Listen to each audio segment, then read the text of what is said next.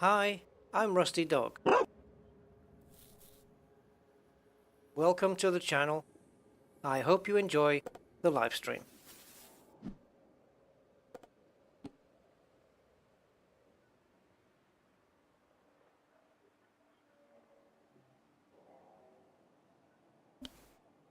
Good greetings, everybody. I'm Rusty Dog. Sorry for the late start.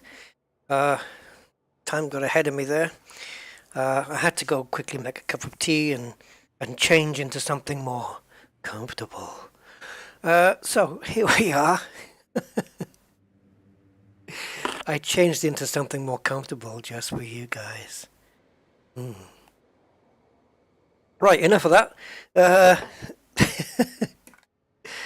Yes, guys, here we are pushing ever onwards, and we are here at the Statue of Liberty Nebula, and it looks a mighty fine place from here. So we're going to be trying to get home. So there's one of two scenarios that can unfold here, I think, and the first scenario is that we cover a decent distance today, and then on tomorrow's stream on Sunday, we can finish with part 40, which will be definitely entitled Rusty Comes Home, because I will definitely want to, one way or the other, reach Shinrata Desra by Sunday stream at the latest. So I could separate it that way. We do a part 39 today, we do a part 40 on Sunday, and then Rusty's back in the bubble at Shinrata. So there's that way.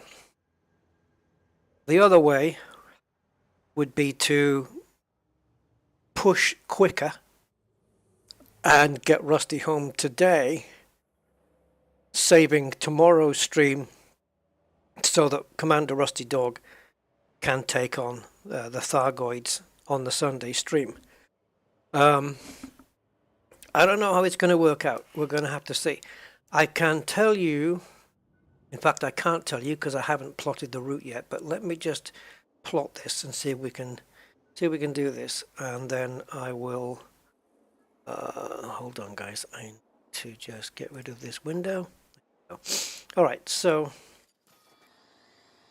I'm just going to see if Spanch has got this system. DLY D25. I'm going to sneeze.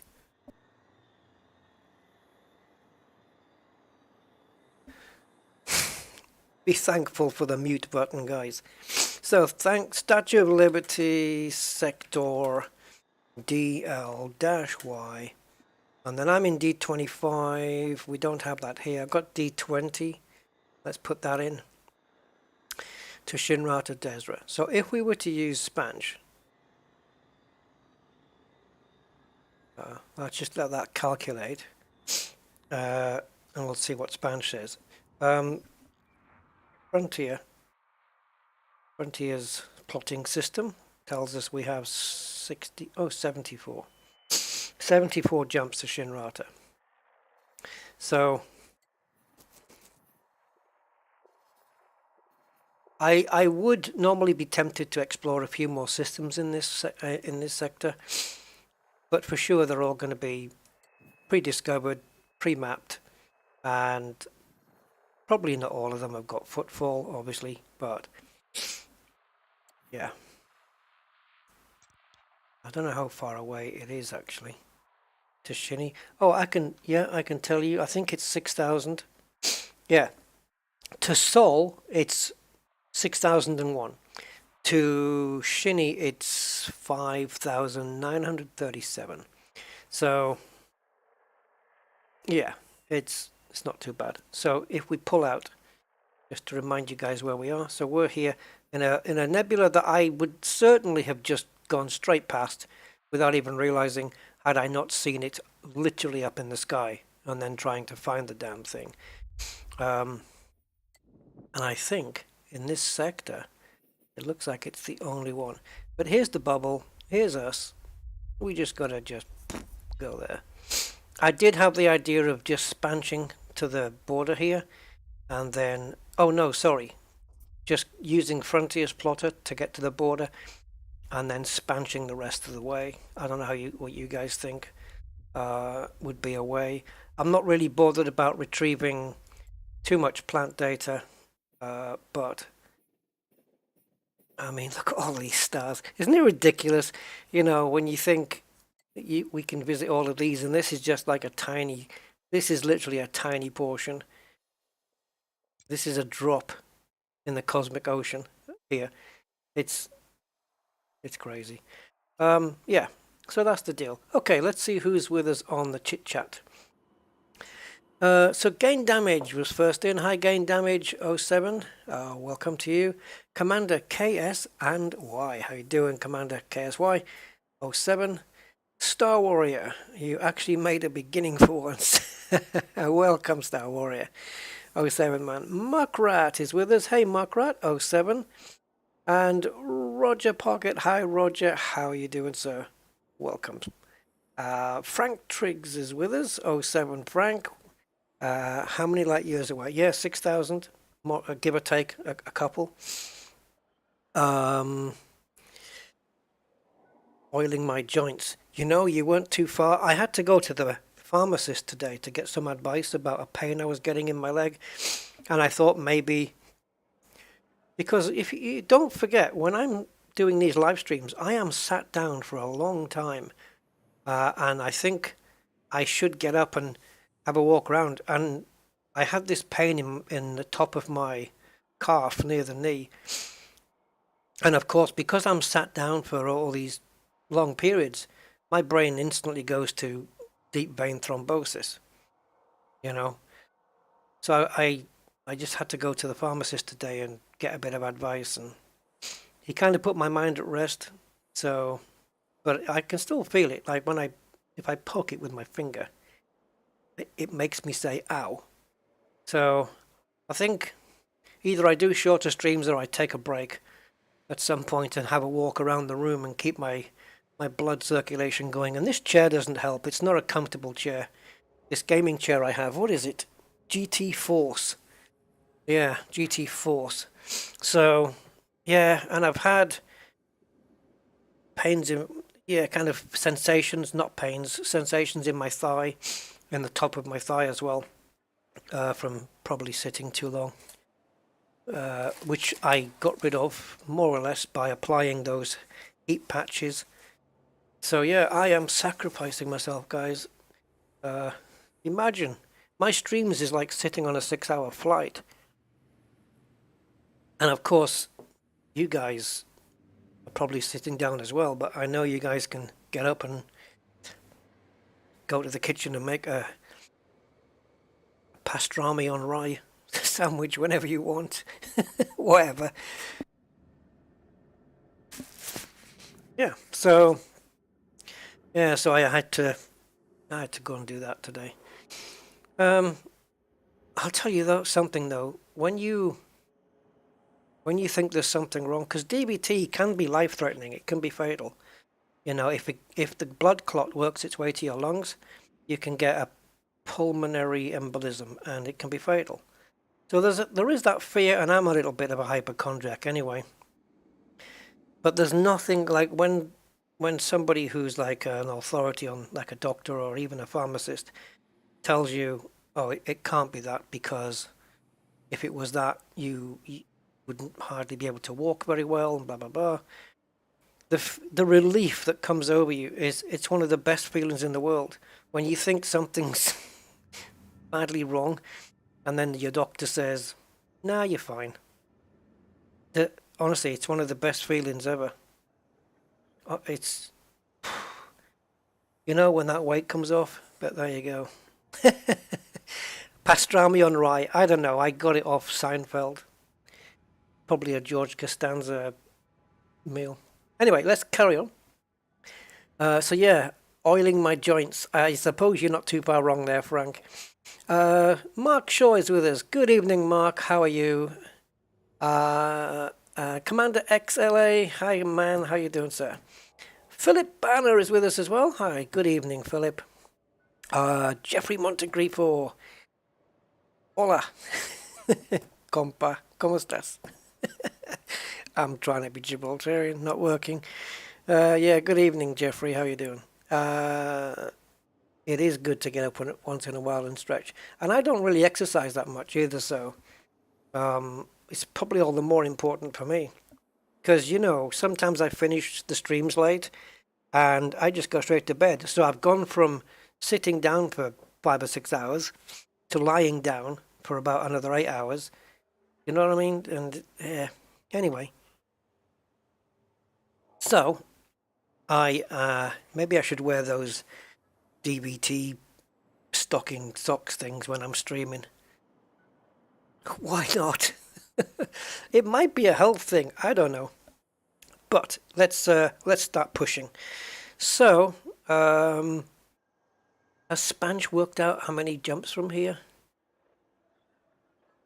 Well, from okay, I don't know where D20 is. Let's see if we can find where it is. But Spanch is saying 35 jumps, which is quite a different from 74. So maybe if we split the job, do a bit of Spanch, do a bit of normal, so that we're not doing 74 jumps, but we're doing more than 35 as well, you know. So the Statute of Independence, Statue of Liberty City, Statute of Liberty, sector, DLY, D20. This is one of the systems that Spanch has got in its database. Ah, it's right there. Okay, well, we can go there anyway, because at least it allows us to visit a new system. Look at these stars here. We've got a T-Tauri S4, VAB, T-Tauri S2, VA, VAB, yeah. Let's just make a quick jump there and see what's there.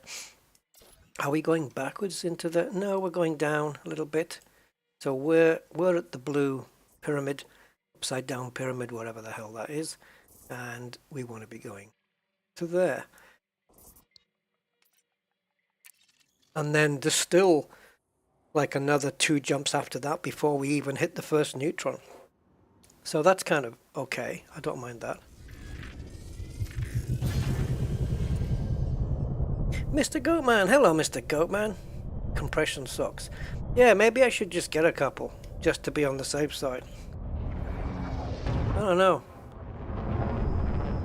Because it's, you know, it's something until recently I hadn't actually considered, you know, because I do live stream for long hours, and I know there's a like my this guy I subscribe to, Jardier, who does the sim racing. He does long streams as well. Some of his streams are 3, 4, 5, 6 hours. Today, he's just done a live stream which was a 6-hour race. It wasn't just him racing. He was splitting it between 3 drivers, so I think they did 2-hour stints each. But he's obviously sat there watching as well. And apart from bio breaks, you know, he's sat as well for a long time. Obviously his legs are getting a little bit of exercise in the pressing of the pedals and whatnot. Well, at least the right foot is. I mean, I don't use my left foot when I'm sim racing, because oh yes I do. What am I talking about? Yeah, of course I do. I brake with my left foot when I'm sim racing. Something I can't do in a real car because I tried. Yeah. Tried that, left foot braking in my car. Nope. Nearly went through the windscreen. But my pedal, my sim racing pedal, brake pedal, simulates the feeling of an actual brake pedal, you know, where the more you squeeze, the harder it gets, and you know, it has what they call a load cell. and you have to put, it's not like those cheap plastic pedals where it's the same pressure all the way to the floor. Wait a minute, what's this? This isn't where we're going. Yeah, it's not the same as that one. It's a load cell, which means that pressure is applied. So your legs are still getting exercise. I should have cancelled the. Yeah, I made a mistake here by doing the wrong thing. Let's see if we can get it from here. So it's DLY. Oh, is it not alphabetical? Oh, Frontier. Is it? It should be here if it was alphabetical. Oh, it's not quite, is it?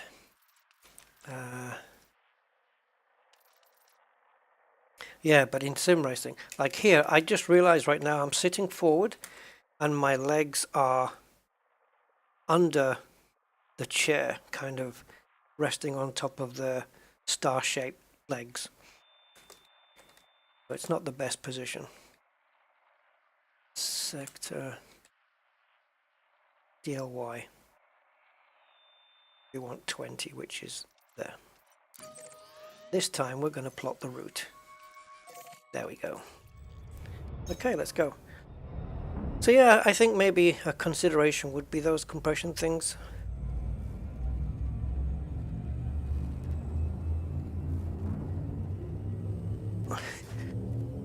It's like when you have a lot of keyboard play, you know, you have what's it called, repetitive strain injury as well. Or if you're using a mouse that's maybe a little bit too small for your hand, you get cramps. I get cramps in my hand using small mice. I can't use them. Those little ones that you can buy for laptops and stuff. Oh, I get cramp after 5 minutes using one of those. I can't do it. But I don't know, some people can't handle the laptop trackpads. You know, I don't mind them, I prefer them for a laptop. Just easier. Anyway, I'm rambling now. So stop me if I ramble too much. Let's see what we got here. Okay, nothing. Everything's running. Captain's log's running. Elite Observatory Core is running. And OBS is running. I can't see my stream output there because my joystick's in the way. I'm going to move that window and that one. That one. Cool. Okay, we have a lava world. What I haven't discovered here is, on my trip, one of those luminous green planets, you know those ones? They're very rare, aren't they? All right, so if we do a couple of... So we're 5977 now, so if we go via Spanish... So this next... We come out of the Statue of Liberty sector already, and we have to fuel at this next point, which is here. So we just set the target, and we can go. Class F. KGB foam. Okay, so fuelable star. Scoopable star. So how's your guys' Saturday been? Hopefully productive. Or just chilling. Philip, hi Philip. I'm in the middle of an exobiology trip, having never done exobiology before. Does selling exobiology data at a station give you rep with the controlling faction like selling exploration data? I think it does, yeah. I believe so. Because when you're selling it to the controlling faction, so therefore, and there's money being exchanged, and they're obviously thankful for their data. I would say yes, it does. I'm 90% sure that it does give you rep. In fact, I'm 100% sure because I remember it does.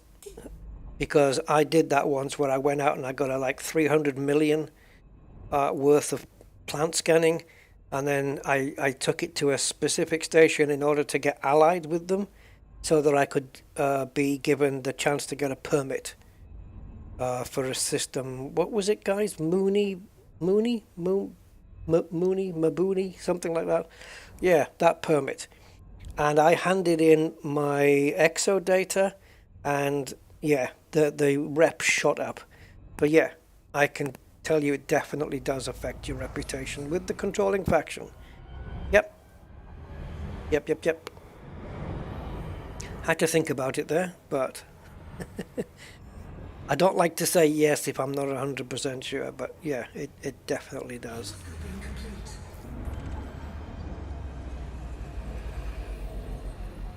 Yeah, so if you're interested in getting some good rep, and this is the thing, because exobiology now is so profitable, like it's quite very profitable.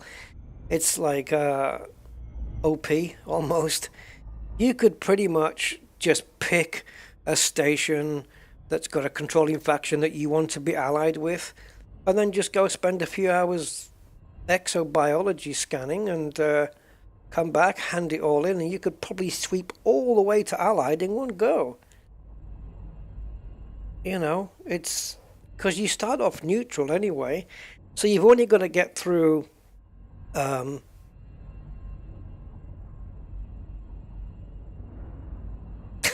my brain's stuck on the word. No, don't. Oh my god, what is it? Orange and lemon. Orange and lemon. What is it, guys? What's the one before friendly? Beginning with C.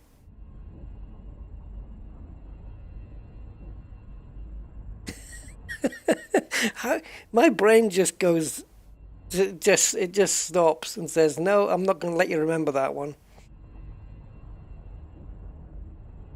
Cordial. Oh my god. Yeah. Orange cordial. Yes. So you probably sweep through cordial, friendly, and allied with only like a good few scans. Especially if you follow the, it's a little bit cheaty, but if you follow Spanch's exobiology road to exomastery or expressway to exomastery, and then you filter it so it only gives you results of plants that are worth the big bucks. If you do that, you can spend a handful of hours and then just instantly get allied somewhere. I'm pretty sure you could. Yeah, cordial. Thank you, guys. I couldn't bring it to mind. Oh, jeez. Yeah, cordial. I knew it began with a C, and I knew it had something to do with orange or lime. I couldn't think of it. That's insane. Right. What are we looking at here? Okay, there's very, very few bodies in this system, so we're going to just eke out a little bit and then do an FSS. Yeah, cordial. Oh, and I want to come across ammonia. Okay, so there are water worlds here. And it looks like it could be both of them, but we'll see. Are they on this plane? Yep.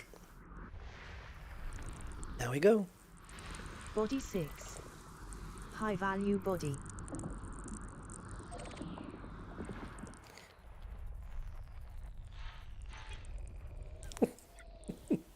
Sorry, I'm just laughing at the cordial thing. Me going, orange, lemon? Oh, good. I have to go out and buy some lime cordial tomorrow. Maybe I'll go to the one of the shop workers and say, hey, have you got any lime friendly? Of course they won't have a clue. Can you imagine them saying, oh, you must be an Elite Dangerous player? Never gonna happen. 47. There we go. So 6 and 7 high value, and who knows, maybe we'll get a HMC here that is in the Goldilocks zone. Body 3. There you go. High value body. Straight away. Terraformable. Right? Yep, terraforming candidate. This one. So we'll lock that one in instead because it's going to be a closer port of call. Body 4. Another one. High value body. So we're going to be probing 3 and 4 and 6 and 7. 5. Yeah, maybe. Maybe. No, we've done 5 already. So yeah, 3 and 4 in the Goldilocks zone, and then 6 and 7 are water worlds. So we'll probe the 4 of those, and then we'll get the hell out of here.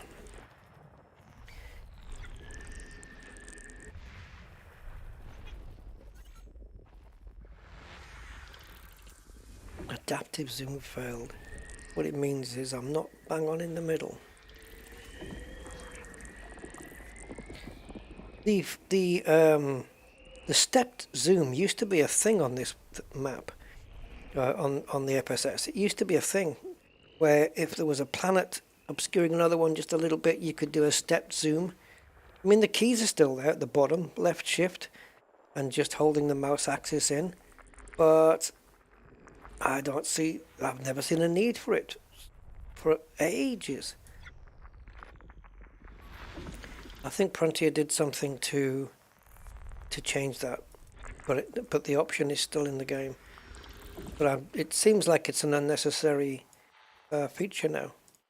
Any of you guys ever had to use it? Commander Pandit, hey, I just picked a direction and went to kill. Yeah, nearly $1 billion in profit.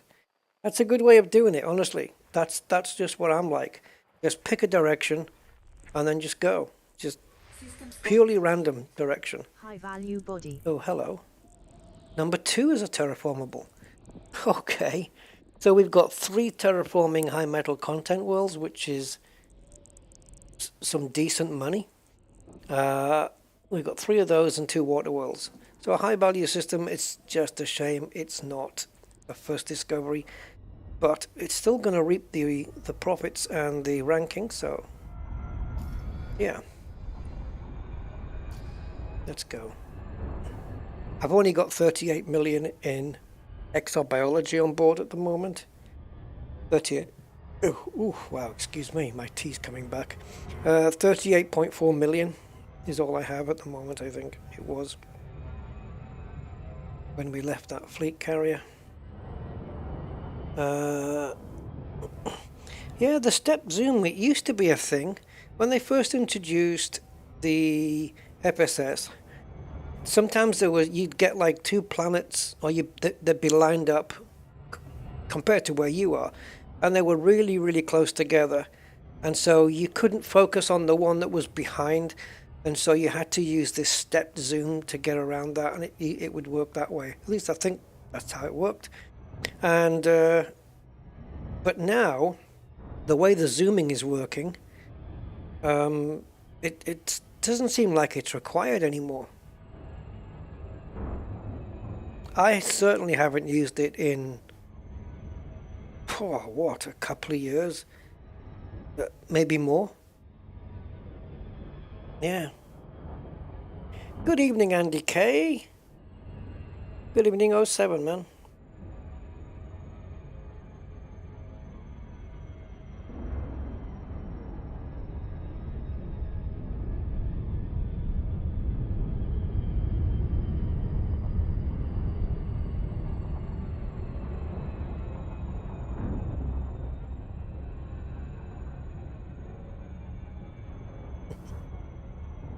Why doesn't that surprise me, Philip, that it's him? No surprises.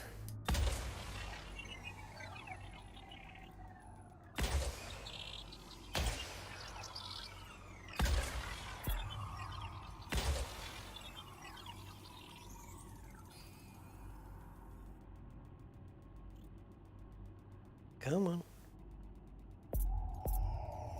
Boom, boom. Surface scan by 50%.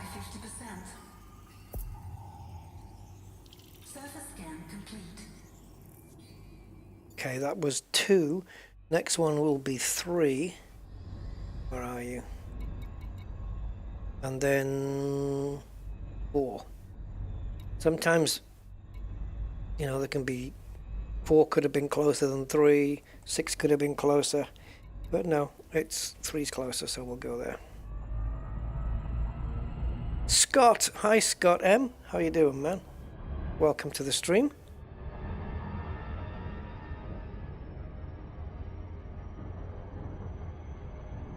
Let's get full power going. Now, where did that? Oh, that wasn't intentional. I pressed the J key instead of the H key. Well done. Melted Logic. Hello, Melted. 4, 3, 2, 1. Engage. So, bam. I use H to get rid of the text because I'm looking for the nebula, the Statue of Liberty nebula that we just left. There she is. Looks a bit like Africa. It was really lit up when we were further away. Big nebula though. Nice big nebula.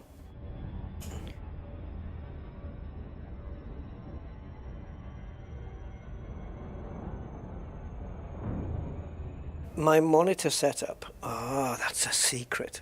Now, if you do ! setup in the chat, it'll tell you all of my stuff. But basically, it's 3. How do you pronounce it? BenQ monitors, 27-inch GW2765s. I have 3 of those.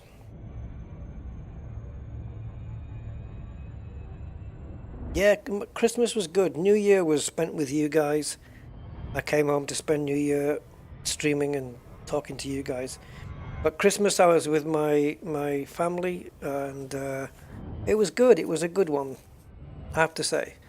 There was no arguments, no fights, and the food was just of epic proportions. You know, my sister and my brother-in-law, when they cook a Christmas dinner, they do not disappoint. Oof. Yeah, so it was good. Am I using? I do have Track IR. I think 3 or 4. I don't know. 3, I think. Track IR 3. I don't use it.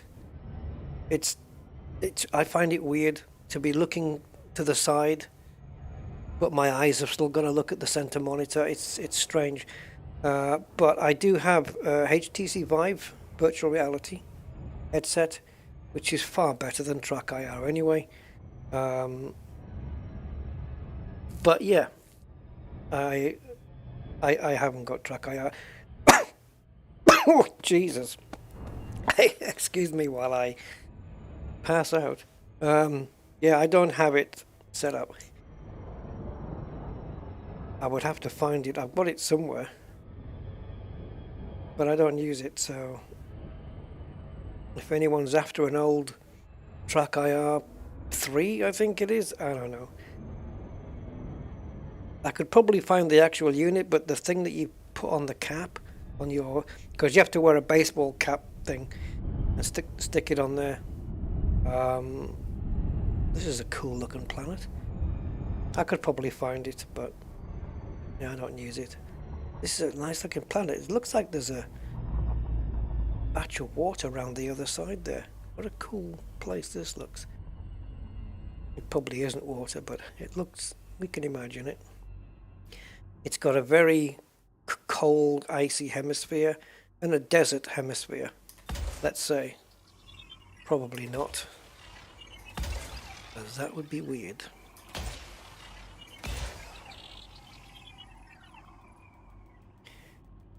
Not the Pro, no. It's just the standard Vive.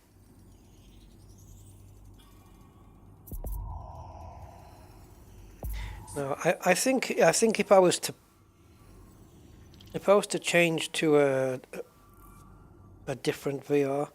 I'd probably go for the HP Reverb G2. I think I would probably go for that one. I think that's going to be better quality than the Vive, right? I think so. Obviously, there's better ones out there, but you're talking serious money. So that's planet 3, on to planet 4, which is there. Wow, it's close. I could probably scan it from here. It looks like it's close, 2.28 light seconds.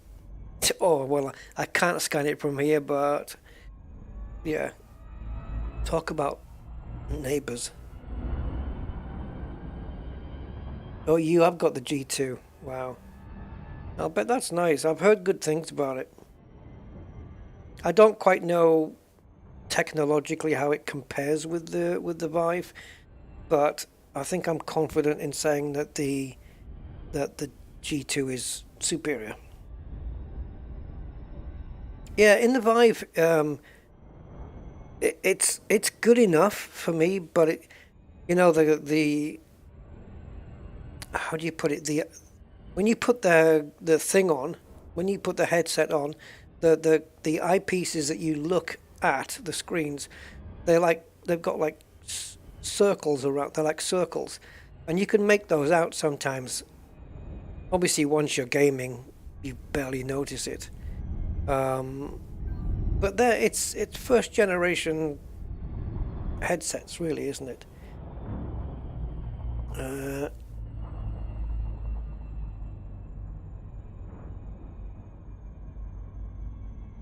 Got it on the shelf. Yeah, gathering dust. I made a joke. No, I didn't make a joke, but I told a joke today about somebody selling a vacuum cleaner because it was gathering dust.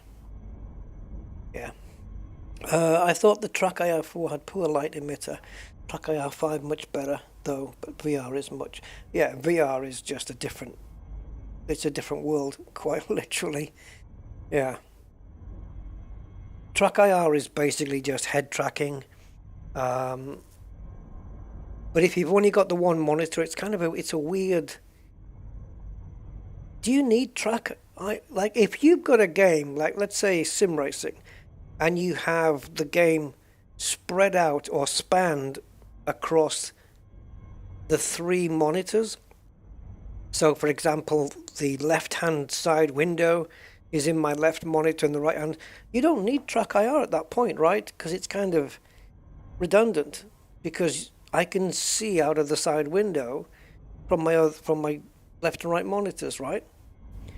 So it would make it redundant. But on a single screen use... it's weird turning my head, but my eyes are still having to focus. I don't know. I think I'm looking crazy. But it's okay. It's not a bad thing. But yeah, VR is a whole different thing because VR incorporates full 3D and it incorporates scale, which is, that's the big difference, is you're looking in a 3D environment and you have the proper scale, the world scale, you know, which that's really the big kicker, that one. So we're looking at 6 and 7, which is closer. 7 is closer, so let's go there first. Yeah, my first experience of VR was mind-blowing.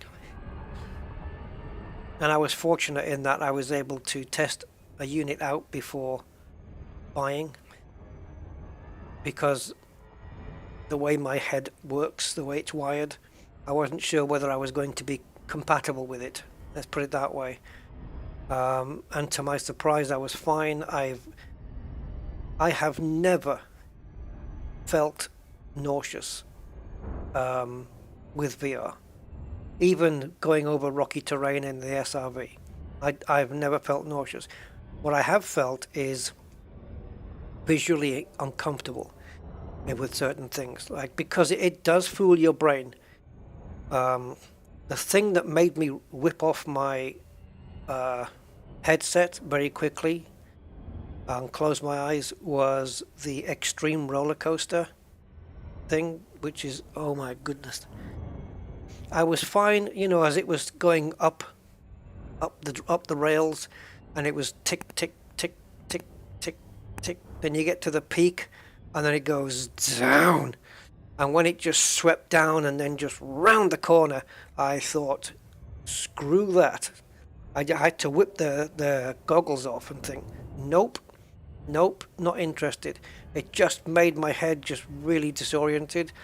But I don't get nausea. I know people who have. I know people who've physically thrown up with VR. But I've never had that. Never had even close to that feeling. But discomfort in terms of disorientation like that, yes. But like sim racing, for example, in VR, it's fast moving. You know, you're fully concentrated on corners, and then the next corner coming up, and blah blah blah, and it's fast. Elite feels really slow by comparison, even though I'm traveling at light speed. But I don't get any disorientation sim racing. Takes my head maybe 30 seconds or so to adjust, and then I'm good. I don't feel anything. But it's different for different people. Like for example, I tried it. I let my brother-in-law try it. Now he was in the Navy, so he's been on ships and more ships, so he's used to the seas, and he could probably get on a ship right now and be choppy seas and bouncing around, and he'll be fine, and I'll be all queasy. But on the headset, he was really uncomfortable with the headset on. So it kind of works differently. I thought he'd be okay with it because, you know, he's used to the sea and that. I don't know why I thought maybe. But yeah. Yeah, VR is great. And Elite Dangerous, obviously, in VR is fantastic. Surface scan by 50%. Surface scan complete.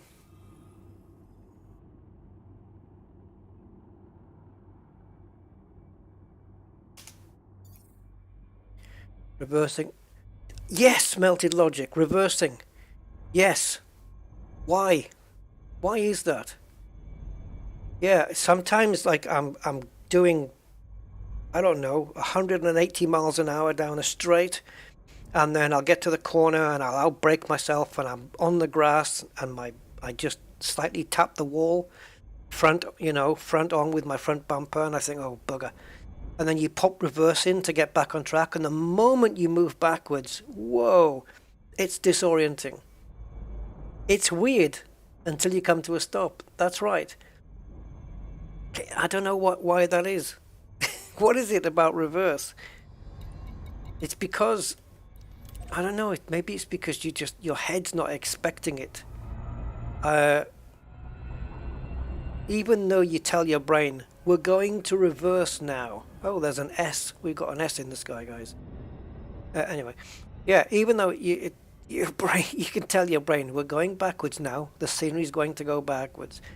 There's been a couple of occasions where I've reversed and I've felt okay. But the initial movement, yeah, it is disorienting. It's strange. And then the moment you pop in first gear and go forward again, you're fine again. So it's not just me then. No VR in legs mode. No. Yeah. I can understand why though, because if you look at something like Hitman 3, and I have mentioned this before, but Hitman 3 initially wasn't VR, and now it is. And it's annoying that it asks you, every time you launch Hitman 3, it's annoying that a dialog box pops up and says, do you want to enter VR mode? Why can't we just choose that from the menu? So you have to keep saying no to that before you get into the main menu, which is ridiculous. And I thought, oh my god, they brought VR to Hitman 3. That's going to be awesome. You know, you've got your sniper rifle, you're in VR, everything's in 3D. This is gonna be brilliant. I couldn't wait. So I thought, okay, I'll go to the training scenario mission. Popped it on. It's where they do like the tutorial, you know, of how to operate Hitman. So I popped on the VR headset. I was looking around. There was the ship there with people partying on the ship and everything. And it said, right, make your way over to the barrier and jump the barrier. And I walked over to the barrier and I jumped and I looked around and I was getting so disoriented. And this was just walking. And the disorientation came from, like, when I move my head to the side to look to my right, in VR you do that with your head. You literally turn your head and you're looking to the right. But in Hitman, when you want to move that way, you have to move the mouse and it turns your head. But now your head has turned without your physical head turning. And your brain interprets that in a different way, and it's disorienting, for me anyway. And I thought, bugger this. And after about 2 minutes, I couldn't take it anymore. So I thought, if that's what it's like just walking, what's it going to be like in Elite Dangerous Odyssey on a base, running, leaping onto roofs, you know, running across the roofs when people are firing at you and you're jumping and running around buildings? It'd be a killer. And so I kind of understand why Frontier have said we haven't found a satisfactory way to implement it, and so we're not going to release it. I get it. I literally understand what they're talking about. If this is it, if their implementation was going to be like Hitman's, it wouldn't. It'd be weird. I wouldn't be able to play it, and it'd be awful. So I get it. But then again, if you look at Half-Life Alyx, which was designed around being played in VR, that again, it's first person, and you can look around and everything, but there's no disorientation in that whatsoever. It's fine. I played Half-Life Alyx in VR, and it's fine. So if they implemented it that way, then yeah, I suppose they could make that work. So I don't know. I don't know whether Hitman VR was an afterthought, that they just added it in afterwards, or what. But Alyx, for example, is designed from the ground up to be VR. So, but yeah, I couldn't play Odyssey in VR if it's implemented the way Hitman 3 is. I couldn't handle it. Nope. Nope, not at all. I would rather play it in 2D every day of the week. But it might not be the same for everybody. But maybe that's not good enough for Frontier. Maybe they want one where it is going to be comfortable for the majority. I don't know. Maybe there are obviously people out there who can play Hitman 3 in VR and feel okay about it. But it's not compatible with my head. So yeah, that's probably why. I had just guessing. I don't know. Where are we? D225. So got another non-neutron jump. I mean, if they could implement it in Odyssey in a way that was comfortable, because don't forget, the on foot movement, if you're doing missions, especially with combat involved, the on foot movement is going to be a lot more dynamic and fast paced than Hitman 3 is going to be. You know, it's night and day difference. But if they can implement a way that's comfortable, then I hope they find a way and do it.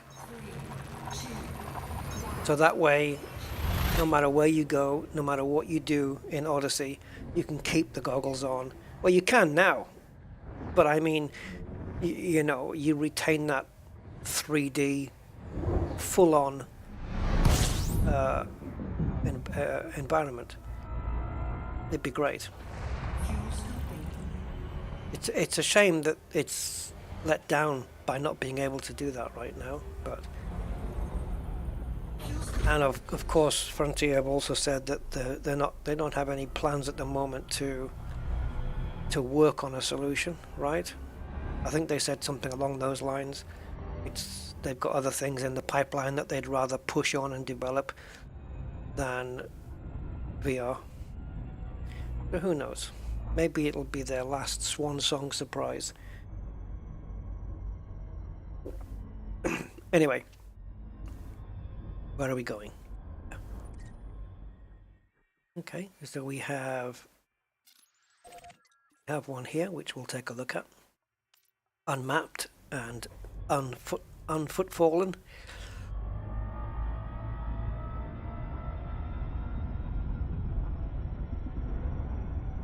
So let's line it up. Let's take a look. She is.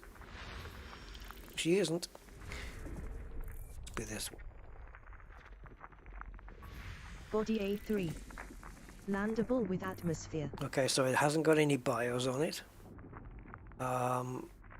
However, it's the only one in the system that's atmospheric. It's close by. So let's get a mapping and a footfall on there.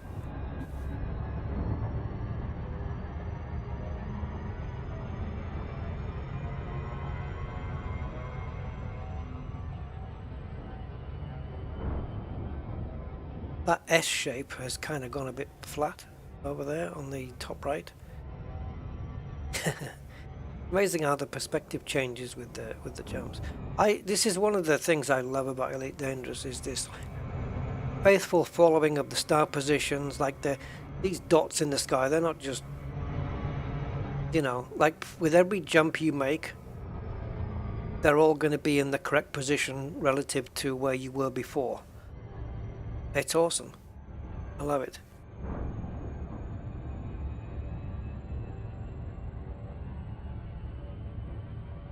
You know, and the fact that you can see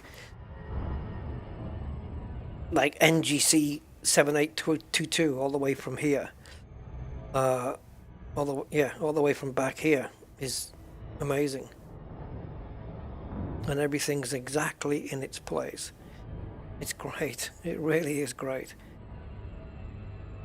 Elite has got features in it that sets it way above other space games, like, you know, way above Star Citizen, that can't even compete on Elite's level when it comes to the mapping of the Milky Way and the science and the orbits and I don't know, it's brilliant. Elite's just the king in this department. Biggest sandbox of any game. Yeah.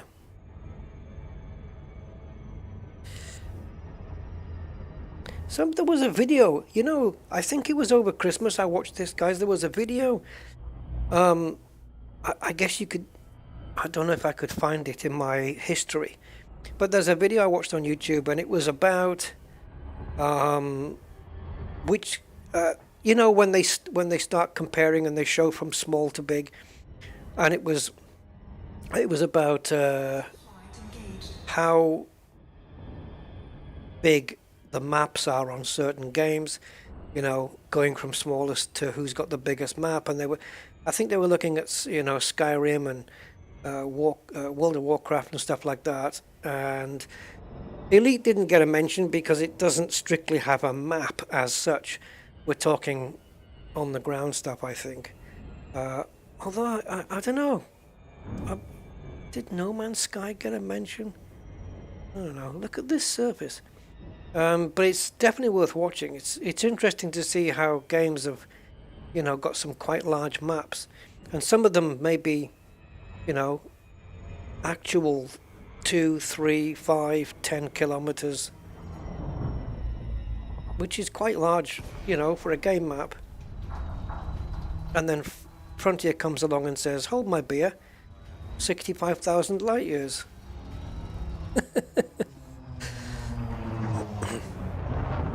Or more. Actually, it's 65,000 from the center. Yeah. From the middle. So it's even from edge to edge. Well, even bigger. I want to go over there, I think. What an interesting surface this is. I want to get over there. It might take me a few jumps. I'll have a look through my internet history and I'll see if I can dig it out and post you the link. Yeah, there's nothing that touches Elite Dangerous in terms of map size. Or let's just say sandbox size. Is there anything that touches Elite? I mean, would you include I don't know the name of it, guys. What's the one where you've got the stars and the planets and you can do stuff in it, and it's not a game as such. Obsidian Ants used it a few times. Is it Universe something? I don't know. If one of you guys knows what I'm talking about and mentions it, I'll know what you mean. I'll know it when I hear it again. And yes, in case you're wondering, yes, I am going down here. Yeah, that one. But that's only got... That's a solar system thing, isn't it? That's for our solar system. It's not like the Milky Way. What's that one called? No, not Dual Universe. No, it's not really... It's not a game or anything like that. It's more of a...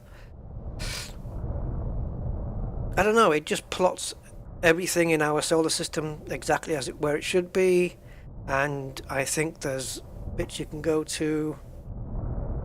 You can go to Jupiter, and there's options and things. I used to have it installed on my old computer, but I've not put it on this one. Space Engine. There you go. That's it. Space Engine. That's the fella. Thank you, Gain Damage. Yeah, Space Engine, that one. But I think that's only... Is that only our solar system? Can't remember, to be honest. Well, I guess I can dismiss the Conda.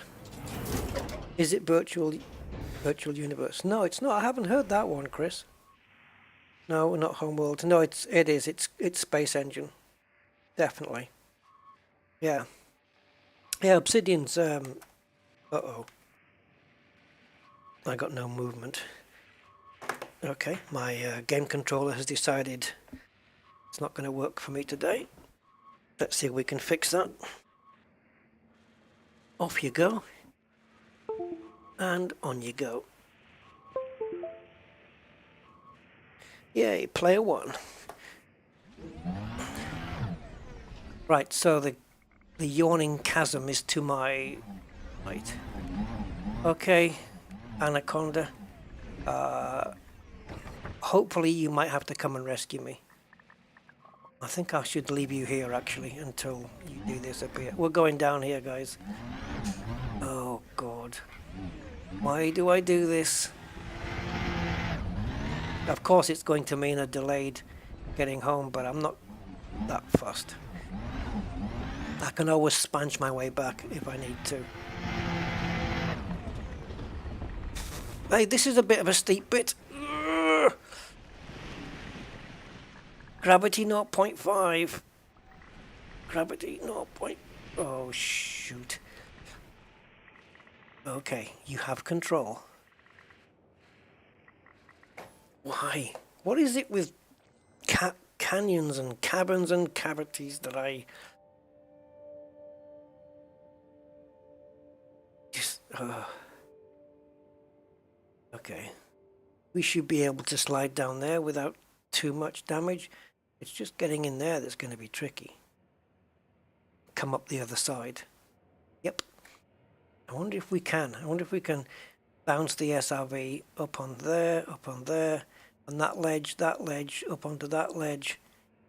But then we're screwed. This does look like ice, doesn't it? Like just frozen turquoisey ice. There we go. Oh, the whole visible universe if you want. It's infinite. What Space Engine is? Yeah, I think Space Engine, from what I've seen and from what Obsidian has shown as well, it's got some cool stuff in it to be sure. I have to go down with the handbrake on, guys, to try and arrest the speed a little. We don't want to tip over if we can help it. So I want to face the front, face the front, face the front. Looks like a pool of water there, doesn't it? That pixelization. Okay, face the front, and like in an aeroplane, I'm going to hold pitch down so that the wheels are... I'm putting pressure on the front wheels here. Oh, but that's made the back tip out. Okay. And now we can go down. Oh, hello, mama. This is deep. Wait a minute, you're not getting yourself into a... Oh, yeah. Yeah, you are. What am I doing? Space Engine. It is steep, isn't it? How much is Space Engine anyway? Because... yeah, I do have it. I do have it somewhere. Yeah, first footfall. Well, I did fall. No question about it. Unsafe temperatures. Yeah, cold as... yeah, as cold as ice. Here we go.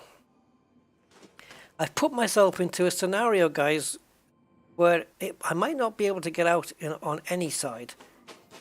On foot, yes, I probably could, but I may have to leave the SRV behind. I don't know. Maybe this looks like the shallowest. I mean, even if the Anaconda hovers to rescue me, it's going to have to be damned accurate, so that the hangar bay just hangs over where we are, so I don't have to go forwards anywhere. This could be right tricky.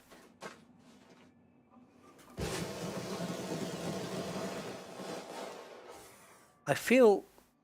oh no, we're sliding. Okay. I've come down in the worst place. No. Our only hope is here.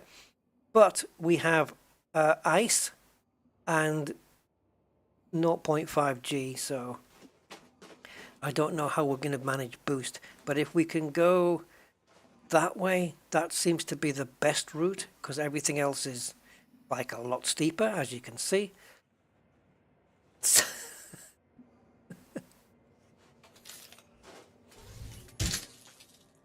Oh, it didn't leave a mark, really. No, I was hoping it would leave a mark, so when I turned the SRV round, I would be able to see it. Yeah, is that what I said? Yeah, this is going to be deep. I mean, it's deep everywhere, but trust me. Oh yeah, okay. It looks like we're okay here. And if anything, I can use the reverse trick. Oh, that was okay. That was nice and easy. I thought I was going to get trapped in there, but no. It got out fairly well, to be honest. Why does my brain want to do a jump? That's not a good idea. Oh, further down.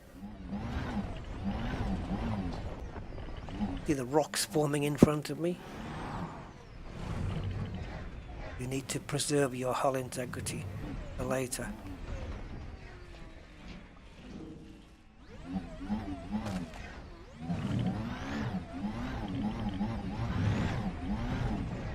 I could probably get up there, but I'll guarantee you the edge of that rock up there isn't the top of the canyon. Oh, listen to the gears grinding. They've done really good with the SRV sound there. I think, you know, when it's under strain, it's almost like you can really hear the gears just grinding away. struggling.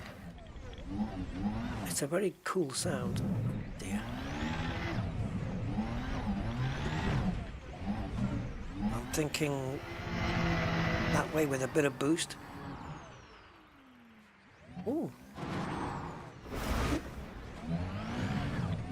It's not too bad here. It looked like it was worse from up above. So these Toblerone stones, I've seen those on many planets. It's too symmetrical. It's almost like it couldn't have just been created from, I don't know, too straight. It's two straight edges. The edges are too straight, I mean. Okay, let's go for this and fingers crossed.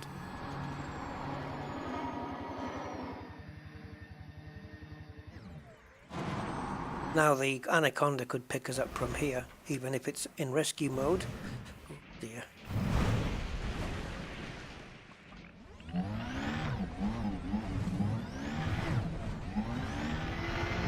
So I think I'm safe here, which makes me question why I am about to go further down. Oh, look at those! Look at that peak.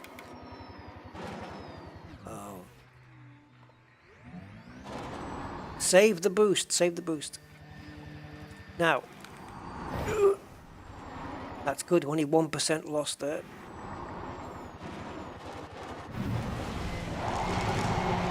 That was good when he lost 1%, if that.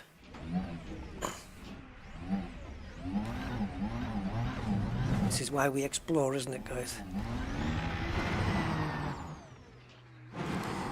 Talk about digging a deeper hole. See, that little bang was 4%, now 5% gone.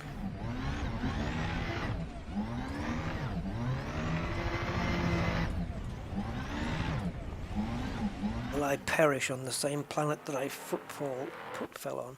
No. No, no, no, no. I'm smoking the tires, but it ain't working. However, what are we facing here? 240 degrees minus 180. Yeah, my maths is terrible. 60 degrees, would it be? We go to 60. Oh, stop, stop, stop, stop, stop, stop. Right, reverse it.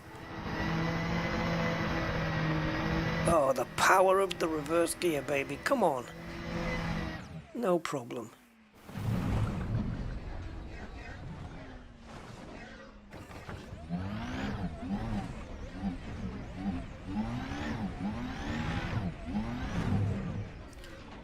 Ah, the lighting's cool, isn't it, on the ice?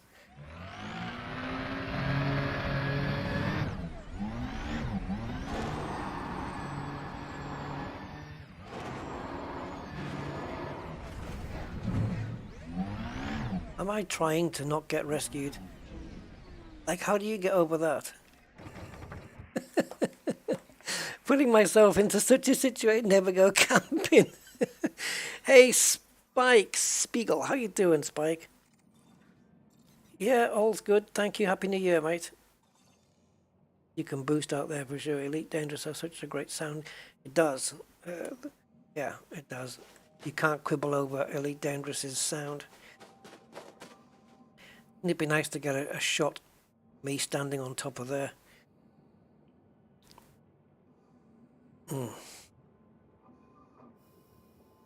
Let's go and stand next to it and just see what we're looking at here. Admittedly, I could have driven there, it would have been quicker. 68 Kelvin. Ooh, that is cold, isn't it? 68.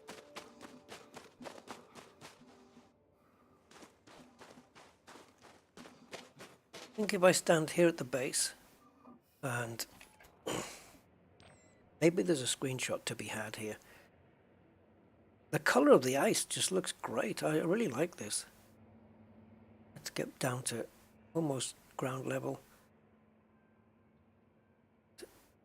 Here we can just, I'm going to have to pull out just a little, not enough to distort. There. Is that a shot? Yes. It is now.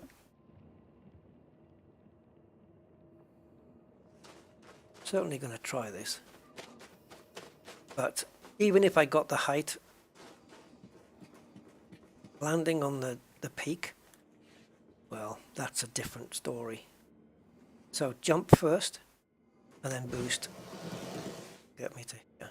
I just want to stand still. Stand still. Okay. In half a G? I don't think so. Okay, so run. No. Because he's doing that, he can't jump. Okay, is that a ledge? Allegedly. Sorry. Sorry. I'll try not to.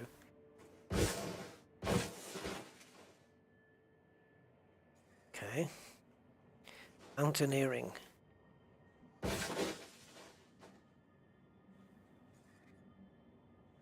Oh shit. I've left the lights on. Right, anyway. I think I'm all out of ledges. What about there? No! Oh. Okay. Need to make that one. Ah! Didn't quite get the timing. Ah! Will it stay? Will he stay? Yes! Yes, yes, yes. Okay, next. What about a camera shot? Don't you dare fall. Don't you dare fall now. Okay, so we have to pull out.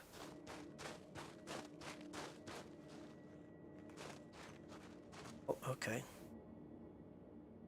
What happened there?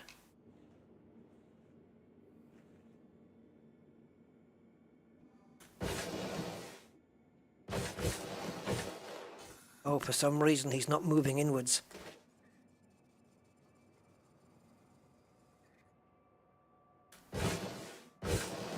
Why? Why aren't you moving inwards? Oh, I know why. Okay, I know why. I can fix it. I can fix it, guys. I'll fix it. There we go. All about which keys you put your finger on. Okay, there.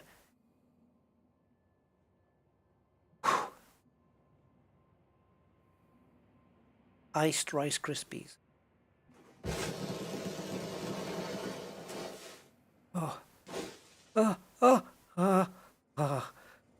Okay. This ice effect again looks really good. This isn't the right... That's not the right menu. That one. It's not switching into the other camera, the free camera. I know the signal's lost, but if you go into free camera, you'll be fine, trust me. Oh, you bugger. Frontier. It'd be great to get a photo from here. What if I face this way? Okay, now it'll do it. Jeez. Can you get back into free camera? Thank you. Ah. This is going to be a brilliant shot. It's like I'm climbing Everest here. You know, I'm gonna... Do you know what I'm gonna do, guys? I've got an idea for this screenshot. Now, obviously, the caption here was gonna be help. However, I'm going to save this screenshot and I'm going to put it into Discord. And anyone who's on my Discord channel, go in there and caption it. Or download it, get it into Photoshop or whatever, put a caption on and repost it with a caption. You guys up for that? Hey, Albert Van Cutsum, how you doing? Minus 205. Oh, wow. Bear with me, guys and geezers. And right, so I go into ED Pics and Vids, and I click plus, upload. I'm going to upload it onto my Discord right now. So if you want to post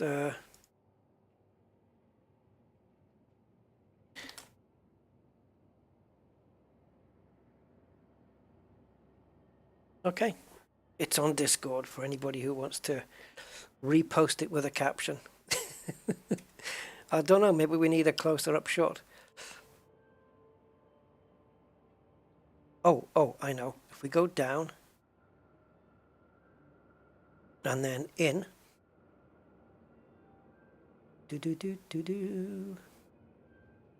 and then up.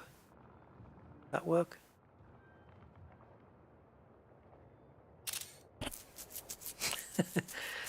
Have I got any ledges? There is one.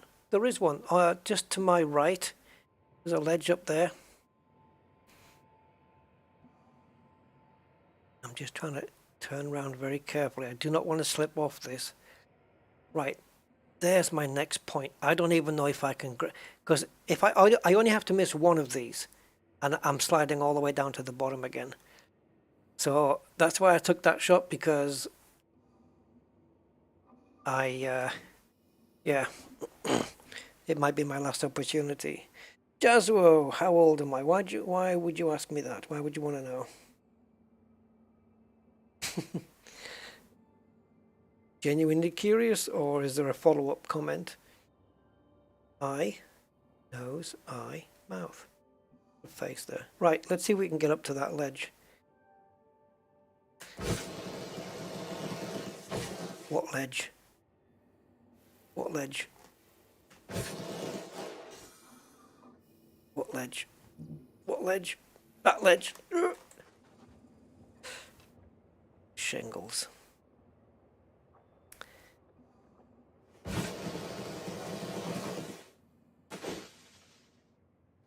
Okay, are we back again? We are. Okay, so that wasn't a ledge. Clearly. Oh. Jump first, jump, boost. No, that's no good either. That's no good either. Find a ledge.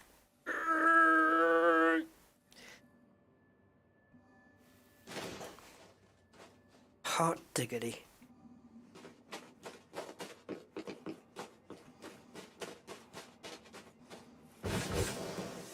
I wonder if there's... Oh, okay, we got a bulge up there. That might be handy.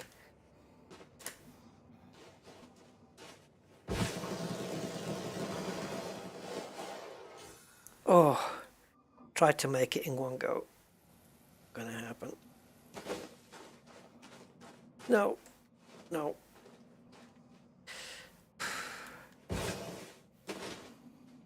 Okay. Oh, we'll try it. You have to boost at the peak of the jump. No, but there's something here. Oh. Come on.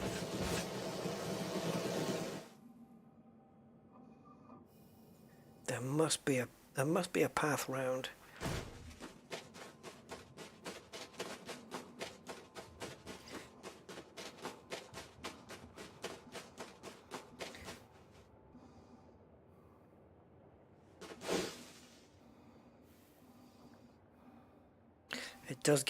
It does get more smooth as we get to the top, doesn't it, really?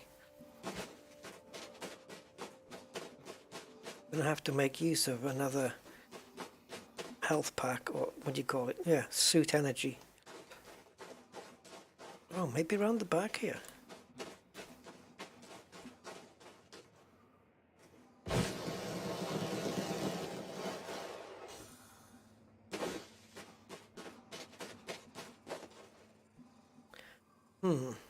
Okay, there's a couple of jumps here.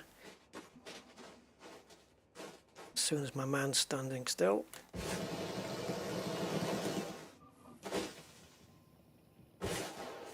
Oh, I should have topped up.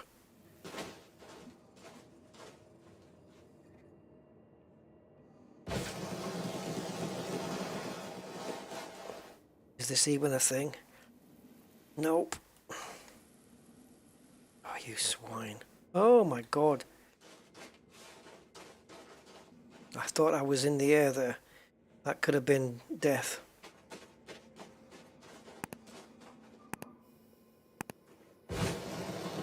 I don't think there's a way up here. And even if there is, I've still got to get rescued by my ship.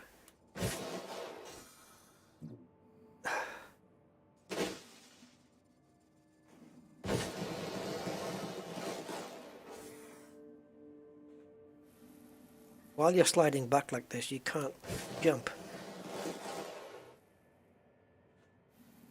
What? How did you not make that?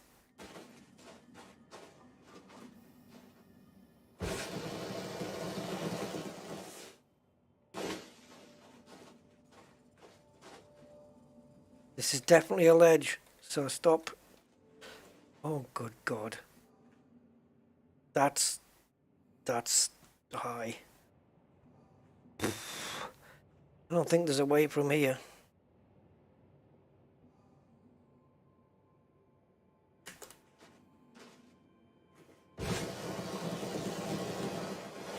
I don't think that's bumpy enough. No.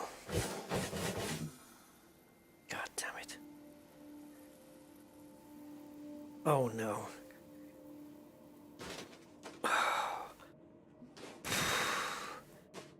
What the hell? Is there an elevator inside? Yep. Willy Wonka's.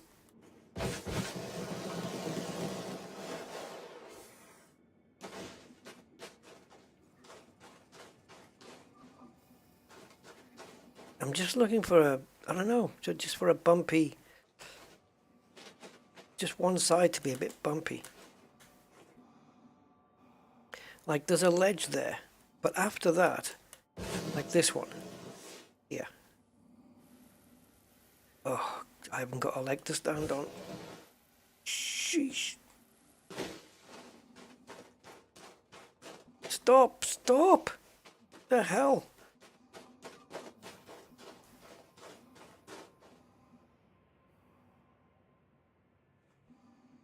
Can't say I didn't try.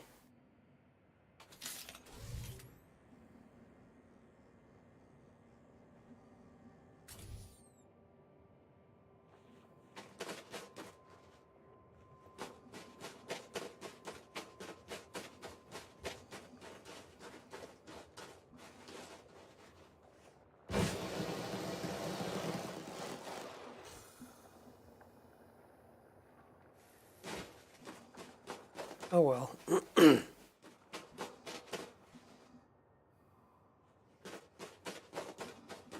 Would have been nice. I'm gonna go and get my suit topped up here. Yeah, doesn't want to be mounted. Not for the first time.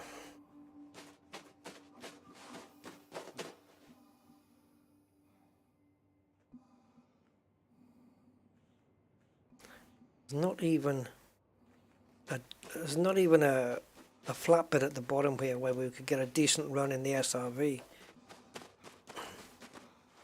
Right?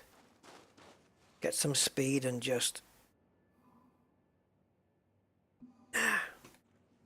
suicide.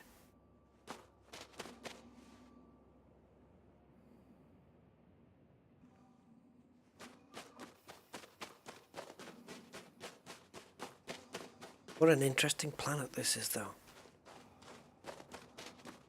Look how much time it's taking. We're not making any progress. Hey, Bo-Katan. Yeah, they have improved them quite a bit. I mean, there's still that glistening kind of effect that you get, which I think is down to the aliasing, you know, I think, right? I think it's an anti-aliasing thing. Or aliasing. Okay, so at least I've got new energy, new energy in the suit now. Oh, you're going for it then, are you, Rusty? It's not going to work. It's not going to work at all. Got a big rock in the way. Oh, no, sorry, Bob. No, no, that didn't work.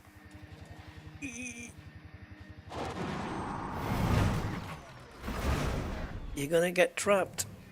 You're going to get trapped somewhere.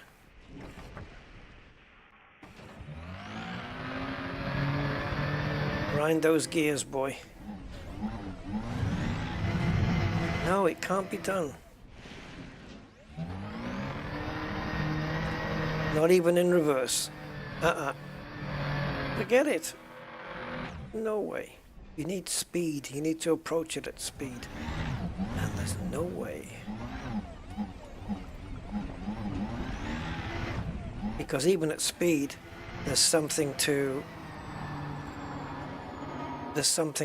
knock you off course, like a small pebble. Shoot.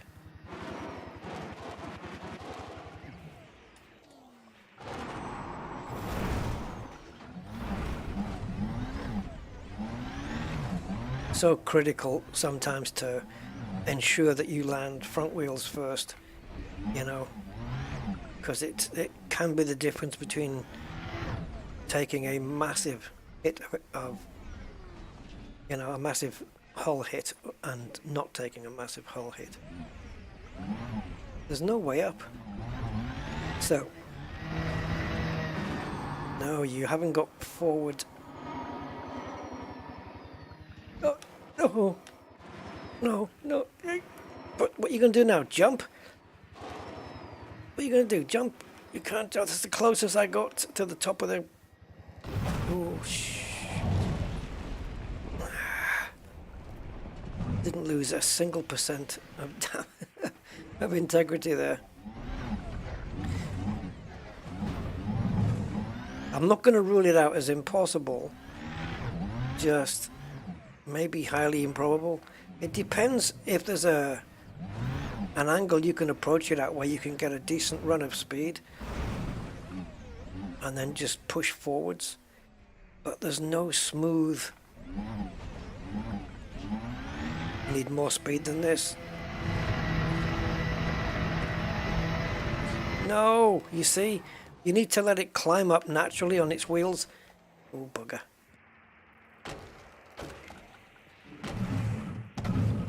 And then once it sounds like it's about to grind out, that's when you engage the boost for the rest of the way. At least that's how I would do it.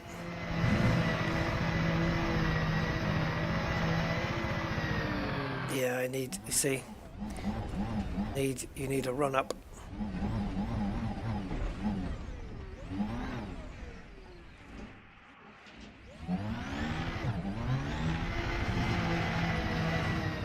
Okay, we're straight.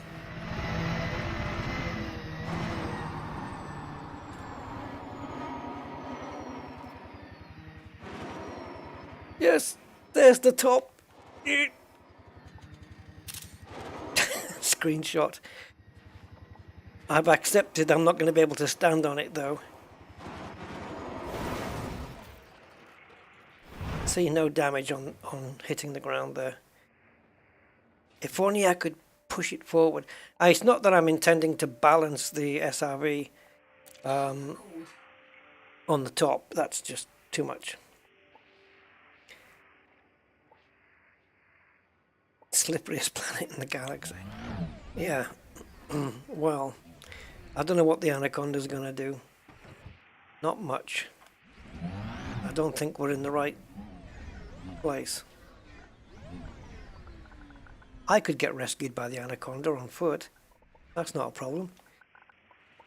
But the SRV, we may have to leave it here. I've got another one. But if I lose the second one, then yeah. Anaconda's not going to land down here. Oh, it's going to land up there. Well, then we need then we need a different place to be. Because that ain't no good. He says, using a double negative. So let's, I don't know, maybe we can get up there. It was fun trying to have a go up the big spike, but it's not to be. So can we navigate our way to the top here? And we're looking at... Oh, whoa, whoa, whoa, hold on a minute. It's taken off again. It does this from time to time. It decides not to land. Ship record. See if we can monitor it this time. Yeah, I don't know. It does this. It's a little bit buggy, I think. It never used to be like this, where it would come down and then take off.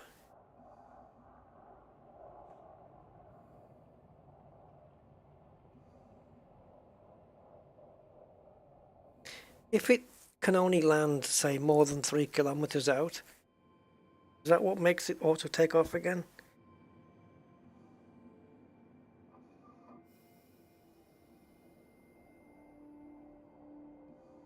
Alright, it looks like the legs came out there, so...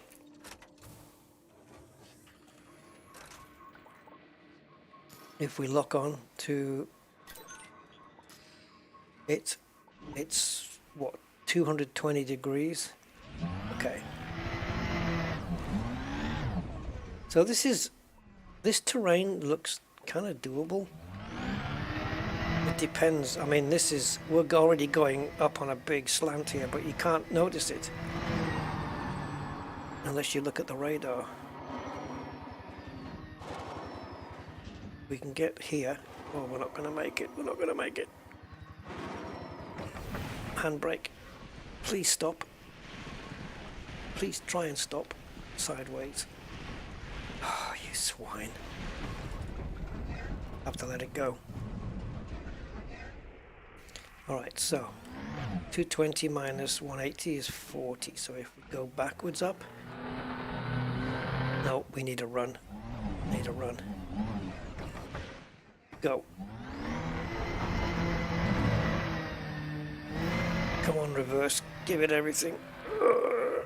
No, no, not even here. Brilliant. It's very steep here. Okay, so sideways with slight ascending, maybe. Why can't we be like SnowRunner and just deploy a winch?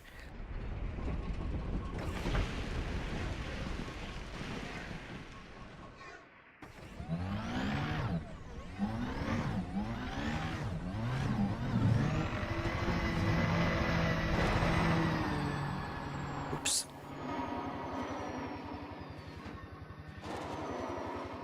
Sideways is okay for me. Can you stay? Oh. Oh, the gears are grinding. I think we're going to have to go try and recall the ship in a different place. Because that is just steeper than I thought. We were actually pretty flat to begin with, but we weren't. It was quite steep to start with. Oh, and we're slipping as well. We slipped to the side here. Ship dismissed. Okay, all is not lost. We just need to be in a different place. All is lost that way, so forget that way. But back here, we might be okay.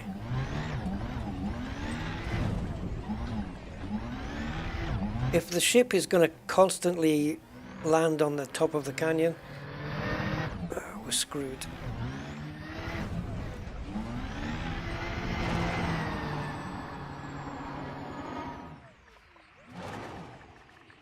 Hello, Ramoyne. Statue of Liberty. Yep, Statue of Liberty. That's where we were in the nebula. Statue of Liberty nebula.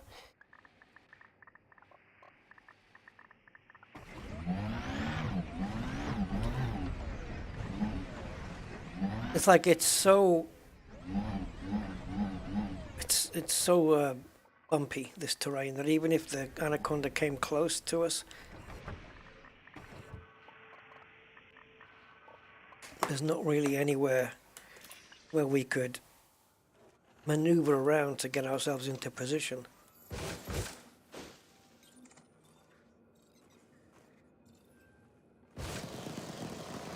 But maybe over there, because it was flatter over there, wasn't it?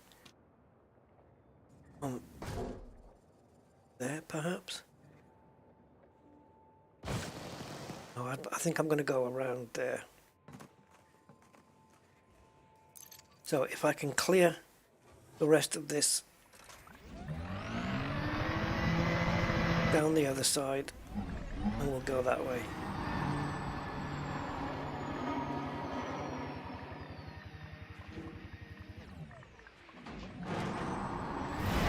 I feel like I'm in the North Pole here.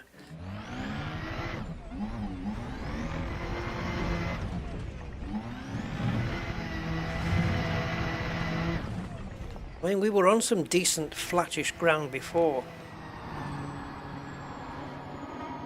If we can find a bit of an open space, it might just be enough for the conda to say, yeah, like this. It might just be enough for the conda to hover at least. But I don't want to be on the flat space in case the conda can land there, right? So it's not going to land where I am, that's for sure. But maybe it can land near me.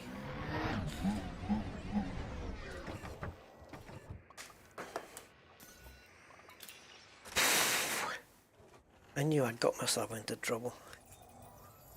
It can land, probably not there, but if it can hover here.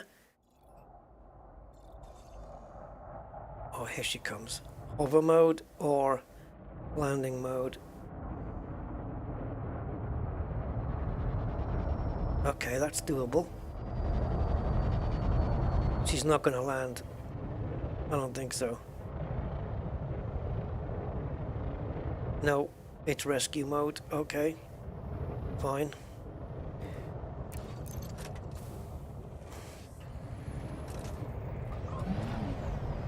Well, this is going to be fun.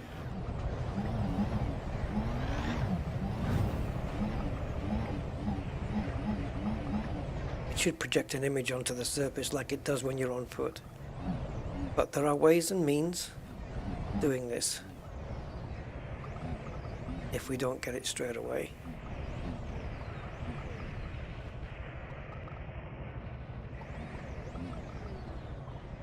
Okay, so I'm just going to try a little bit to my right, and I'm going to look upwards.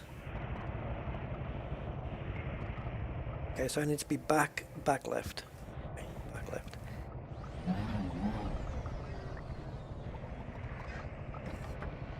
Okay, let's look up again.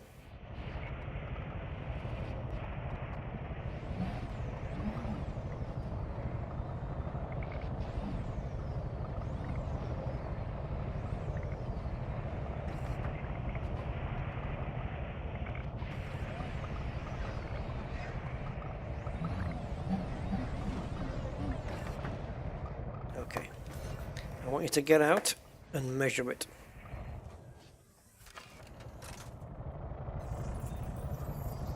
So we have my rescue point and the SRV's rescue point. So I think they're going to be roughly in line. So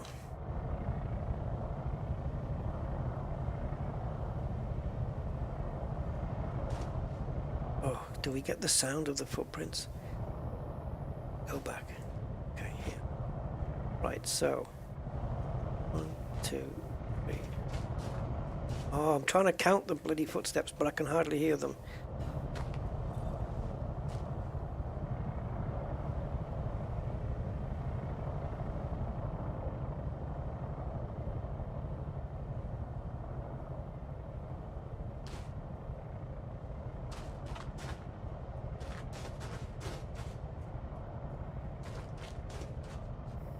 Okay, I would count that as 10. Let me try and position myself directly there. What are we saying? I'm trying to get the perspective here.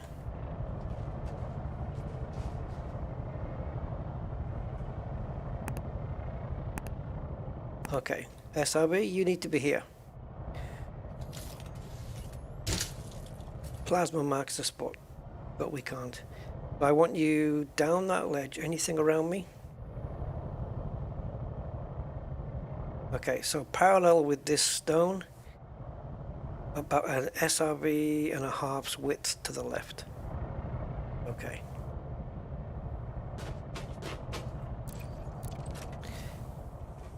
The things they make us do.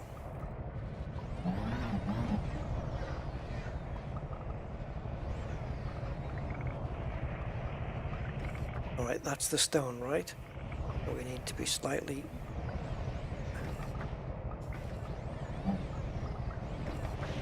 Isn't this it? Ooh, sliding. This has to be the parallel, surely. If not, I'll have to get out and do it again.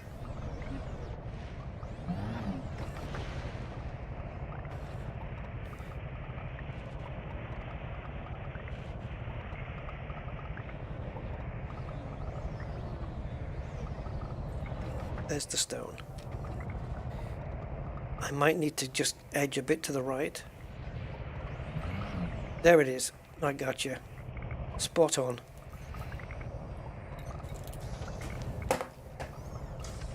All about the measurements, guys.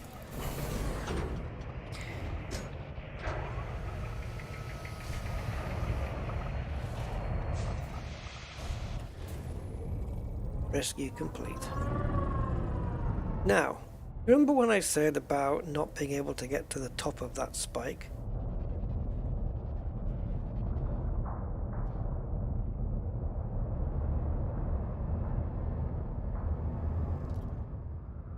Don't you kid yourself.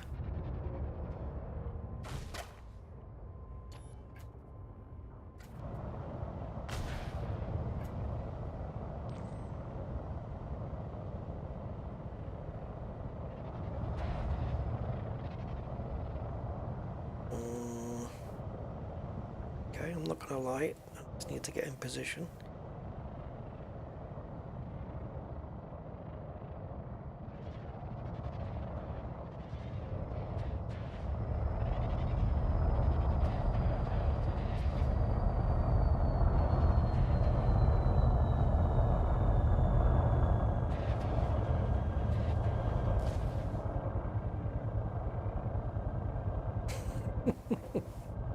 You won't beat me. You won't beat me. King of the world. If only I could get out and be on the roof, stand on the roof of the Anaconda that's standing on the roof of the spike.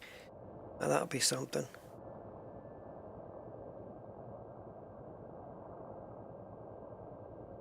But there was no way up, was there? If it wasn't for that shadow.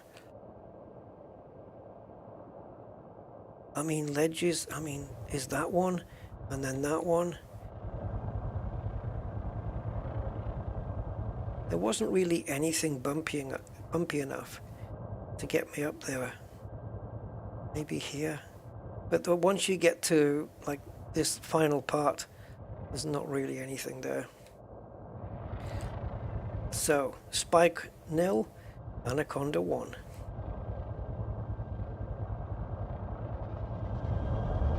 Sorry, but you lost.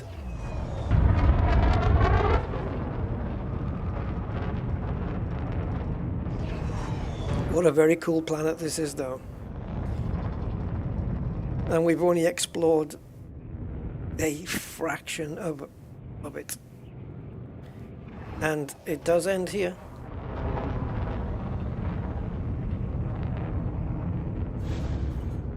Whether we could have got the SRV all the way to the end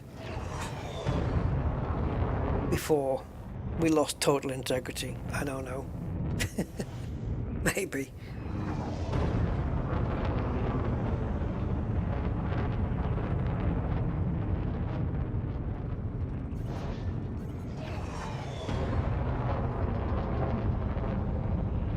And then it goes from that greeny ice to this.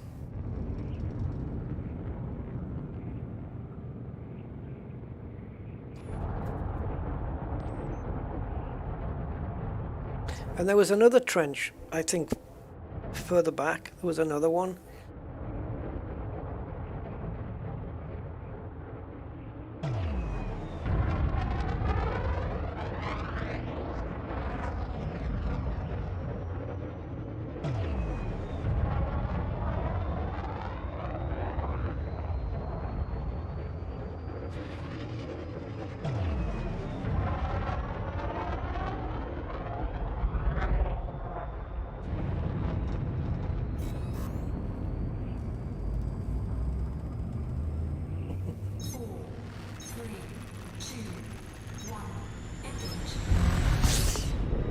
Why will it tempt you into ice cream, Ramon? Yeah, so like there's that one there, and then we were in this one, which is sort of like it's been gouged out of a frozen lake or something.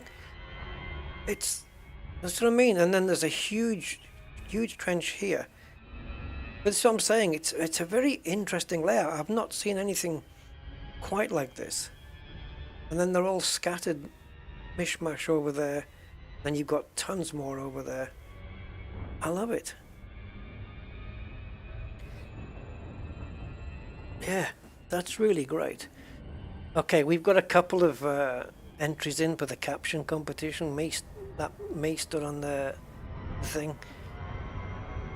Do an ice climbing trip, they said. It'll be fun, they said. That's gain damage. And Commander KSY says that's a long way to go for a snow cone. Cool. Right. Where are we in the galactic sense? We are 5,800 from Sol.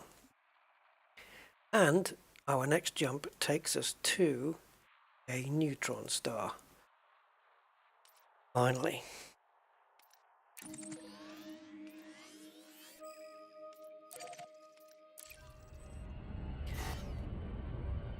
What?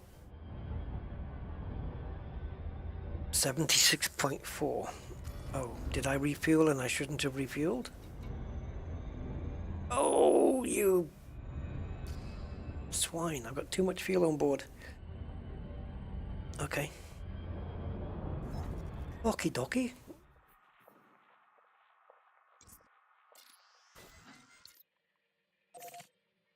I'll tell you what, take me to the neutron star, but just plot it instead. 2 jumps.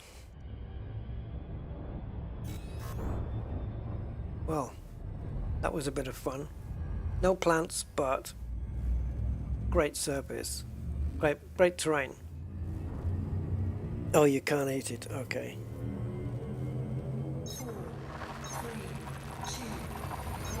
Well, try climbing up it. What if it was like that, a planet made of ice cream?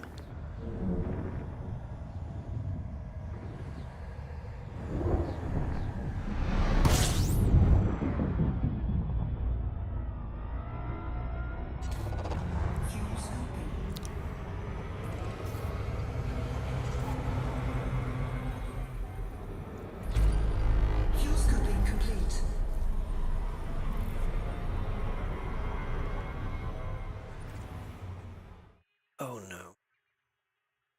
Got 4 atmospherics. And they haven't been probed. What does that say? Giant hamster. He's mapped these two, but not these two. And there's probably going to be Goldilocks zone planets here as well. Probably these two, which is probably why they were mapped. I don't know, but they may have bios on them. But let's cover some distance. This would normally be a system I would stop off at and have a nosy around. But we do need to make progress, and we did just spend a lot of time in an ice cream canyon. Bramley House! Woof woof! 07 man, how you doing?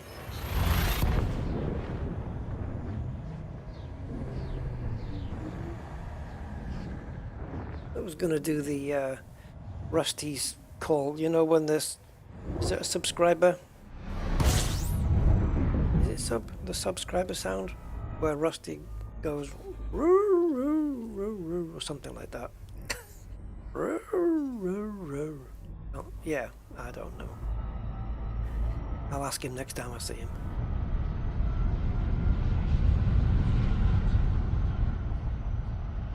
Warning, frameshift drive operating beyond safety limits. Frameshift drive supercharged.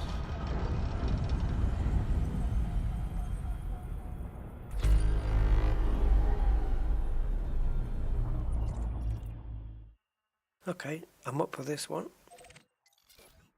Oh, it's already been done. But let's take a quick scan. Actually, let's point at it first for speed.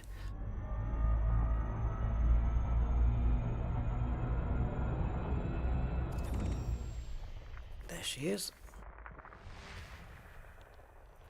Oh, one of these. Of course, the one in the middle, but I didn't know it was in the middle. May host a 3 bios. biological. Body 1.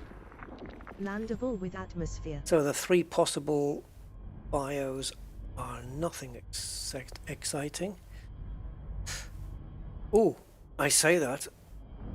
There is a Bacterium vesicula for 1 million. There is a Fonticulua campestris for 1 million. And there's one more for 6.2 million. Which is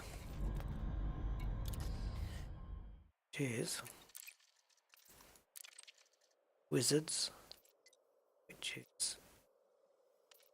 is we have to go down, I guess. It's Electrica, and it's Pluma. These fellas, they look like 3D. You know those? You know what they remind me of?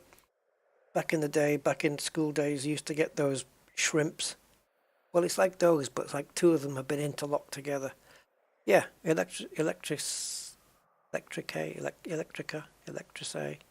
I don't know, whatever. Pluma, which means pen, right? Okay. So, and red ones. These are blue, but apparently there's red ones. Has it been reported here? I don't even know where I am. Johnny Jetstream. Awesome. Right. Obviously, I think that's probably taken from Johnny Neutron, but he went for the Jetstream instead.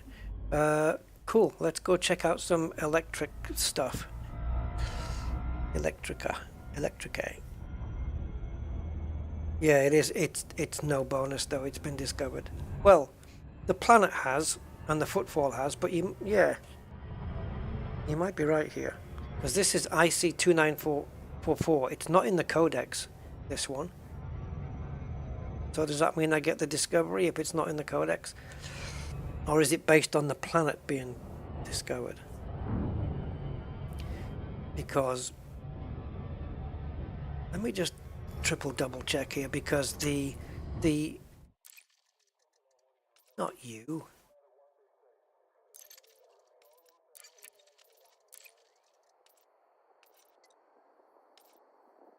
Right, so let's have a look. So I don't think there was any reported locations here. Nope.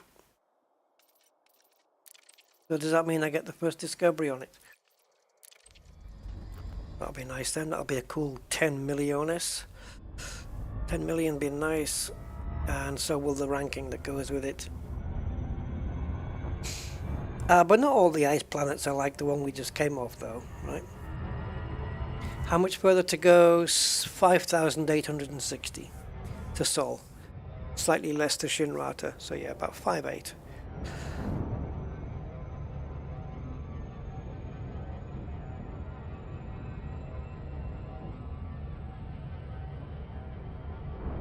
But you can, you know, this is an, I mean, look, it's in the name, IC You know it's a icy planet, right?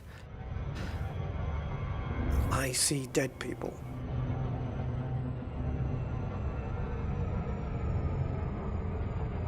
Right. Up, up, up, up.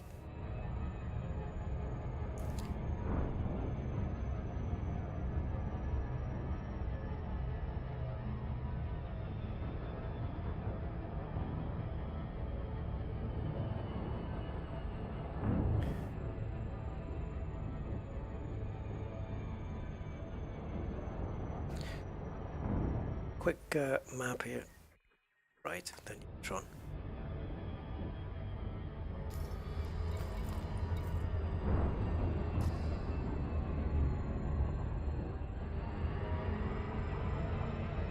We have the neutron star right there. As we said yesterday, the roundest thing in the universe that we know of.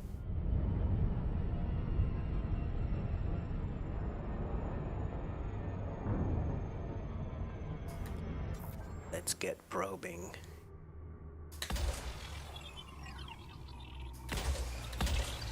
That was a bit close.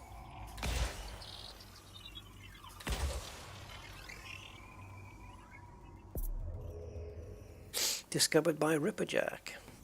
Surface scan by 50%. Body 1. I think that the mapped commander is meant to be I'm a bandit. Is it? Or I, Mr. Bandit. I, Mr. Bandit, say I'm a bandit. Right. Okay. So first we want to be on the light side, which is fine. And then we want to get the electric map. Oh, they seem to like being in the trenches. We should explore another one of those. I've already got my destination plotted. Orbital flight engaged. I'm not saying I can land here, but or that it's the best place to land.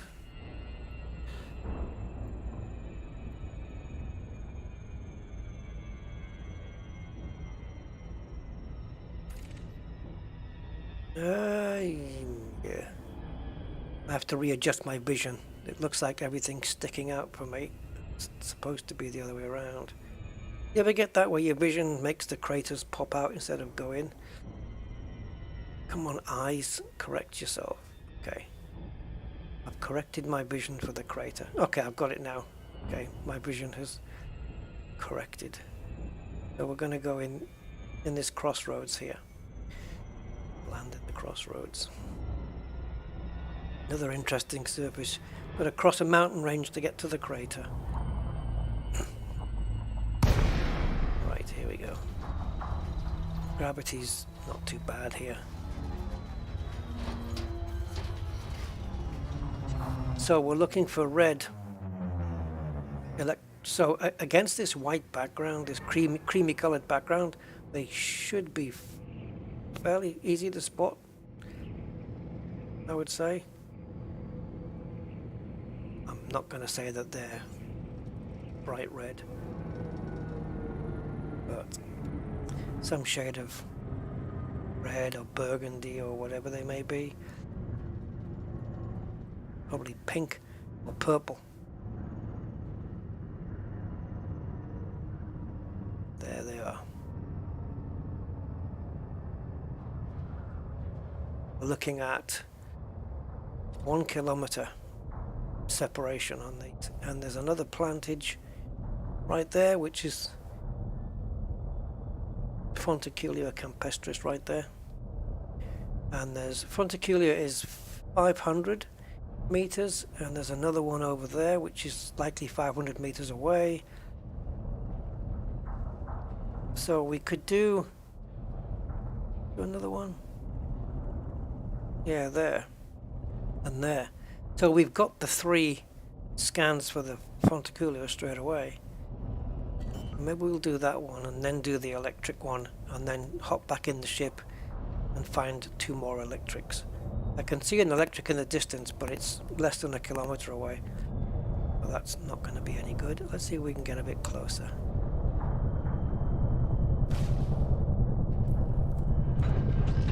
Oh, very good. Very good. Deployment. Catching a bite. Better run quick. I've heard bites are pretty fast. Low gravity warning. Right, so here's the electric stuff, which we'll get later. But for now, we can at least... Oh. Don't want to? No. Electric Pluma scan. 50 grand. Base value 628460. Minimum sample distance 1000 meters. New codex entry. Electric Pluma, red. Electricity. Particular campestris scanned. Base value 1 million. Minimum sample distance 500 meters. New codex entry. Fonticular campestris, sage. These aren't official pronunciations, by the way. It's just the way that the text-to-speech engine does it.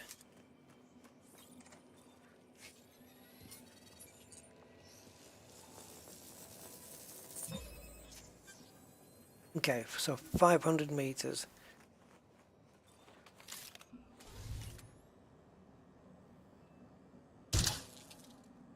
Oh, trying to get it through the hole. Right. Let's go. Where's my ship? Okay, so we've got one over there, which I think might be on our range. I haven't seen any bacteria. That's probably on a different map. The opposing map. And there's another electricity, but no way that's a kilometer. Come on, talk, speak, say something. No, okay, these then. You have traveled, come on. No, okay.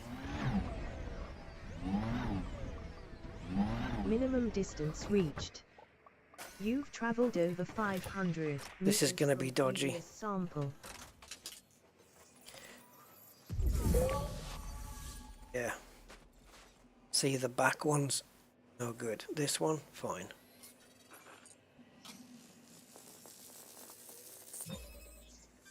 Now what I can do, take a little bit of a chance and carry on in the same direction because there's some in the back there. And if I also find another electric, which I can see right there, right in the middle, that's going to be a kilometer away from the other one. So let's burn our way over here, I think, or should we go to those?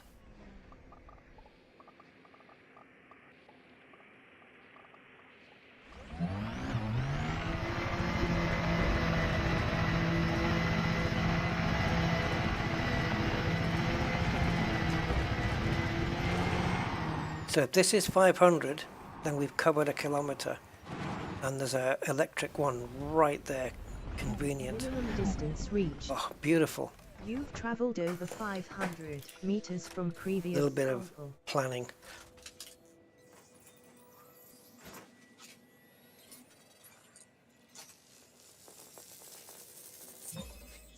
Okay, so that's done, and it also guarantees us a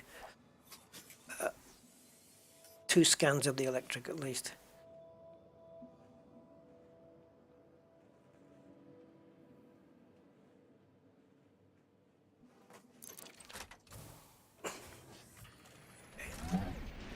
It's only 1 million, but hey, I'm good with it. So here's the electric we'll get. We know there's an electric right next to the ship, right? So we know that for sure. So maybe we can use that as our last scan, and then get 2 out here. So this is 1,000 meters separation on this thing.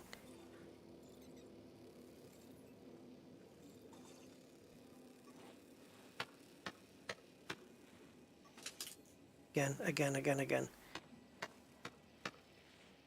Oh, what the hell?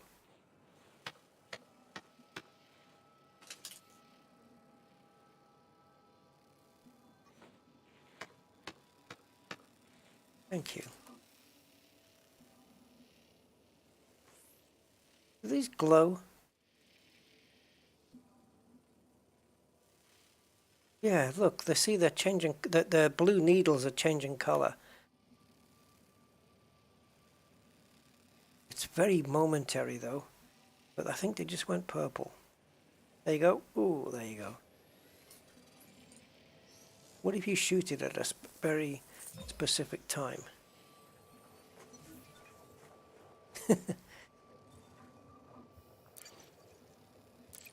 Okay, no voice this time.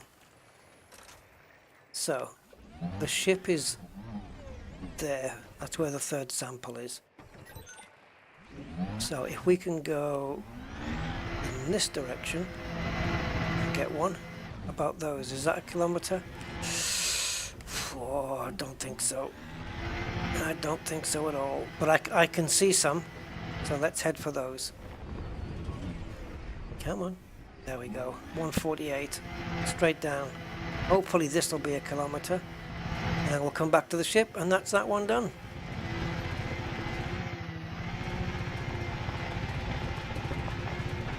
Minimum distance.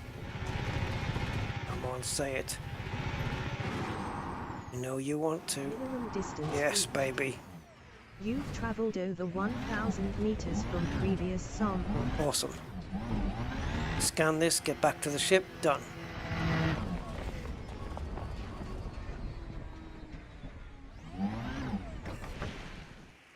Yeah, at night. Yeah, I think on the dark side, these would look pretty cool.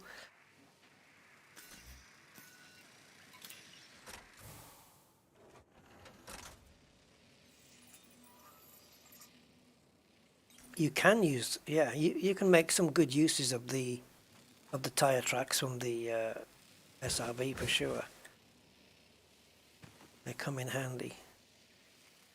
Oh, I'm guessing I can't scan it. You can.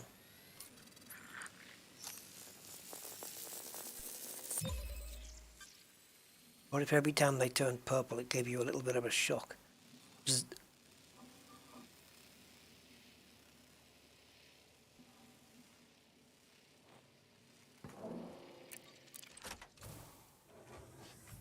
Okay, and we know the third sample is right next to the ship. Perfect.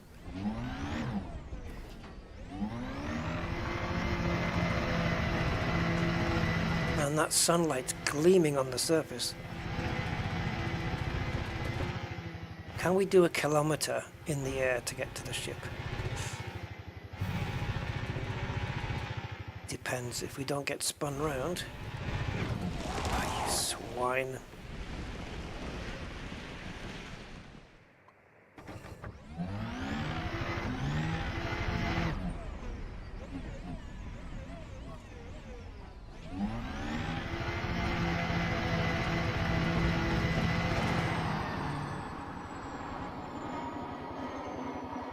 There's one right there to scan, look.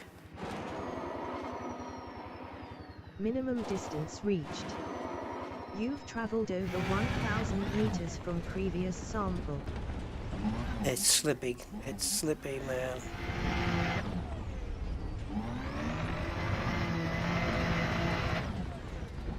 Honestly, the steering on even on the Xbox controller, even though it's analog, it's still very sensitive.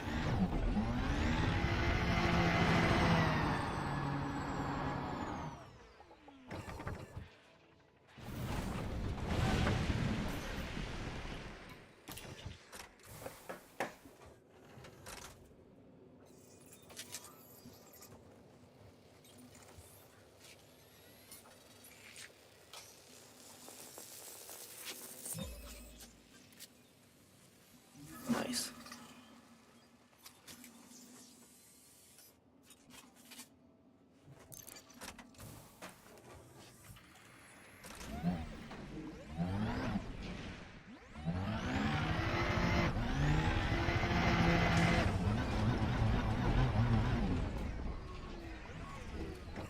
Yeah, so even though we're on the Spanish highway back at the moment, we're still discovering some nice stuff. You should become a fortune teller. Every time you say something, it ends up... Yeah. Okay, next time I look out of my kitchen window, there'll be a Ferrari 488 GTB in my drive. Somehow, don't think that's going to happen. Right, the back interior can just wait till the next time I come here. There's me tire tracks. And there's the jump. Wasn't that successful, was it?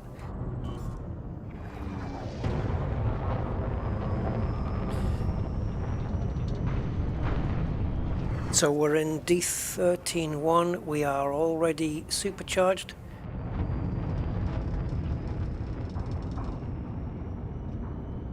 Where are we? D13.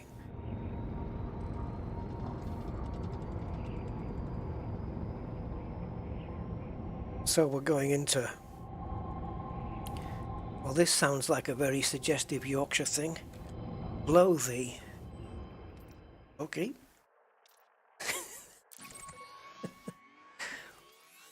$311? 311. Really? Can we do that? No, I didn't think so. I've got too much fuel. Why aren't we making these distances? Have I missed something out? No, the jump is actually 311. I haven't fueled, but I'm obviously out of sequence with the fuel. So, I'm out of sequence with the fuel, so I'm going to have to plot the route. 2 jumps, maybe? Assuming that it was going to calculate it. Okay, so we'll do 2 jumps, and then it's going to tell us to fuel up anyway, so we'll get back on sync with that. I'll tell you what. From civilization, I don't know. I can tell you how far I am from the center of the bubble-ish, but actual civilization where the outskirts are, actually quite close. If you want to count this, which is a DSSA fleet carrier, 800 light years, 820 light, because there's people there at the bar having a drink and a social evening. 829 light years from the bubble, 5,860 to Sol. I'm going to bypass this this ship though, this DSSA.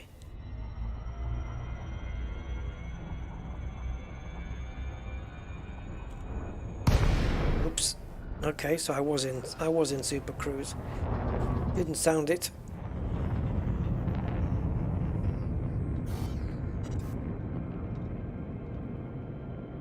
Can we make it out? No.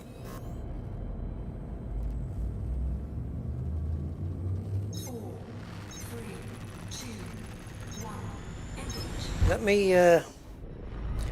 me see if we can get the widget up on the screen. It's gonna be messy.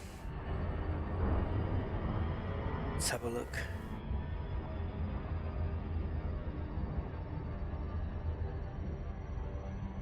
Okay, I think we need to bring it down just a tad.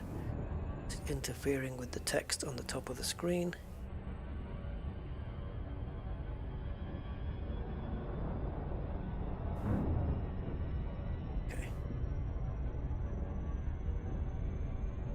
So you can see I've done 110,000 light years, pretty much Beagle Point and back. Distance to Sol 5.8. Can you read that, guys? Can you read that okay?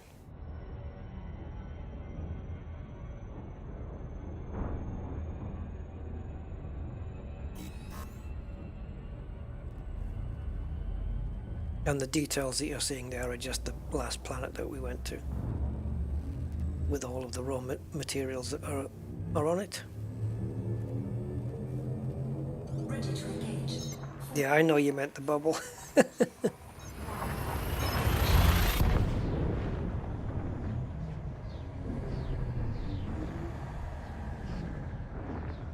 Yeah, 5.8. 5.8. 5,800. Okay.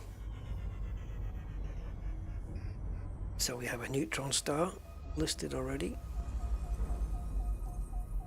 Bang. K-class sun, somewhere in the region.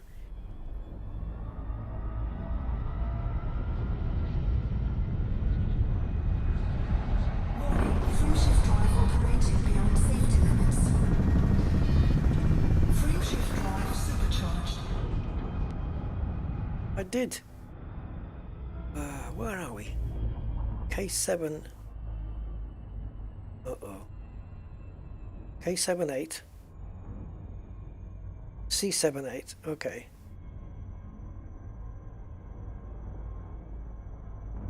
I'm getting confused. C78's the next jump. So we're at IC sector D29, which we're not supposed to be at.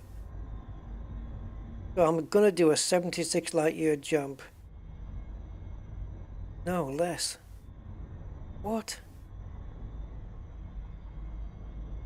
I can skip a system here, but then it puts my fueling out of joint. So okay, even though we've got, I didn't need to neutron there.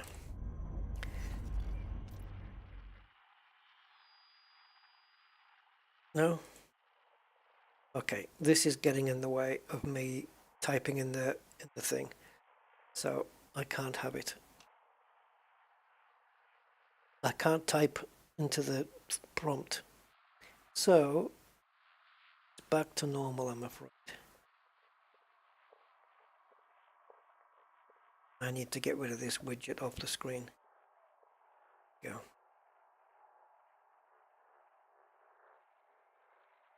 Should believe it.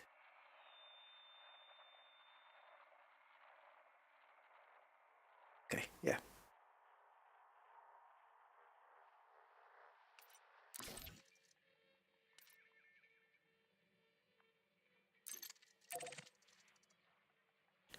Oh man.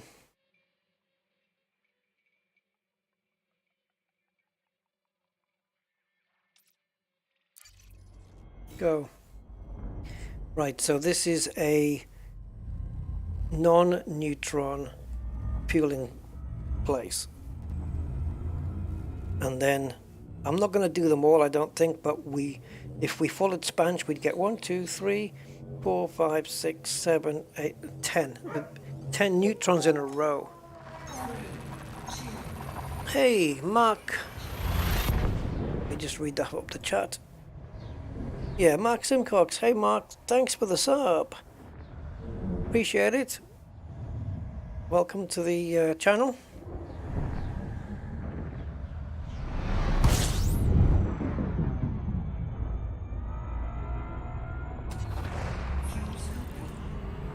Very close to 7,000 now. And Rusty's giving you an extra bark there. For reasons I don't know why it does that now.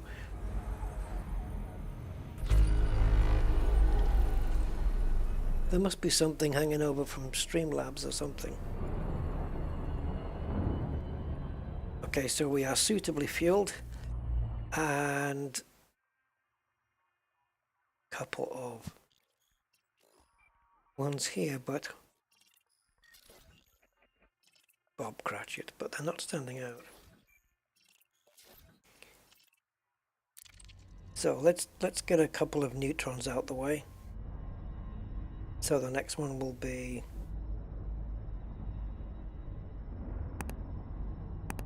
below them. What?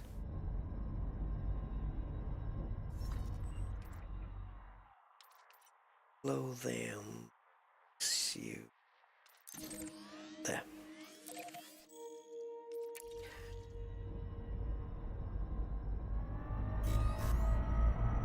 Okay. This is neutron 1 of 10, but whether we'll do the whole 10 is another matter.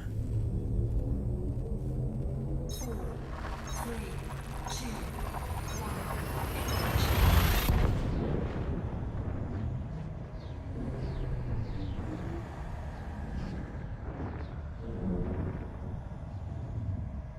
Need to get Rusty home.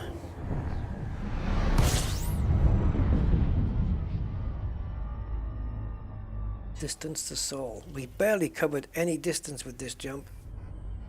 But that's okay, because it wasn't a neutron jump anyway. But this one will be.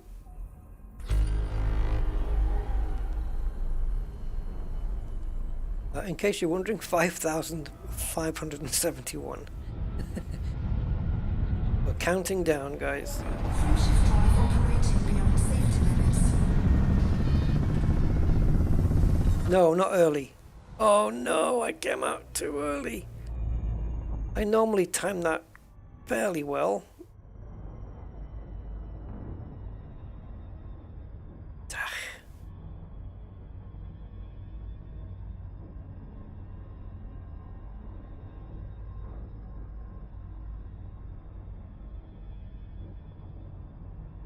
Getcha.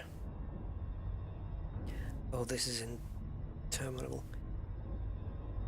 I think I just have to sweep through here and we're charged. Just have to touch it. Warning, fusion drive operating beyond safety Swine. For the sake of nothing.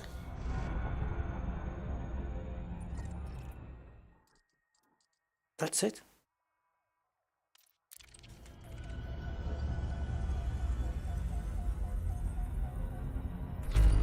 Yep, that is it. All right, so D223. We'll get to the next fuel point, I think, and then let Frontier take over.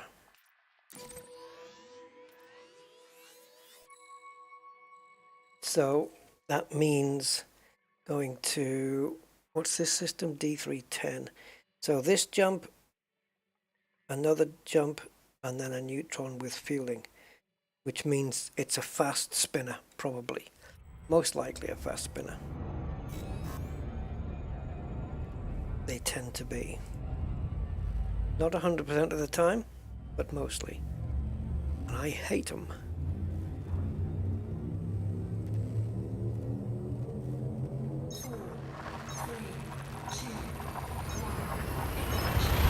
You've done a charge jump once and you died. When I started doing them, you know, when I did one of my early jumps, supercharging,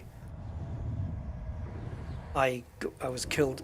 Mainly because when I was inside the stream, I got too close to the edge, the boundary, and it jumped me into normal space while I was in the jet stream. It's not impossible to escape from there, but it's tricky. Best thing is to just get the longest stream and just face it like this, and as you're approaching slowly, you just edge it so you get a nice shallow entry. Imagine it's water and you're just going in really shallow, and then and point outwards as well, point away from the star like this, and just gently massage it, and then full power on the boosters and you're out. Couldn't be easier. Don't do it while you're facing the neutron star, because you're going to find yourself getting closer and closer, and it could turn nasty. Right, so next system is after D310 is another call sector, and then we go to Phylurn, Phylurn, Phylurn. And if I learn anything today, it's not to go up ice cones.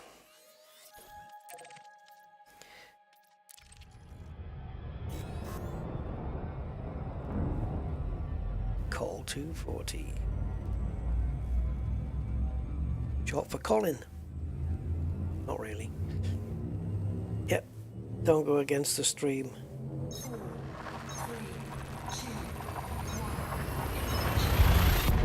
3, 2, Learning from my mistakes, Brian. Yeah, this is just a method I've used, and it's fine. Sometimes I get a bit too... I get the timing wrong, like you just saw, though. So yeah, boosters off as the moment you jump in, and then level it up like this so you can determine which of the two streams is the longest. In this case, it's the one on our right, and so that will aim for that. Just have it pointed upwards, scan complete. and then up to around what you perceive to be 90 degrees, and as you approach the end of it, just go in shallow and slow. Like I've got virtually no throttle on here. I'm just going to put a bit of throttle and just slink the nose into the jet cone, nice and easy. Count a couple of seconds and then count to 3 and then just fully boost. The thinner part, if you're in a thin part, it's going to take longer to supercharge. If you're in a nice thick bit, it'll supercharge faster. Right, I did descan. Oh, okay. It's a snowman with a red coat on. So, our next jump, I believe, is our fast one, which is going to bother me. So, D235 going into Learn. Is it going to be a fast spinner? Probably. Learn Ivy. Here she is. 281.3 light years. And it's behind me, so into the blue zone until the compass dot turns solid. And full power. Ready to engage. I'm coming on, I'm coming. 3, 2, And this should see us hopefully less than 5,000 light years away. Oh, how bad is this going to be? If it's a fuel star, then it means the Scoopy star is going to be close to this one, and the way I've found around these ones is to just skim off the top. So I'll line this up. So I've just got the blue going to white bit right at the top here. You have to put a bit more speed in to reach these. They're not so close, but you'll hear by sound. Listen. Wait. You can just hear it. It's like buffeting wind.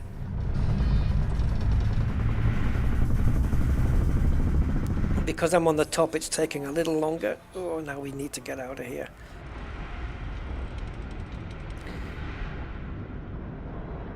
Just try and keep your anaconda in a straight line and fight against any forces against it.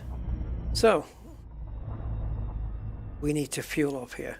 So that means we need to go to B. And there's also an unexplored here. So I'm going to boost. B is the actual sun, the orange sun now is the closest.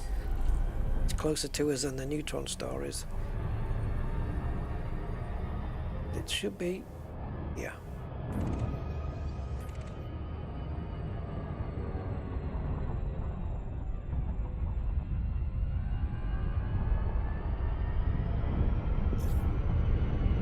Should have slowed down a tad earlier, perhaps. I'm going to whisk around it here and try and slow it down. Oh, yep, it's like putting the brakes on.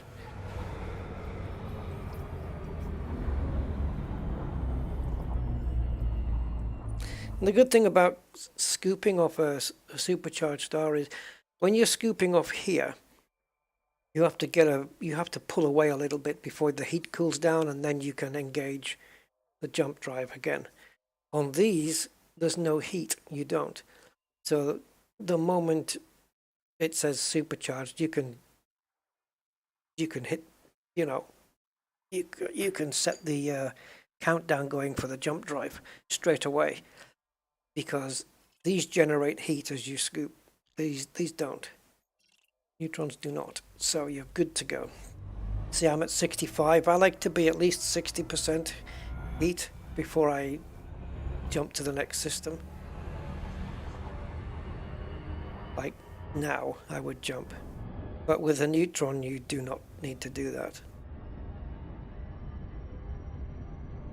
So, let's go back to Frontier's plotting. We are now 4,882 light years from civilization.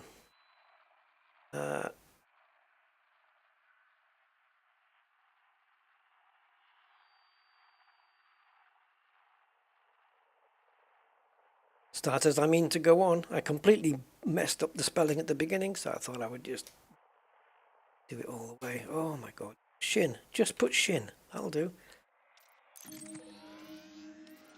And 61. 54. Whereas, if we take Spanch,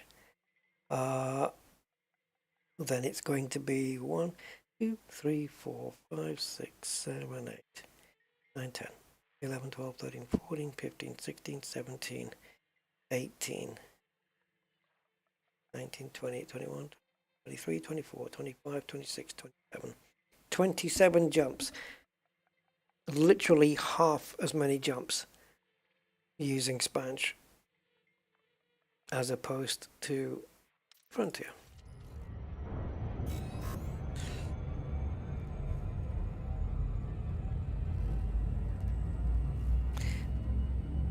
Hello, Matt. Do hope everyone's doing well. I'm in the midst of replacing a well pump. Let me guess, was the other pump unwell?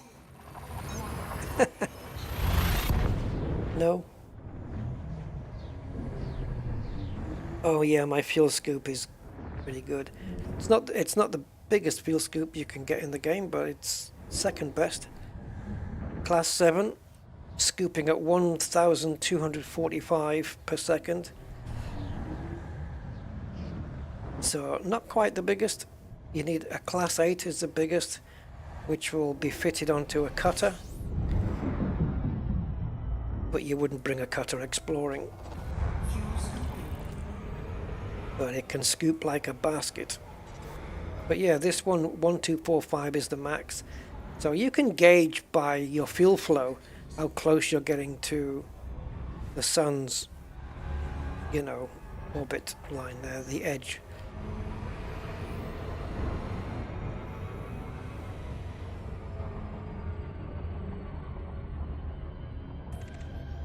Can't remember if I've scanned, so I'm going to do it again.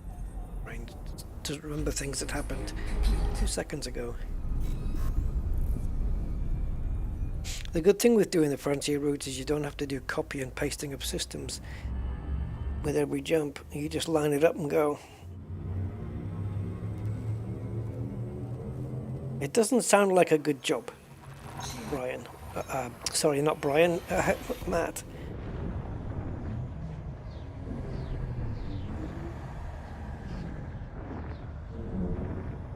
Oh, you did on Distant Worlds too? Yeah.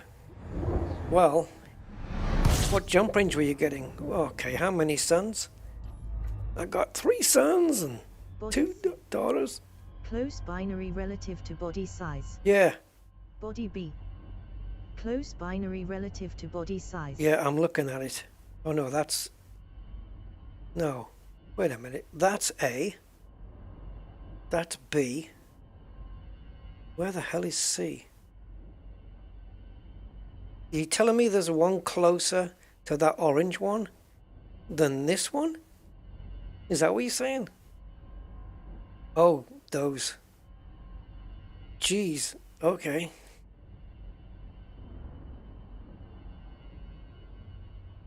I know what you guys are thinking. You want me to fly in between? No, because I'm going to get a superheated ship, and I will melt, and I will die of death. I have tried. But we're going to take a look anyway. So, wait a minute then. If this is A, because obviously the closest one is A, then that should be B, shouldn't it? What is this fella? B. So what's it talking about? Let's have a look. Did it say? I thought it said B and C.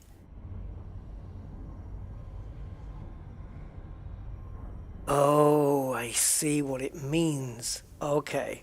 So it's saying that there is a close binary relative to body size with B, but in relation to A, and the other two we saw is C in relation to D.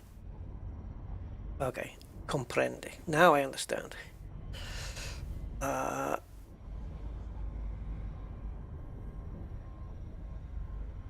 What did I pop a joke in?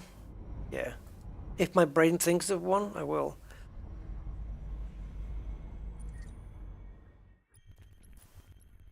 What the hell are you doing down there? Where's the line? Huh?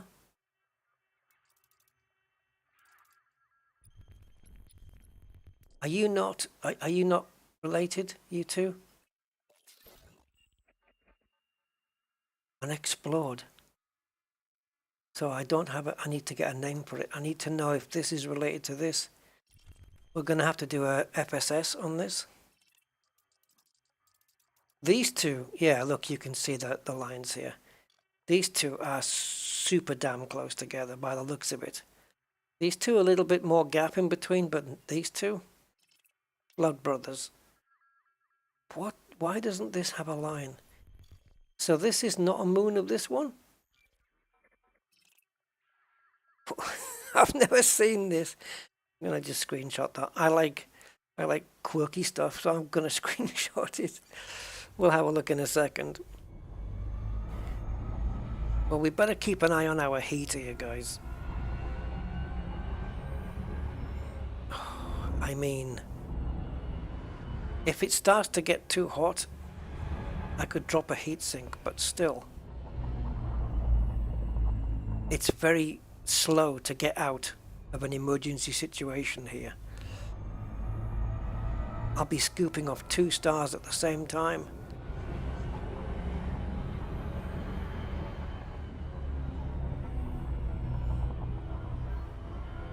I don't know, I think maybe we can do it.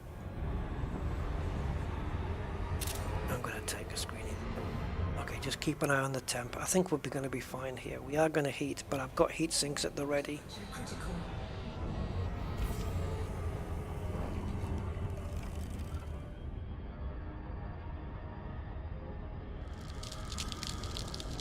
Okay, yeah, we had to freeze up a little bit there. I didn't want to incur any module damage. So C and D, look at the distance here. 41 and 46. Okay, let's check it out. Get the tape measure out and measure the gap between the two. Oh, it's actually okay. I thought it's about the same as the others then. According to... okay. According to Elite Observatory Core, the gap between the two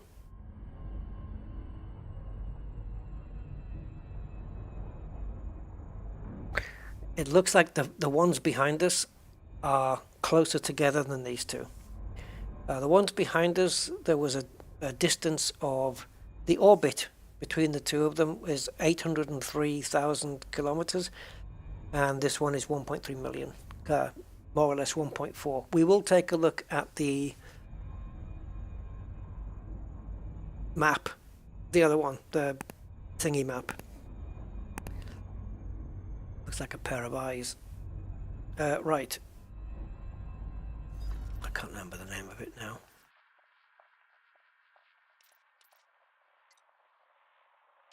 Where is it?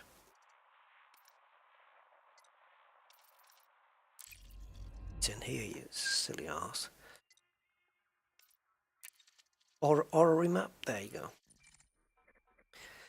So we've got a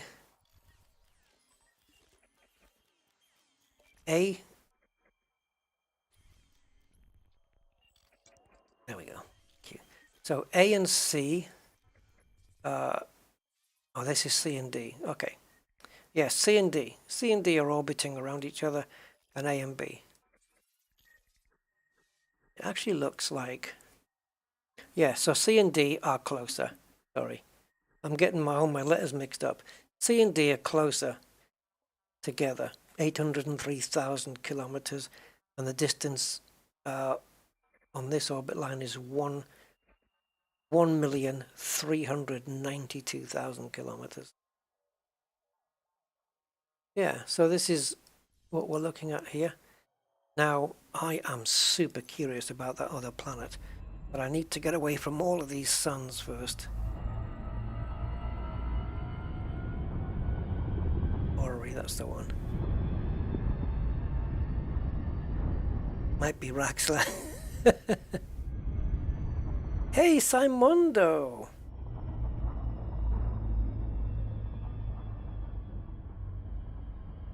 What's that? Any chance Rusty has to pop a job? Oh, what's this? He's a loner. Me? How can I be a loner with all you guys? Right, so I want to check out that lone planet. Oh, you mean the planet's a loner? Yes, that's what you meant. Yeah. Maybe I should live there then, eh? I want to see if something, like if there's a relation there between that planet and the gas giant. Because I've never seen a system map that shows a non-connected planet like that before. That's a new one on me.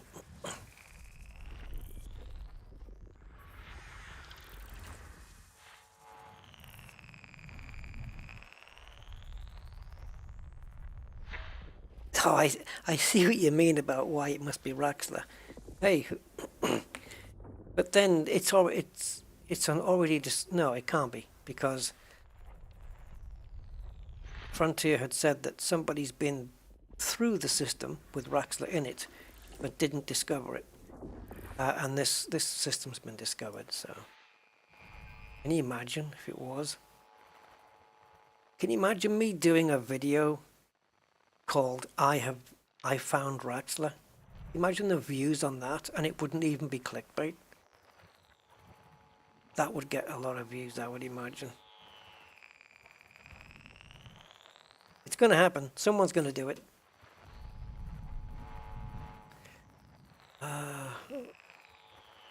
Where's my pulsating blue lights? Come on, man. We've got plenty still to go. Here they are. Yeah, there you all are.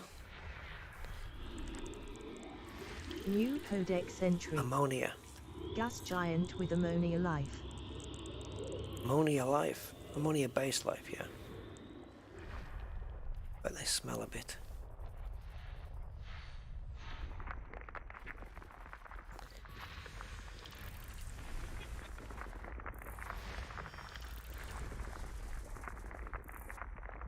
You know that ammonia life, they live very close together.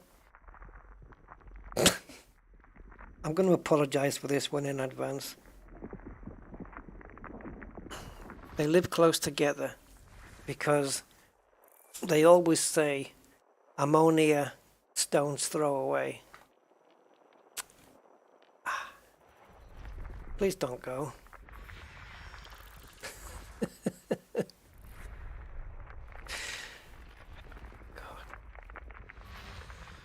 Can't help my brain.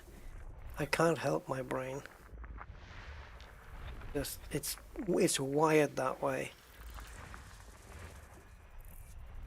I think it just finds patterns in words or something. E1G. Look at the letter on that. A B C D E 1 G. What the select hell? Materials in system. ABCDE1F. There you go, there it is. How's that for a planet name? ABCDE1F GHIJK2L. Gonna screenshot that baby. System scan complete. I'm gonna change that stream elements message to say, if you like the stream and don't mind silly puns, don't forget to like and subscribe. Right, let's take a look at the actual sys map now and see what it says. Not you. You want this fella. Is it connected now? There you go. Now it makes sense. We didn't have everything discovered. First discoveries. Wait, has nobody... Oh yeah, we got some there. So somebody's been in and discovered bits, but not all. Uh-huh. Thunderhorn didn't do a full job here. We've got some first discoveries, if we want them. Well, I wouldn't mind getting my name on a planet in this system because of the twin binaries. So that would be kind of cool. So why don't we just... Oh, obviously. Can we do this one? Yes, ABCDE1F. Let's go there. Let's discover that one. Oh, I've got to get my name on that one. Here we go. I don't know. It's just a silly little thing, but there you go. Pro Europe as well, eh? So voted Remain.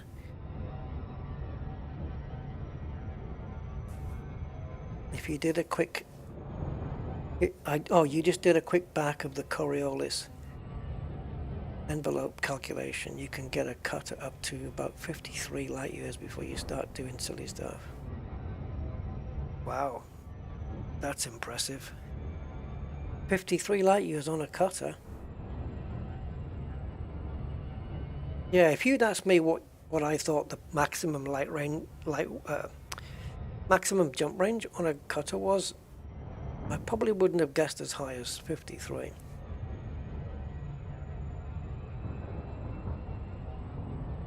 That's pretty good, eh? Yeah, I mean, Andy said he was, what, 48, I think it was? It's not bad. Getting into that 50 kind of area. That's a very, very doable exploration ship, isn't it? That's one you could really use. It's usable as an exploration ship, effectively.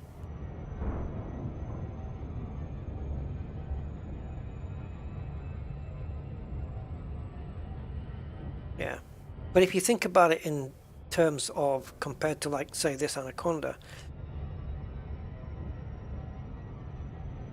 for every 2 jumps you make, you lose 1.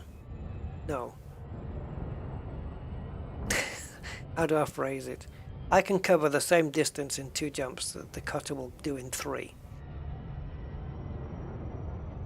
So you're losing a jump on me every time you do 2 jumps. Yes. I think that's how I've got it right there. But nevertheless, though, you get to be in a cutter which is all nice and tidy and carpets and luxurious interiors, where these, they're like utilitarian almost. Gain Damage said, I went back to a system the other day which I discovered a few years ago and made first footfall on all landables there as well. Sci-fi.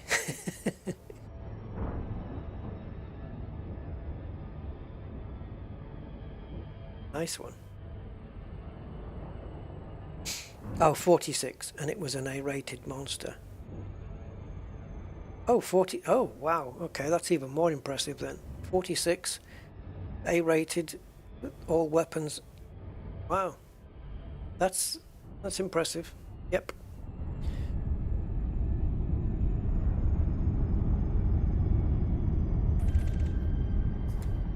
Okay, so we have the first discovery already. Let's get the mapping.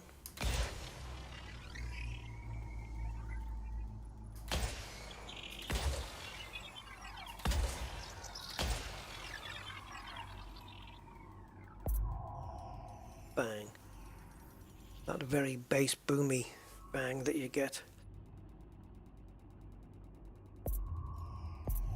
Surface scan by 50%. Surface scan complete. Okay, so nothing down here in terms of bios or anything. It looks a bit Stilton cheese. And now every time I say Stilton cheese, I feel like I want some just spread on some toast. Or I do like blue cheese. I like it. I don't mind mature cheese, and that is Orbital flight engaged. that's hardcore. Green Mountain. That sounds like a tea. Green Mountain tea. Better than Green Mountain coffee.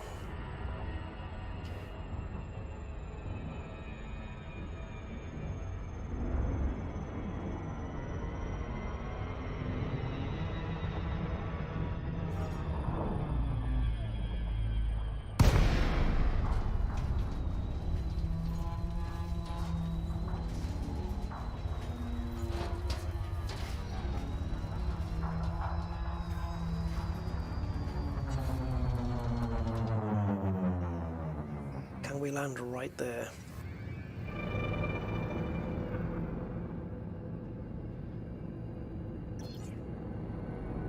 Gravity 0.1, that's good.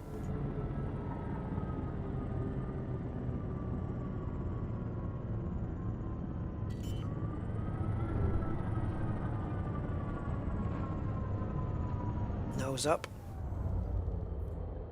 That's my way of slamming the brakes on, which for some reason works in a non-atmospheric environment, thanks to these little thrusters. Right.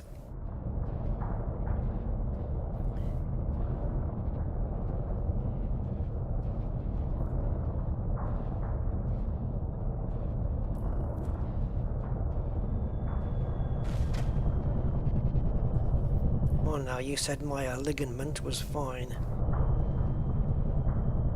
Lied.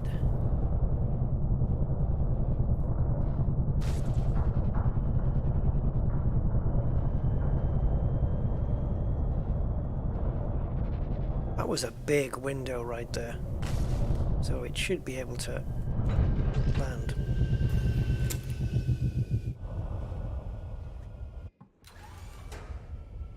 Don't like cheese, but you'll eat a pizza. So you like grilled cheese then? Yay.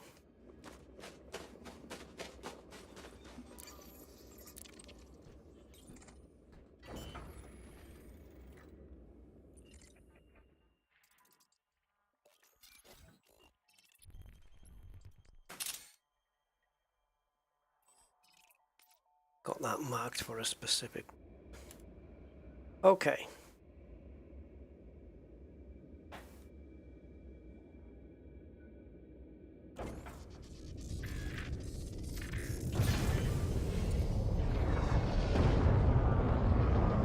I wonder if we can see the suns from here, so close together.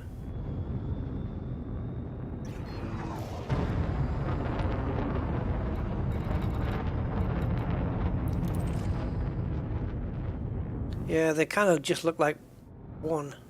You can just about make out that they're two, but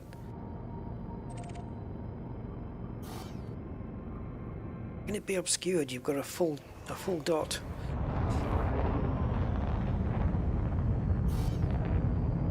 Fine. We'll escape to victory instead then. 4, 3, 2, 1. Engage.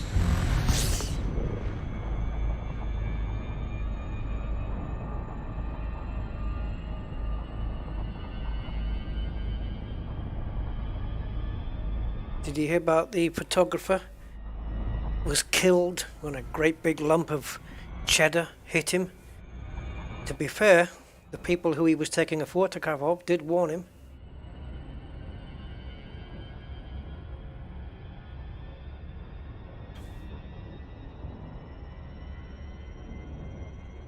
Thing is with cheese though, gain damage is it furs up your arteries. It's very cholesterol inducing. So yeah, I have to be careful with it. Just eat now and again. Like I don't have any in the fridge right now because I don't generally buy cheese, but when I do, I'm lazy. I have it pre-grated. Unless it's blue cheese or something.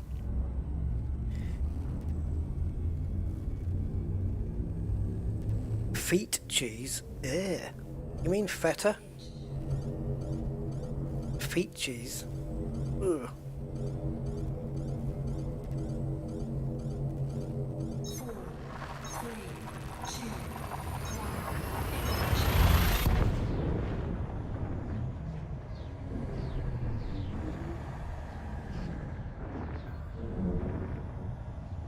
Suppose you would put feet cheese on a 12-inch sub. Feet. Foot. Right.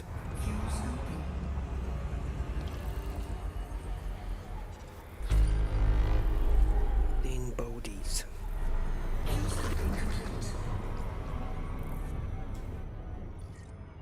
Oh. Discovered country.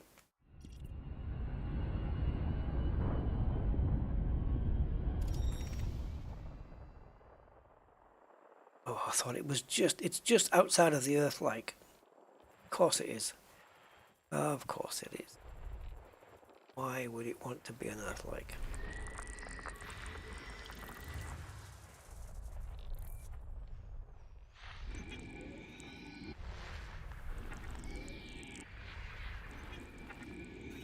Don't think we'll be getting back today, do you guys? Not at this rate.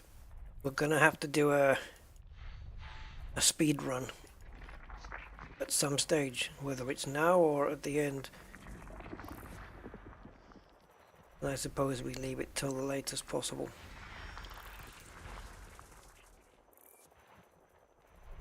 Because there'll be more discovered systems closer to home anyway.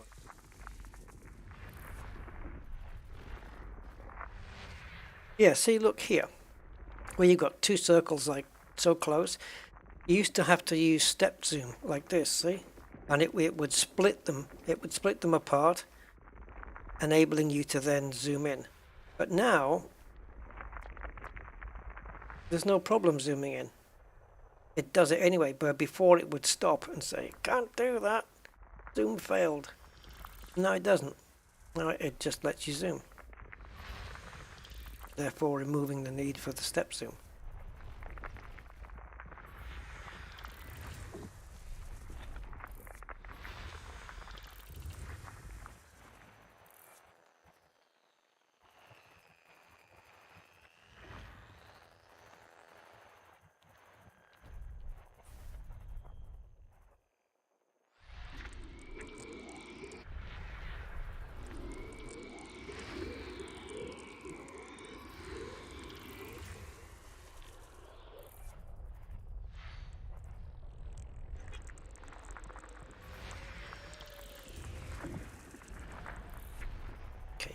To go. Body 2A. All premium boost materials in system.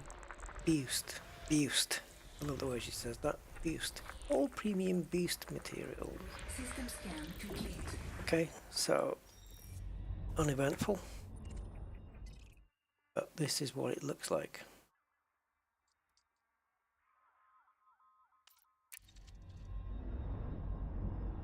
We push 4,431 light years from home. It was early, Commander Pandit, the step zoom thing. It was early back in the day when kind of just after they introduced the FSS, and then I don't know, maybe they had it in for the first few months, and then yeah.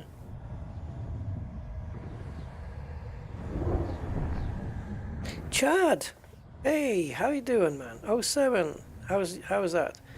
How? Yeah, English friend, not mine.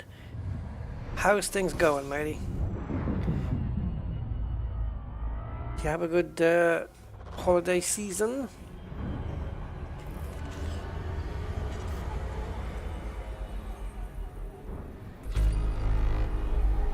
Bodies in a yet another undiscovered system. Is it?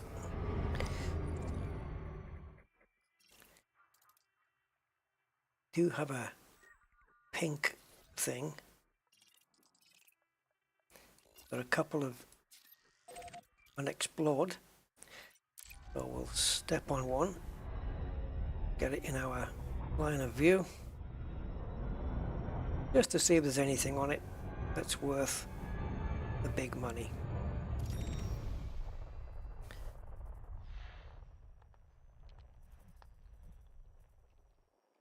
Oh, okay, so it's a moon of this thing then, so we'll have to step into there first, and then we can come down. Body 1 AM. May host a marked. I wish I'd never looked now. Body 1A. Landable with atmosphere. 5 of them. What do we have? Okay, nothing major. The biggest profitable thing that may or may not be there is Concha Aureolas, 7.7 million. It's listed 1, 2, 3, 4, 5, 6, 7, 8, 9 possibilities out of 5. But I guess I don't know. I know we get the 4 million bonus. Does the bonus go towards your ranking as well, though? Like, because you get the bonus, you get more money, and therefore do you get more... You get more rank because of it. I might as well just do these now. Yeah.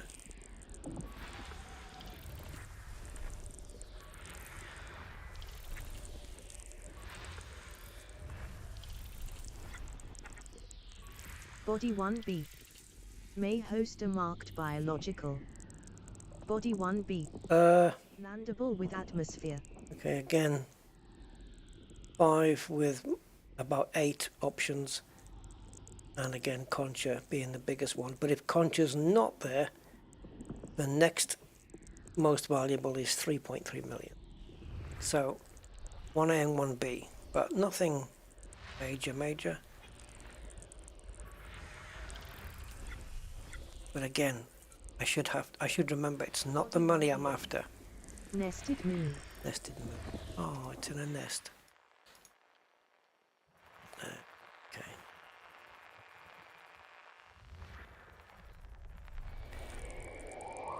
Body 1. Wide ring. How wide? Well, that's going to be the closest thing, right? Let's go and see wide ring. Good evening, Grey Holland. How are you, sir? Rank is linked to money. Yeah. Okay. Oh, you took 3 weeks off.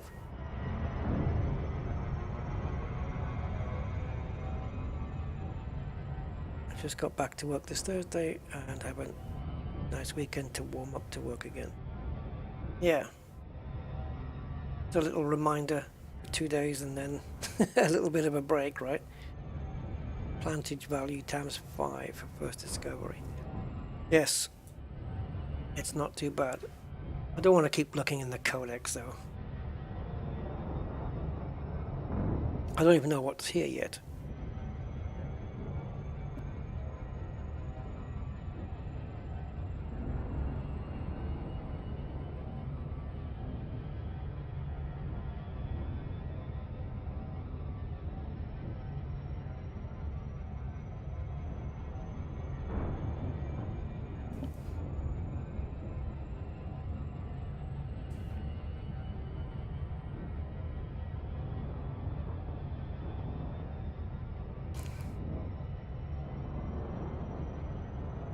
I'm not doing too bad, Grey. Pains all over my legs. Due to sitting on uncomfortable chairs for long periods.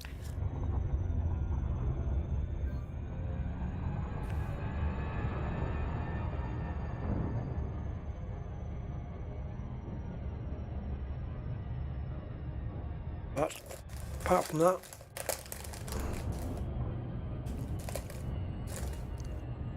oh, it's not that wide.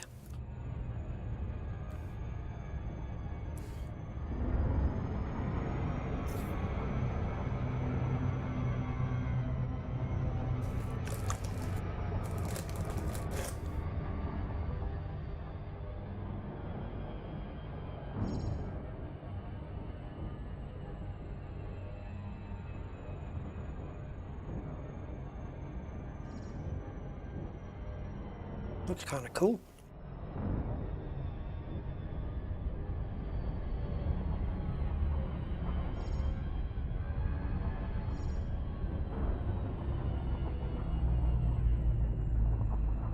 There you go. That's a wide ring.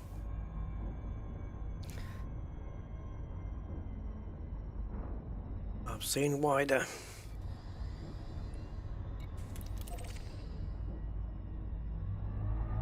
Right, let's go and have a bit of fun on the bio. Are we saying then that, let's say, none of these 5 bios have been discovered on this planet before? Does that mean I'd get a whatever million bonus for each one? So if it was 4 million bonus and I got 5 of them scanned, I would get 20 million.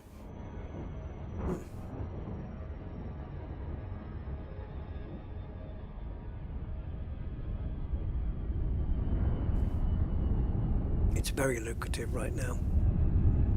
Yeah. Interesting looking plant.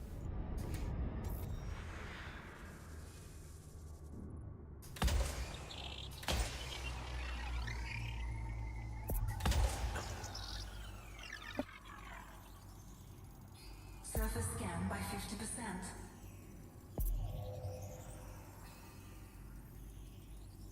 Body 1 AM. Complete. May host a marked biological.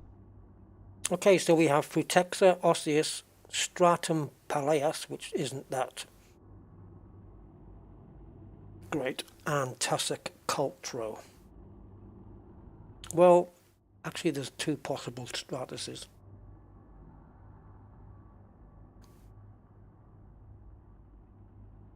Stratum. Stratus is a cloud. Texa. So out of these, the most profitable would be, well, it depends on which stratum it is.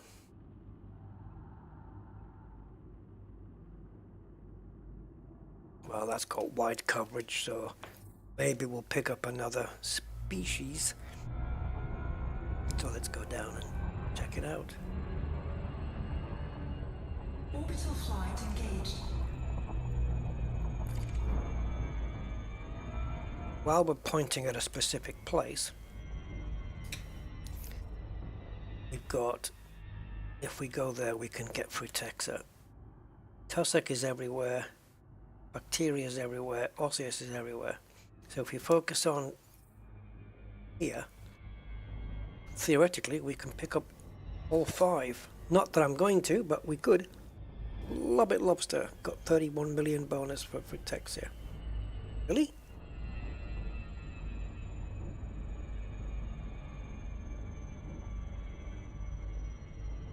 Surely. Okay.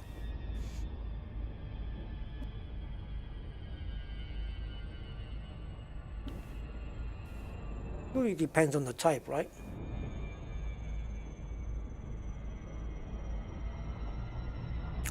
No, I'm reading out the base values, not the bonuses.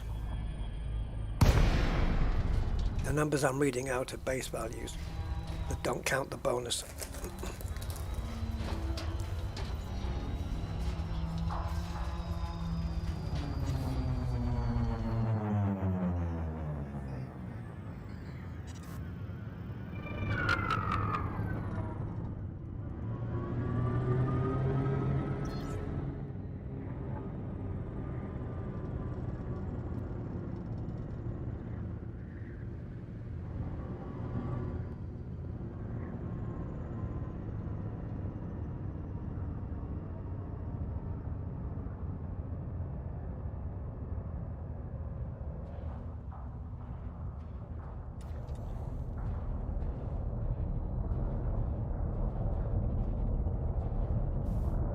Okay, so we got the stratum straight away.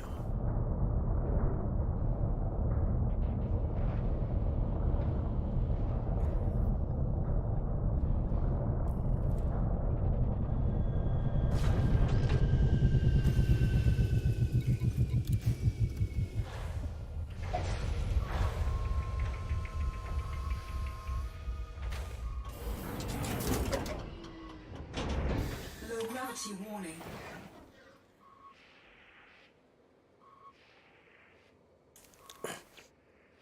Yeah, but the figures that I'm reading from is not from the game. It's from a observatory core. That's the numbers I'm quoting you guys.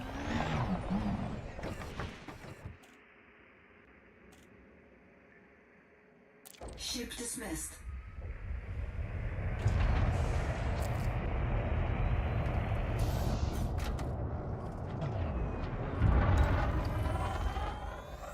Stratum laminaris scanned.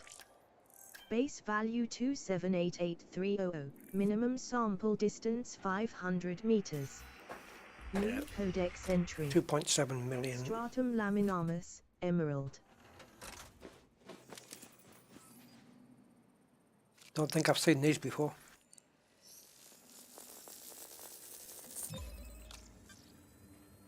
They look like you've got night vision on already.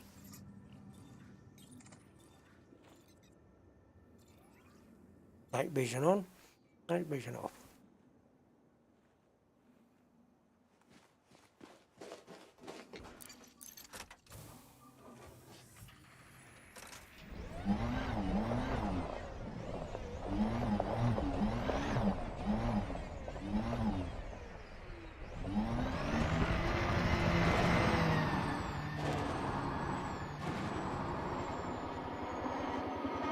There's another batch. Let's see if we can get it in the distance. Nope. Minimum distance reached. You've traveled over 500 meters from previous sample. Tussock cultro scanned. Base value 176660. Minimum sample distance 200 meters. Just doing a Codex entry. Tussock cultro, yellow. does doing a scan from the SRV count as a discovery?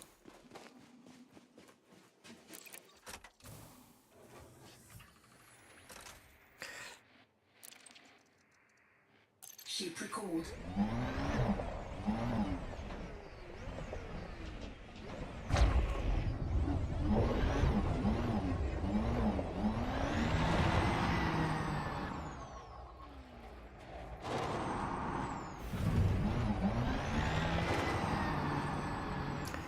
And the other question is, if I recall the ship and then I move a kilometer ahead, does the ship land where I am when it comes down, or does it land at the place where I recalled it? I don't know. Too many questions I have.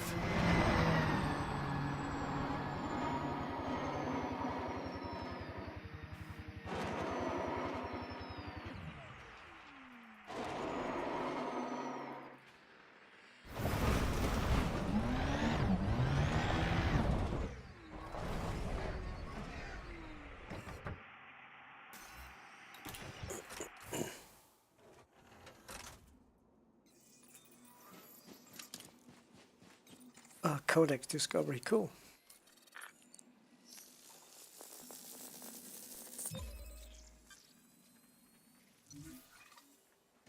So you can get bonuses then without actually scanning the plants? Nah. I'm talking about the bonuses you get in Vista Genomics, so you would need to scan them.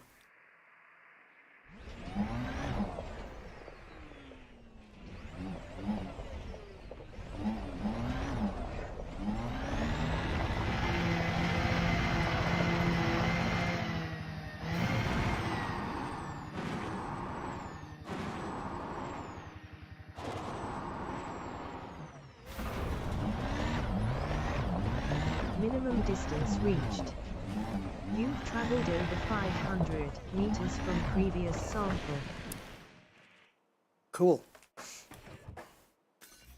Got a couple here. Place of recall. Yeah, well, I think I will test it one time.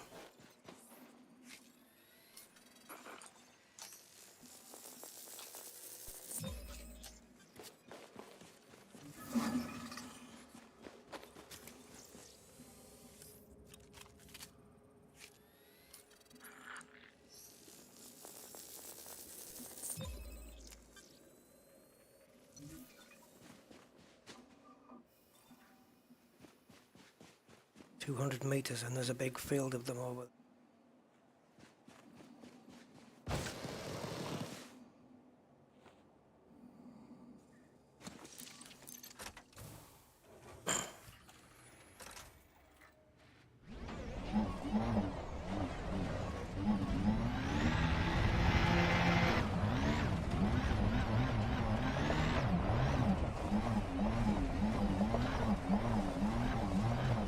Come on. Minimum distance reached. You've traveled over 200 So meters. some will be green and some will be blue. Where's the borderline?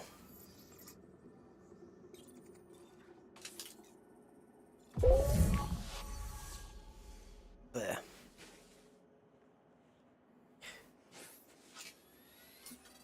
Prepare to be scanned.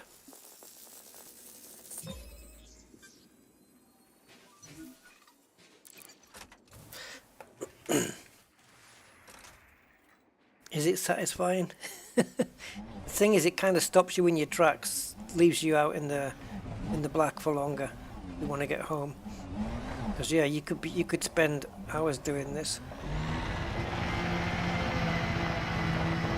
And I recalled the ship because it was near some tussock, but it looks like there's plenty around already. But I think if we head back to the ship, there's probably going to be some in the area.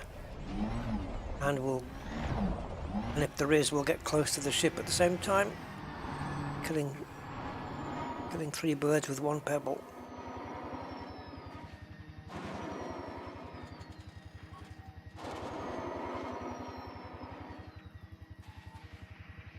Oh yes. Could you get it any closer?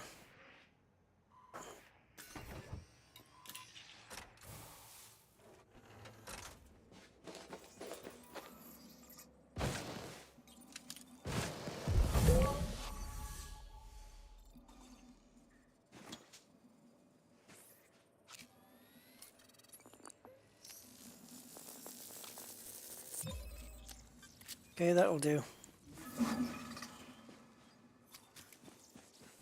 Cultural yellow.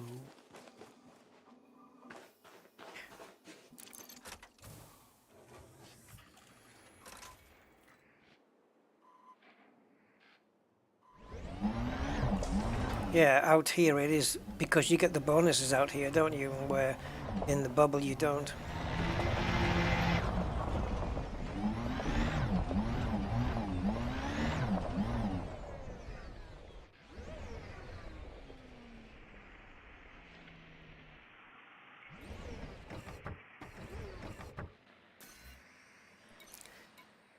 So there's three others here, but not sure I can be bothered with them. There's Frutexa flabellum as well is here. See what that looks like.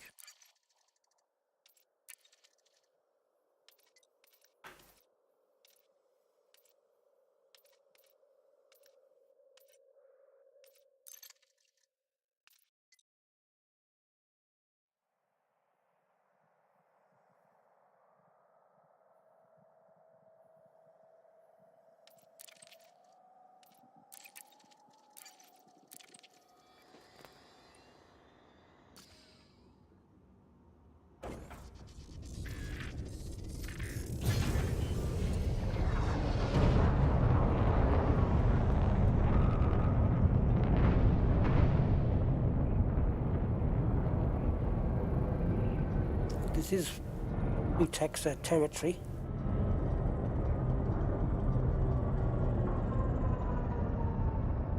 I'm finding some.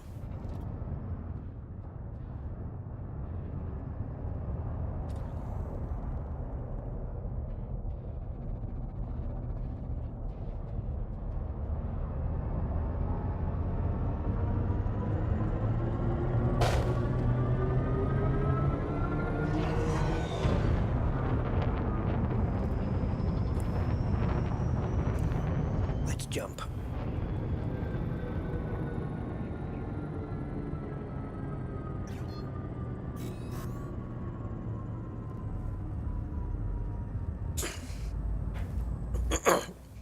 How are we doing on time here? 3 hours 22.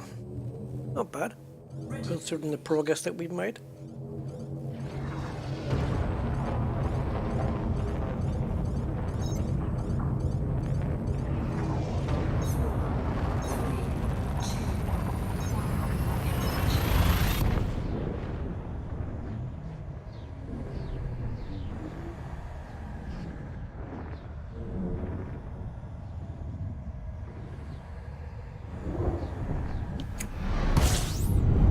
Depends on how much time you've got though, Simon. Mm. I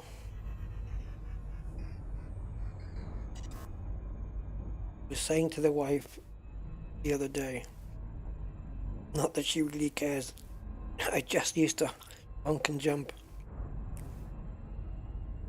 Is she into Elite Dangerous at all?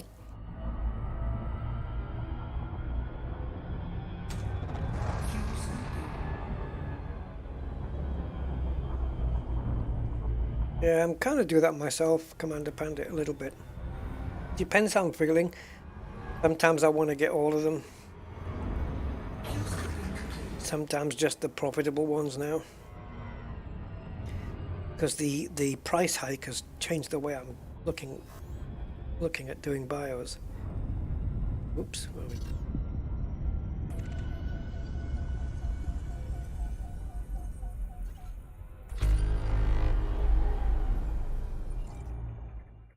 Okay, so we've got another undiscovered system, which looks to be full of boring planets. Well, boring planet types, let's put it that way. Because the good ones you can't land on though. The Earth-likes and the water worlds and the ammonia worlds.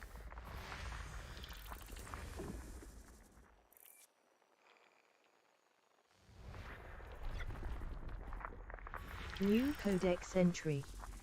Rocky icy body, no atmosphere. Hey? How is that a new one? Rocky Ice World. It's a new codex entry? In what way?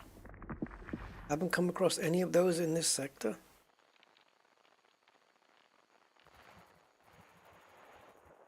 Don't know about that, but I guess so. Maybe.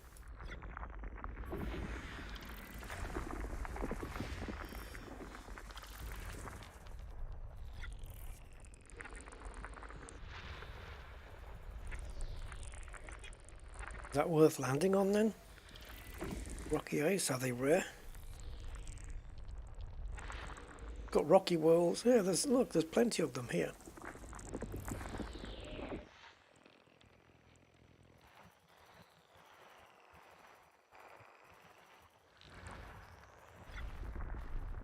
System scan complete. System scan.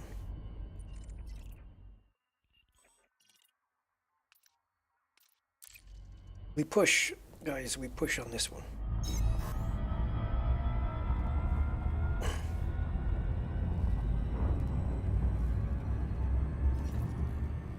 Come on, zoom, you bugger.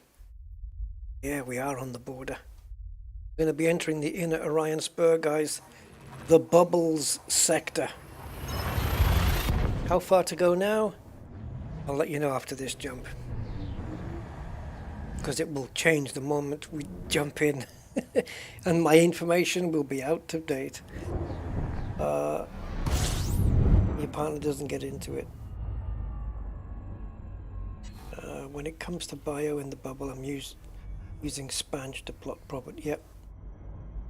I've only 1 billion to go to get my first fleet carrier.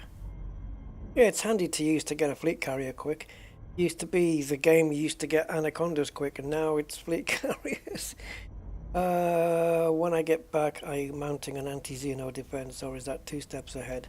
No, it's the main reason I'm coming back at this pace is for some Thargoid bashing, so I hope it's worth it. Otherwise, I'll be back out in the black again.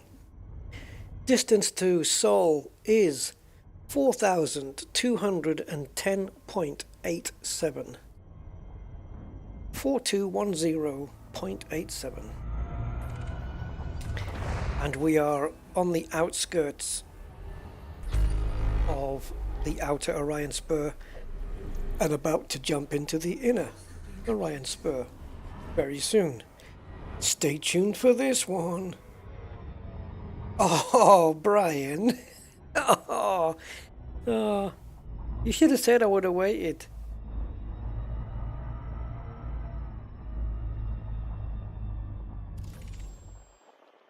Did you miss anything?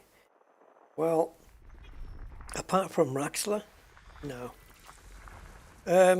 No, we've just done a bit of plant scanning.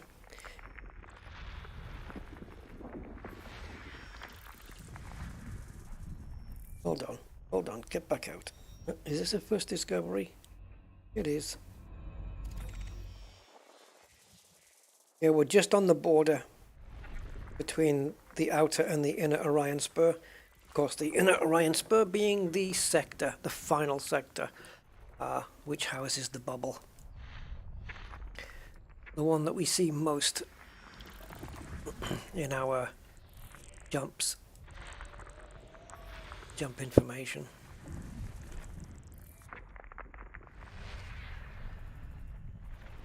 Using standard jumps, I wonder how many we've got left to get into in Orion Spur. Probably about 3 or 4, if that. Well, I guess we're going to see very shortly.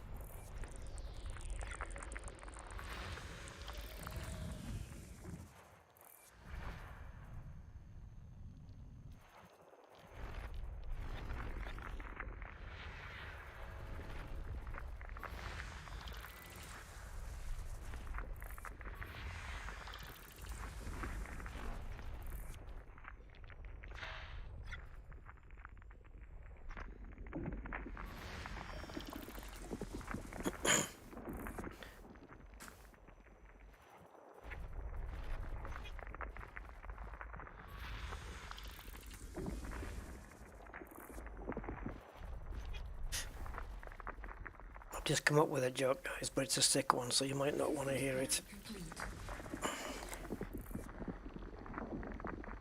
I don't know why I mentioned it. Right, what have we got?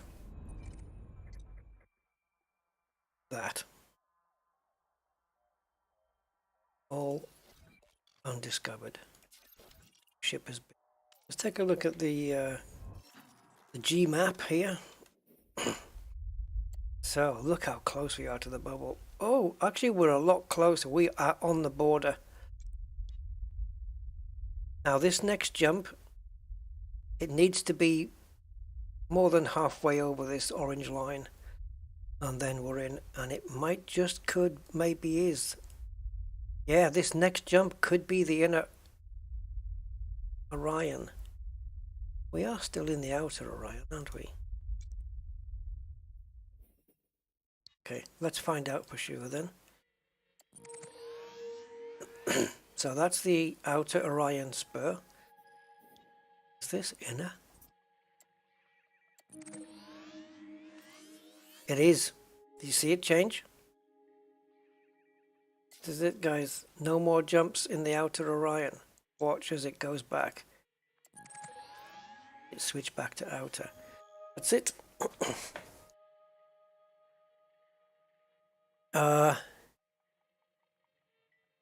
Yeah, in the suburbs. How many therapists does it take to change a light bulb? Okay, here's one, but the bulb has to want to change. How many mystery novel writers does it take to change a light bulb? 2. One to twist it most of the way in, and the other one to do a surprise twist at the end. Kaboom boom. Right.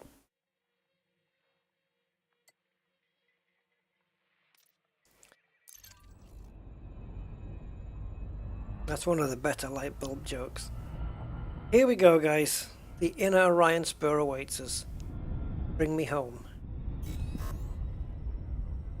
Well, go.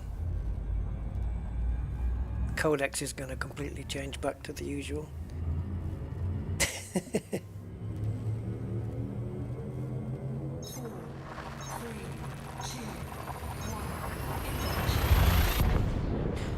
The joke.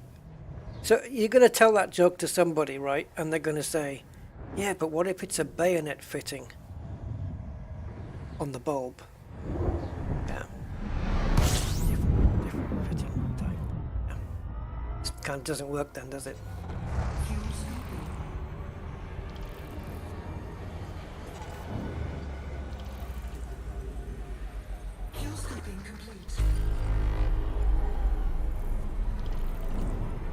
We're going home. Undiscovered? Probably. I went into a system where there was 3 suns and 3 of these rocky bits. And it looked like an undiscovered system. But it wasn't. That's how it was. It was just 3 suns and 3 asteroid clusters. And nothing else. But it looked very undiscovered, you know? It just had that look about it. Ah, my dog's learning to speak foreign language. Espanol. No, he's a God. It's weird because I know somebody in Gibraltar with the surname of Labrador. She's famous in Gib, I imagine, Jeffrey. You know Emma, right? Yeah. Body 2. Emma's a good friend. She's great. We have a high value. Okay, so it's terraformable. So we'll go and do that, guy.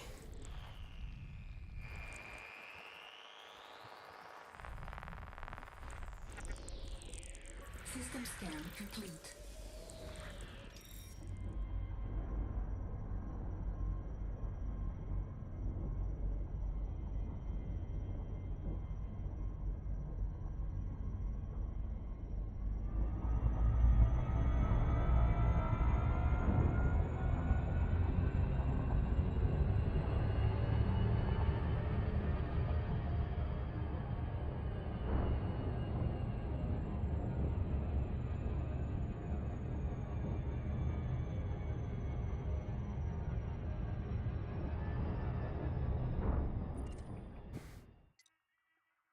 Whoa. Big fella there. Wonder what the gravity on that one is.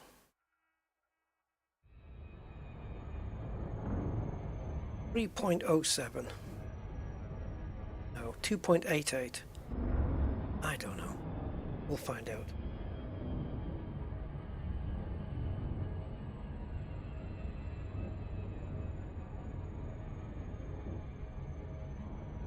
Do you know that joke sounds like something that would be said in Faulty Towers, Jeffrey? To Manuel. Espanol? No, he's a Labrador. Remember that joke in Faulty Towers about there is too much, where Basil Fawlty was telling off Manuel, there is too much butter on those trays. I used to work with Emma. We worked in the same company.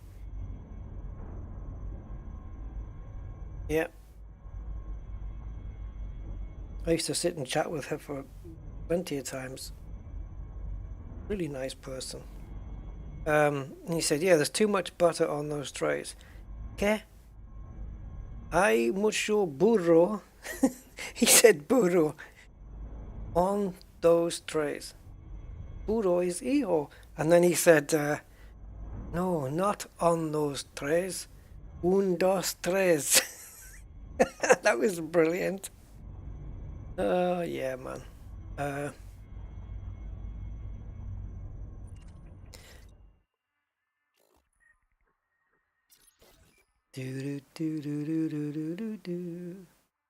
Oh, 307. What did I say?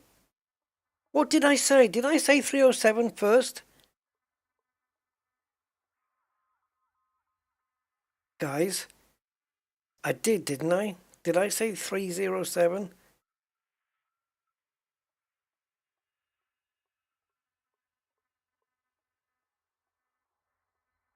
I have this power.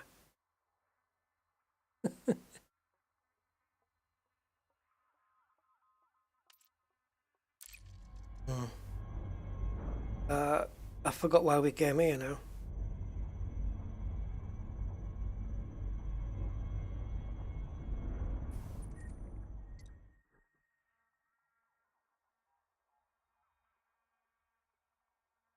To dox my job history? Don't know what you mean. No, I wasn't in Hassan's. I wasn't there. I was at the company she worked at before that.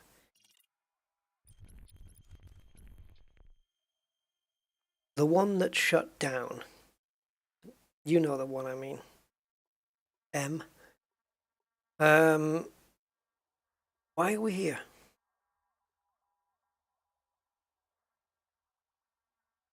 High value probing. Gotcha. Planet probe. Thank you, Simondo.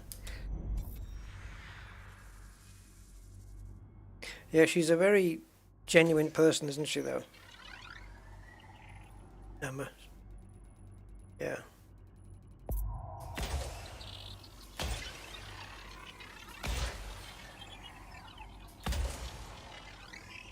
So a bloke in Morrison's jib buying 4 crates of... Oh, this is really a... Okay. Buying 4 crates of San Miguel, 5 paella, 6 chorizo, 12 bottles of Rioja, and 12 bags of tortilla crisps. I thought, Hispanic buying. That is awesome. That's brilliant.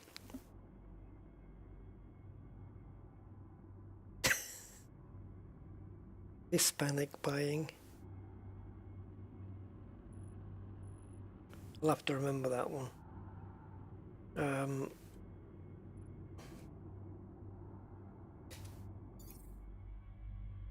Take this shot of this. So 30, yeah, I don't know. Who's George Clark? Forgive me for not knowing. I once saw George Clark on a train. If this diffuses the dog thing.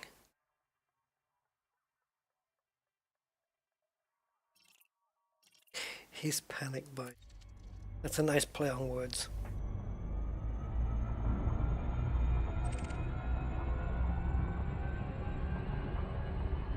Another couple of jumps and we might be under 4,000.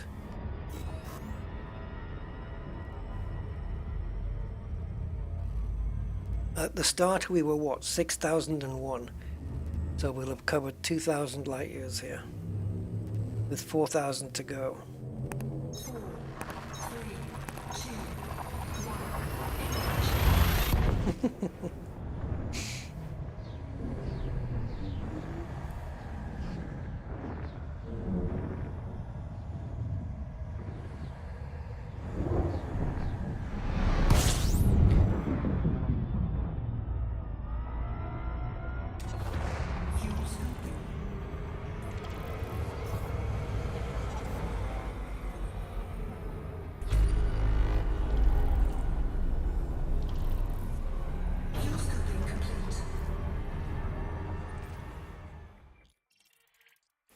Okay, so we've got 4 visible and 7 bodies. So let's see what the other 3 are. Gas giant. We may be a little bit too close, but we might get away with it. think we're going to get away with it. Gem C. Is Masters? No. System scan complete. There we go.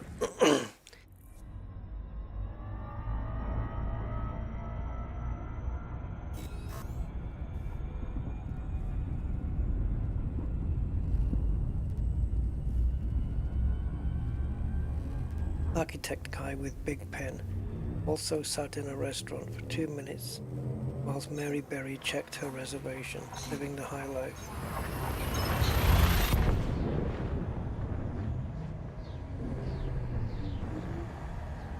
Oh, okay, I got you now.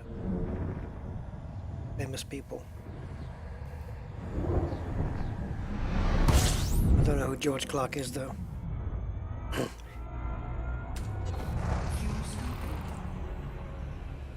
I think the first celebrity I met in my life was at a, what do you call it, pantomime?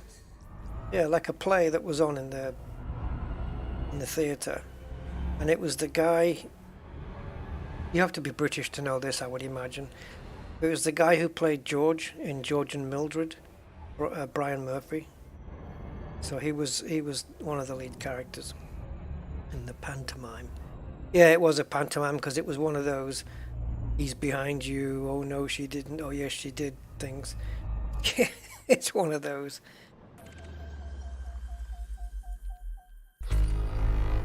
Yeah, I met a few famous.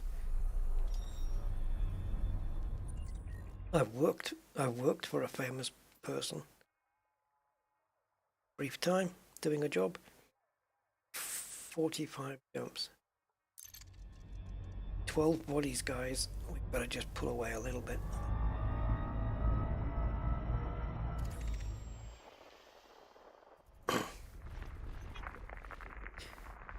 Does it count if you work for a film star, but you don't meet them? Does that count? Body 5. May host a marked biological. Nope. Body 5. Landable with atmosphere. The usual. Bacteria for 1 million and Fonticulia campestris for 1 million. It doesn't buzz me. I have to do better than that.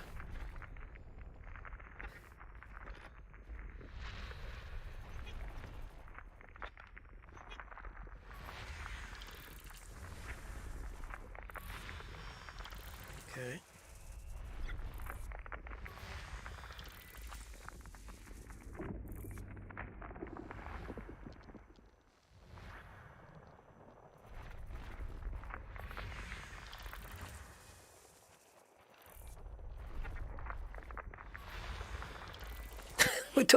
That was the quickest scan in the world. Right, there we go. That's what it was. In and out so quick.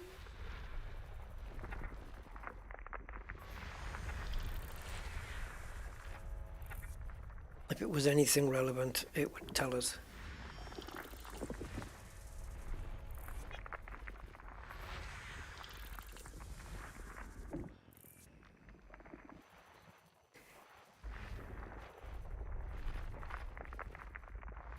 Hey Gunny!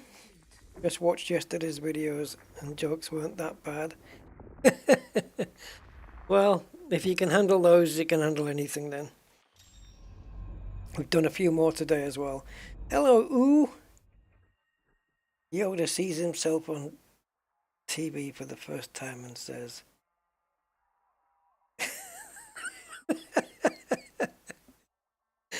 oh, I've got to write these down, man.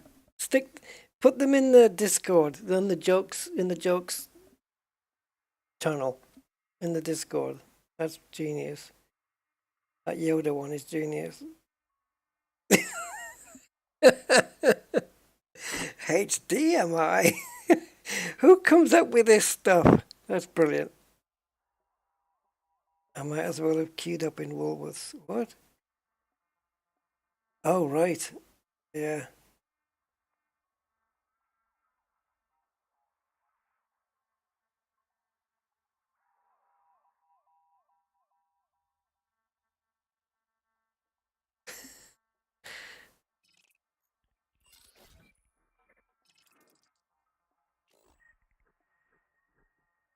Yeah, I could, but...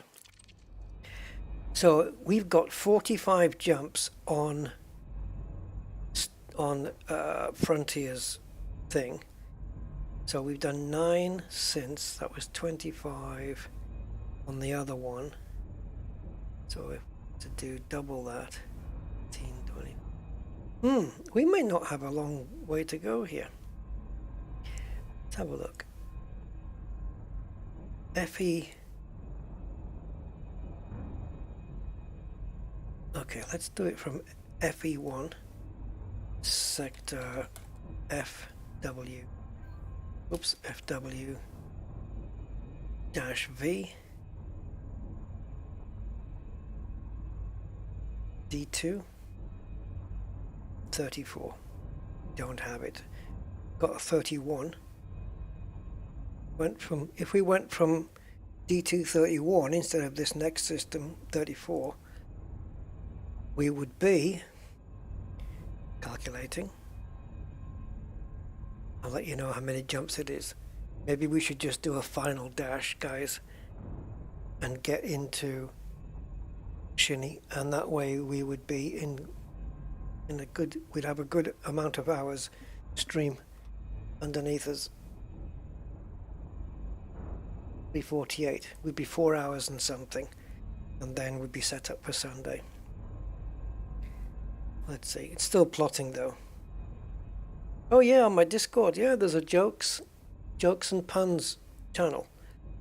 Go and fill it up, fill your boots, guys, and just, yeah.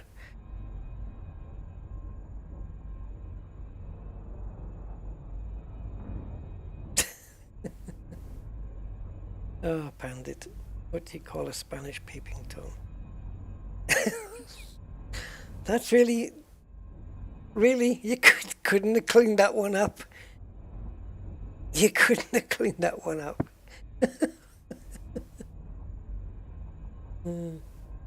17 neutrons away from Colonia. Cool. If you're doing farming out there, would that be a Colonia irrigation? I made up a couple of those kind of jokes, Jeffrey. Like, what do you call a Spanish fireman? Jose. What do you call a Spanish guy who's misplaced his automobile? Carlos.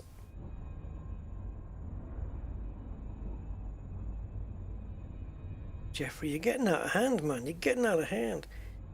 Okay, 24 jumps according to Spanch from here. But the first neutron star, though, well, they're just normal jumps, those are. If I choose the first neutron, what do you think, guys? Should we just make a final dash? Let's see how many jumps it is from here. So is 24 including the last, sorry, the system we're in? If I remove 3 out, so get to 48, and then it's 1, 2, 3, 4, 5, 6, 7, 8, 9, 10, 11, 12, 13, 14, 15, 16, 17, 18, 19, 20, 21. So 21 jumps plus this 4. So it's actually 25 total.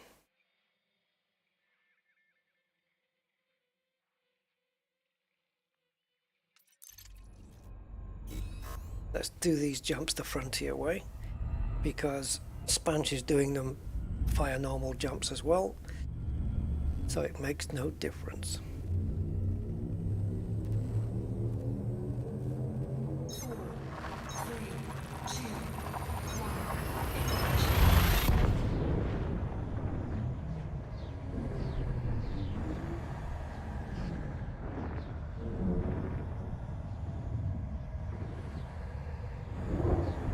Yeah, stick them in the jogs. section in Discord, Jeffrey. Definitely.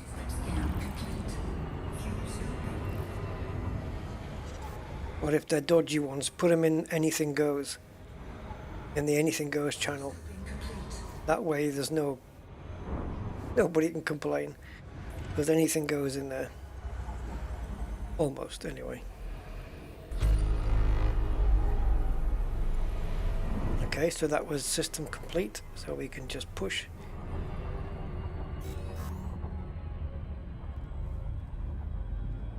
Yeah, I think we should push and get back, because that way we'll be saving Sunday for Rusty Xeno fighting. 4, 3, 2,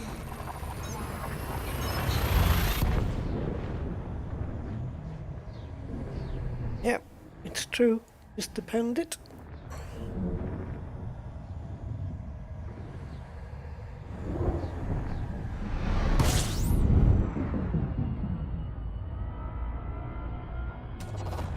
Body B.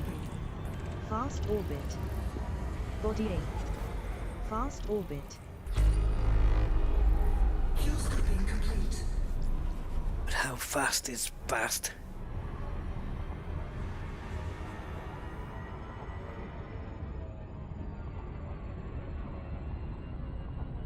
Oh, okay. So those two stars we just looked at, they're orbiting each other, I think, in 7.7 hours.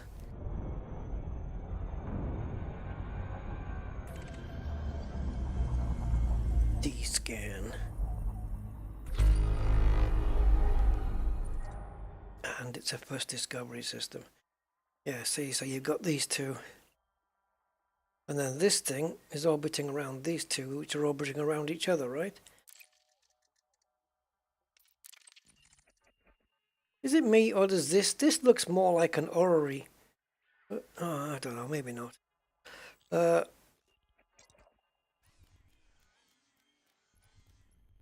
Okay, so it's not like that. They're not orbiting each other. So this one's going around. Oh, them. Nope. Don't understand it.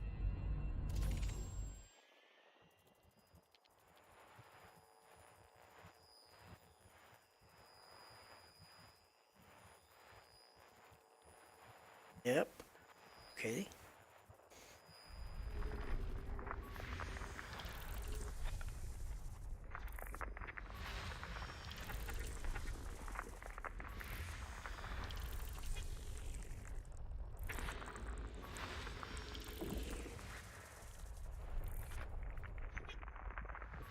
Body ABC6.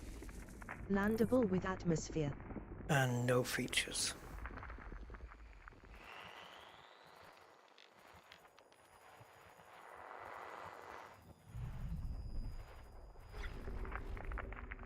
System scan complete.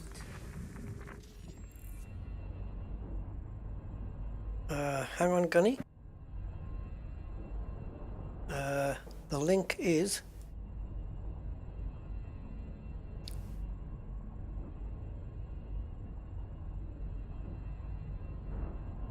okay.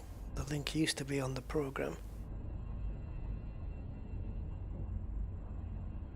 If you just let me see if I'll get you the link.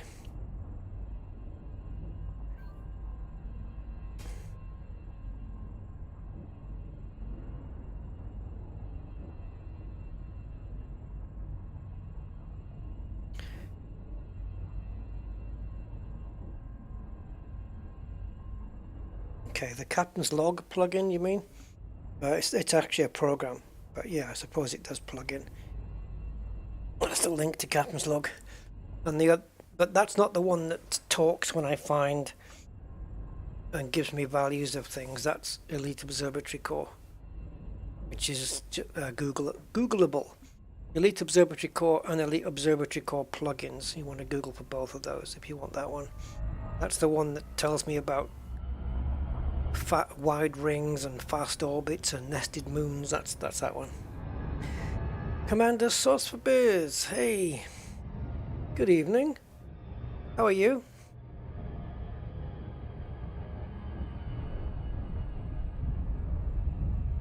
Did we finish everything?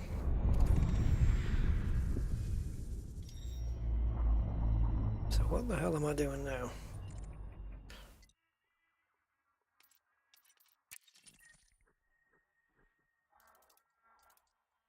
Alright, but there was nothing on there. But it's got my name on it anyway. That's enough.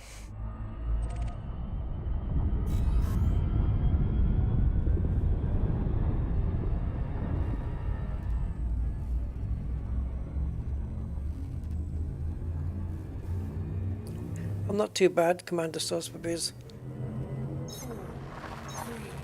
Not too bad, thank you.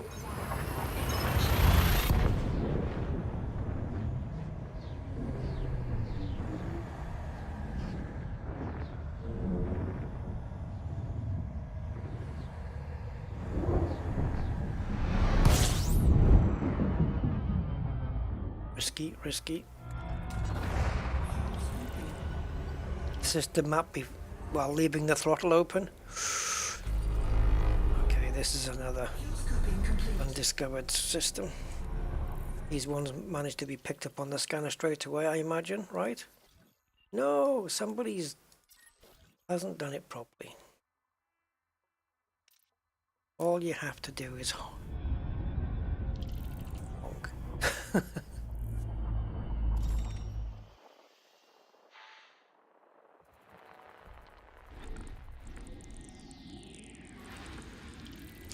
So on this, we've done a good trip on this, because on the way, you know, when it was literally Rusty going eastwards, we came across, I remember a system we came across that had, was it 2 water worlds? And not 2 water worlds, sorry, 2 Earth-like worlds together. Or something like that. It was something where there was a good chunk of Earth-likes. I think it was just 2. We discovered some good systems.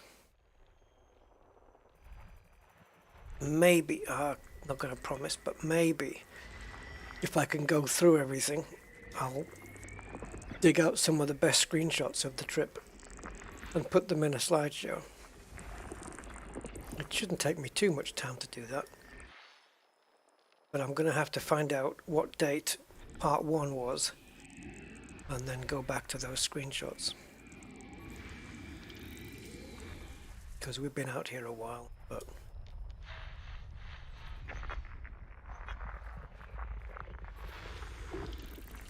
yeah. I'm not going to put all the screenshots in, there'd be hundreds of them.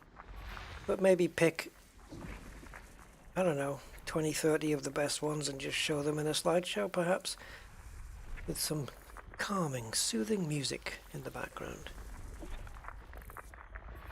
Body 10E. All premium boost materials in system.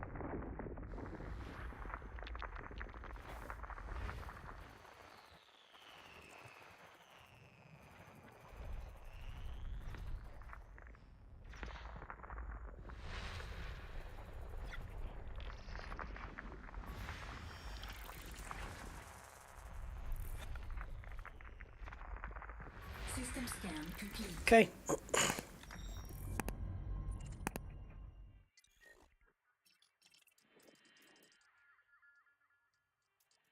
Not bad. Nothing out of the ordinary.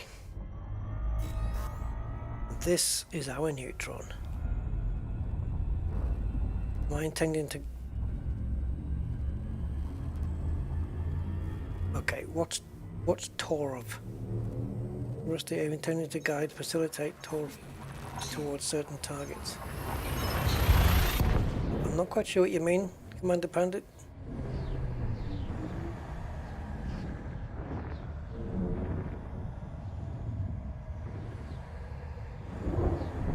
Yeah, we did have an Earth-like not so long ago. I can't remember if it was the first discovery or not though. But we did come across one.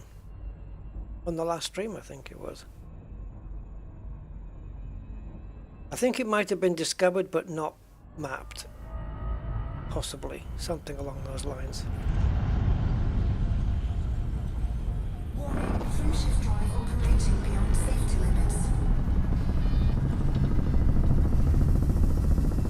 Stay in there. Free shift drive supercharged.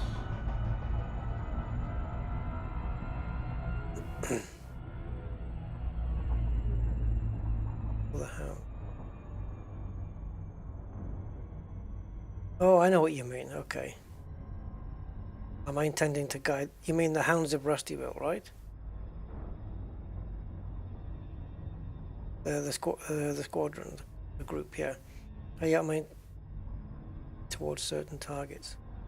No, I didn't have any thoughts about that, to be honest.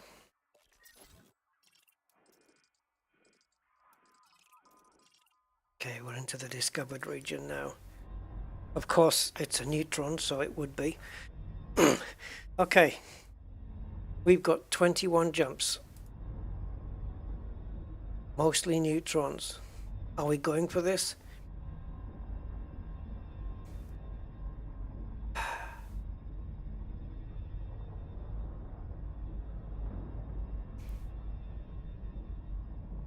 Let's do it.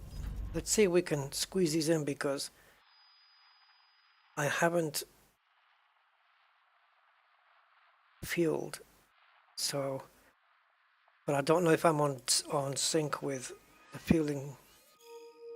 Yeah, I might be out of sync and it might not make a particular jump. They all look within my range, but there's a jump coming up that's 314 light years, but I'm going to be low on fuel by that point, so we may make it. If not, it's just going to mean one extra jump, no biggie. Let's go home, guys. I'm going to have to change the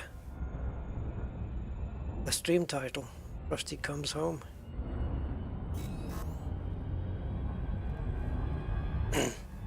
Oh, the acronym? Yeah, it's Thor. Thor. The Hounds of Rustyville. But if the group on the in the game is with a 0, so it's TH0R. You left Colonia to head east. February. Oh God, we've been out here a year? Almost a year. We should have stayed out an extra month. Well, 5 weeks. 5 weeks short of a year, guys. Mind you, when did I head out to Colonia? That would have been even earlier. But yeah, leaving Colonia. Oh man. A year out here. Rusty Dog not been in the bubble for a year. What? Thank God we had John Beamer to keep us going. We had John Beamer and plenty of exploration streams. It's definitely been a trip though. Seen some good stuff, seen some amazing planets and whatnot. That's been pretty epic. But yeah, we'll be going out. We'll be going out again. See if I can get John Beamer a decent exploration ship, and we'll have him going out to earn some exploration credits. Nothing too distant like this one, but just a little trip out, you know, spend a few weeks, John Beamer out, get some exploration ranking going, and yeah, I think we'll do that. And Rusty can be doing some stuff. We'll see. I might just go in here, fight a few goids for a little while with the Rusty account and go back out in the black. Who knows? Who knows? Maybe I'll put it to the vote.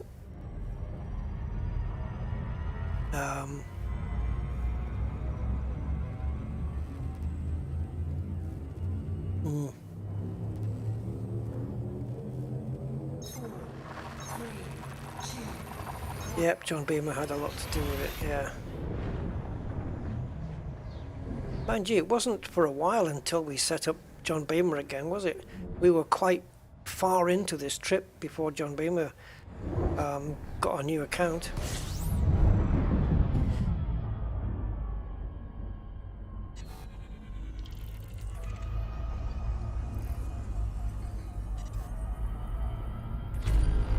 See, there's some. There must be, obviously, there's a video on my channel saying, you know, brand new commander or something like that. Whatever that video was. I don't know what month that was. Maybe June, July, maybe. I don't know. Maybe earlier. But from February to whenever that was, it was just the Rusty stuff. In terms of the Elite Dangerous streams.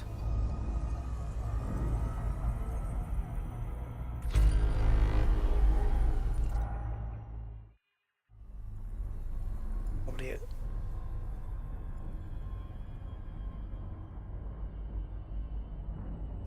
So if you guys want a running countdown of distance to Seoul, I actually should set it to Shinrata because that's where I'm heading. So let me just pop into Captain's Log, set it to Shinrata. It doesn't make much of a difference, but it does change. Where am I supposed to type this?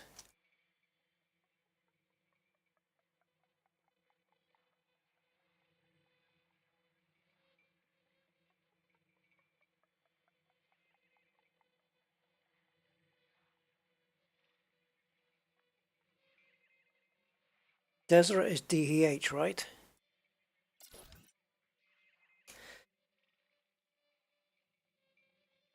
Oh, DEZ, okay.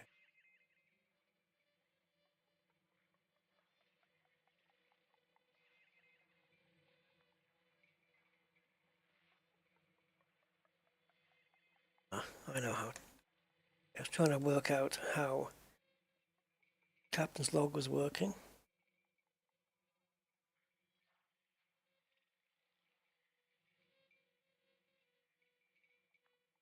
Is it searching? Yeah, EDSM. Probably should have typed in the full name. There it is.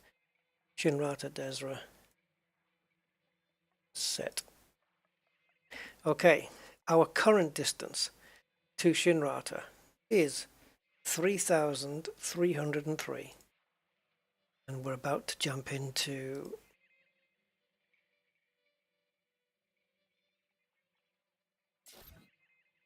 there.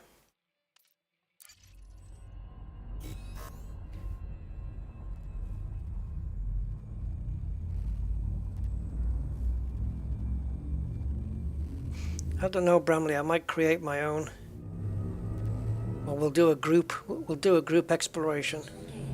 John Beamer and some people, right? Because if I go on somebody else's exploration trip, I suppose, yeah, that I don't know. I prefer to set my own, but then again, that could be the same for other people coming on a trip we arrange. But if anyone's interested in a small exploration, you know, like the one we did where we all went to the Bubble Nebula and Heart and Soul and stuff. Oops, maybe something like that.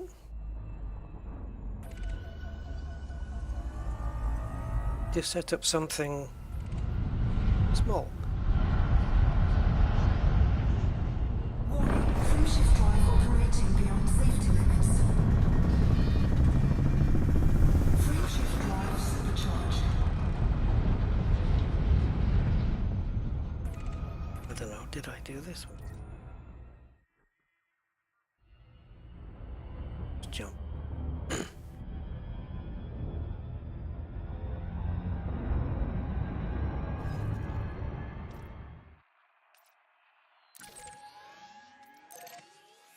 Want to see where we are galactically? Oh, we're not going to cut into the outer Orion slightly again, are we? Thought so. Look how close we are. Looks like we're getting home today. Or I could leave myself 10 jumps out, and then on Sunday we'll do the last 10 jumps. Rusty comes home, and then Rusty comes home to fight the Goids. The one where we couldn't get you out of the hole you got into. Oh God, I know. What was that called? Rusty's Crack or something? That's the one, Mr. Budman? People tried.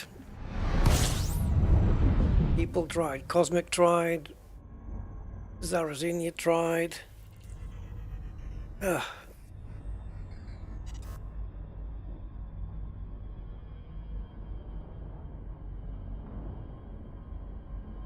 I have to watch the fuel here because where are we? 52. So we're fueling at the next system. But the question is, can we squeeze 314.4 light years out of this ship on this fuel level? Oof, it's going to be tight. 314.4. Nah. Oh God. Okay. 316.6. Because when the tank is empty, we've got 317 on it. But you can't jump if the tank's empty. Yeah, 316. Okay. And we will be fueling in the next system, and it's not a neutron star system, so it's safe. Okay.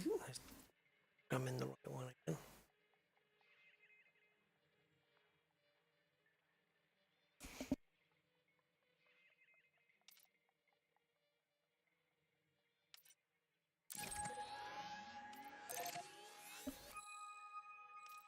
Okay.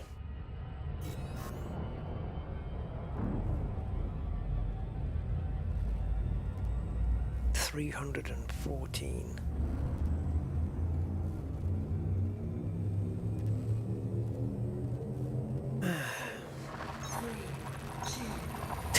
Gunny. Probably. Hello Astro, my jump range on a full tank is 76.2, I believe. I'll confirm that with you right now actually, because we're about to fill up. Look how much fuel we've got. Mind you, we do have a full reserve tank, but still.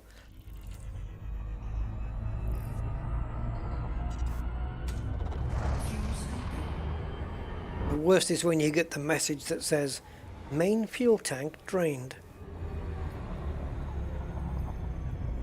You better hope you're near a star when that comes up.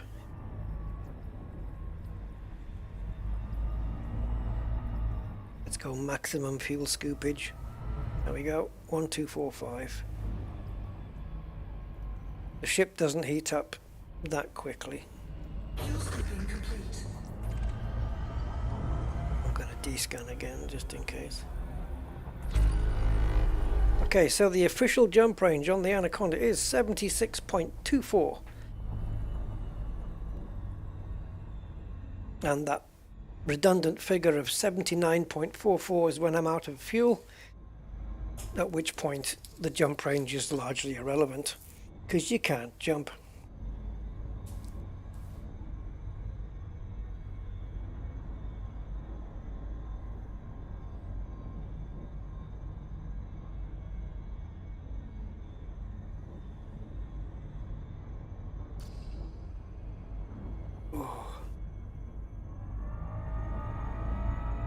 My stomach's cramping up here. Ouch. Ow, ow, ow, ow, ow, ow, ow.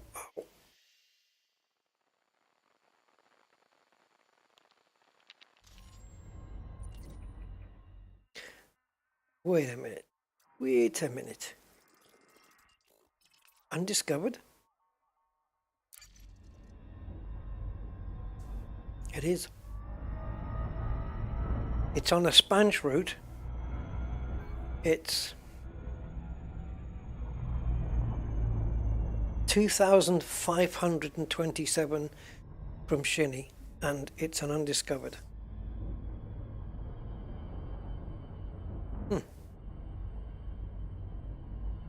Okay. Confirming? Yep.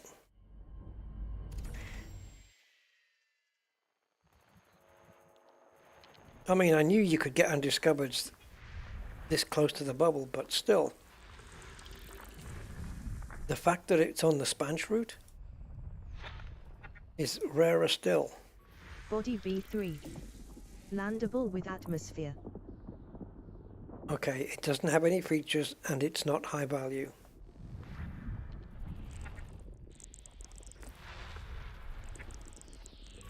Body V1. Landable with atmosphere. That's going to be back interior. Body V2. Landable with atmosphere. I'll confirm it, but I'll sure it's B2.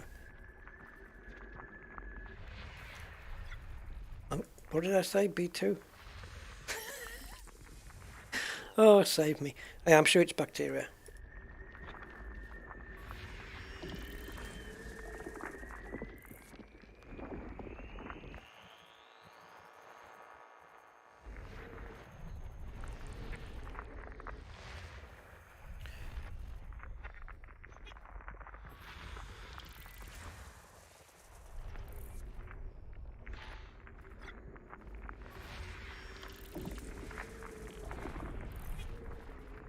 System scan complete.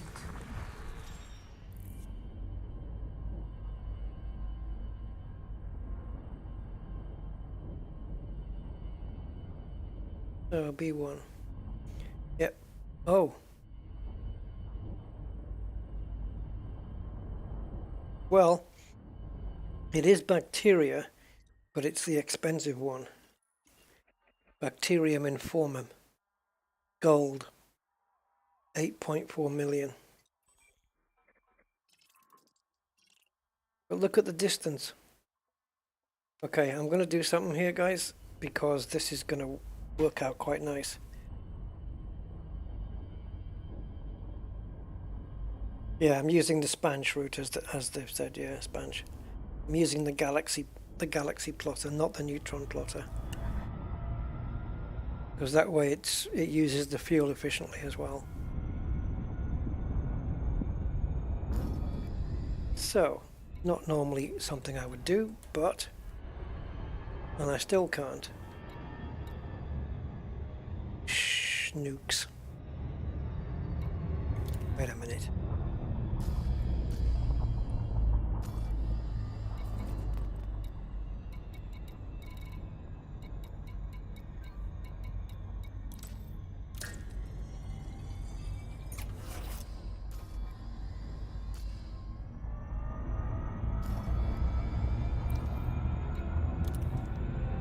Okay, I have to go AFK, guys. I will be back very, very shortly.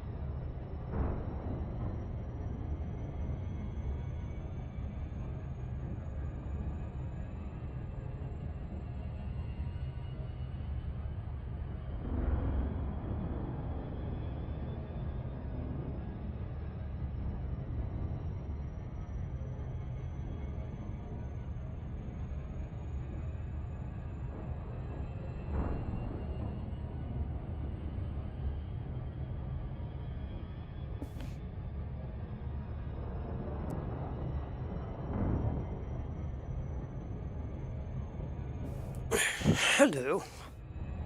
Is that all we've covered?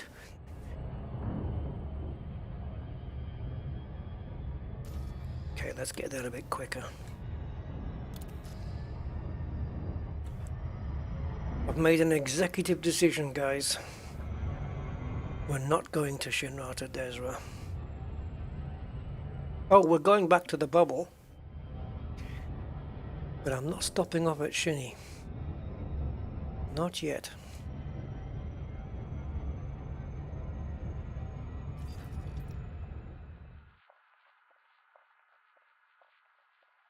We're going to Mbuni. Near Thargoid territory. Is that going to make it risky if I get hyperdicted by a Goid? Permit is required. Yes, exactly. So which is the system that you have to go to get the permit?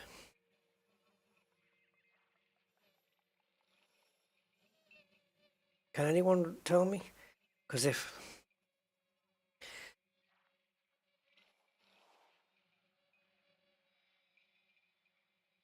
Which is the system you go to hand in data and stuff to get... The system where you have to get... you know what I mean.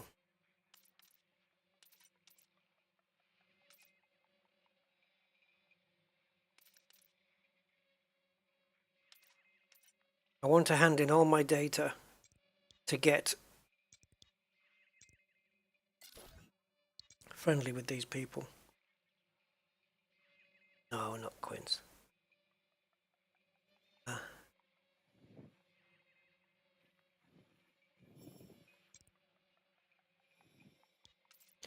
Need to find out. Obviously, it's a neighboring system that has Mbuni as the major faction.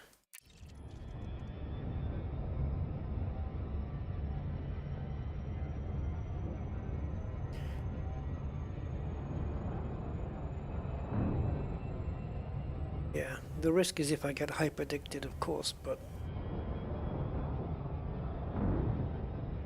that would be a bit bad. I don't have massive amounts of Astro and Exo data, but might be enough to get me to Allied. LHS 1163. If I can quickly find out before doing a loop of shame.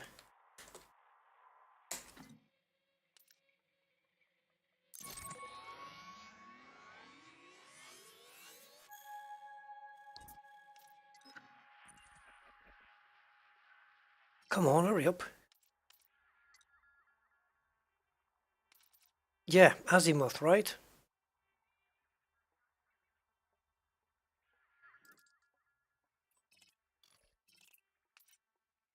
You have to go here? Glorious Prospect? Can you go here? Unsicker.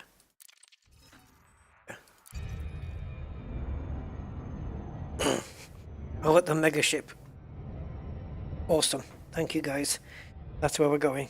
LHS 1163.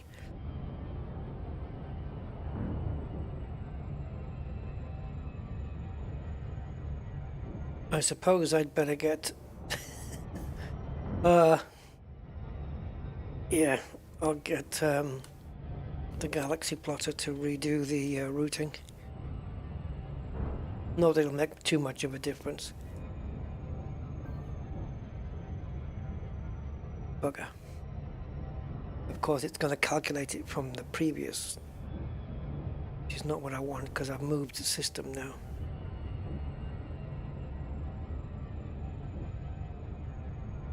Damn. But in case you're wondering, from Shinny we are 2,500 light years away from Shinny, so it's going to be give or take around that. So we have to go to that top mega ship that was on the system map, right? We'll hand everything in there for the Azimuth faction, and then we'll be able to claim the Mbuni permit, so I can start getting my... And then I'm going to have to transfer my AX Anaconda down to here, down to Mbuni, and then we can start looking at weapons and stuff. I mean, the AX weapons I can already make use of, but Mbuni is going to be important for later stuff, because I still have to do Guardian stuff. I'm sure I've got some Guardian things in my inventory, but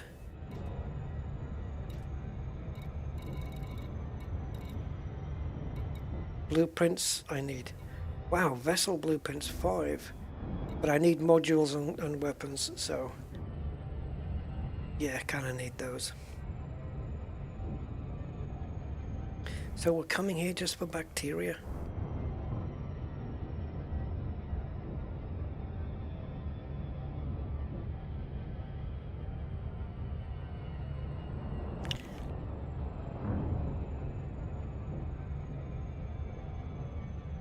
Slow this down here because I want to do Spanish again. So it's SIF EAEESK C8 -3.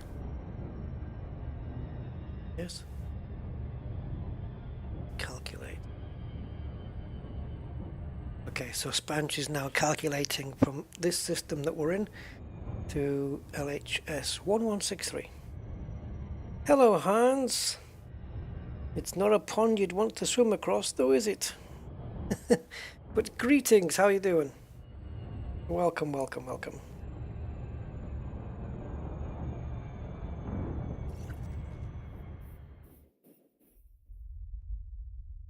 Oh boy. Great distances we have covered.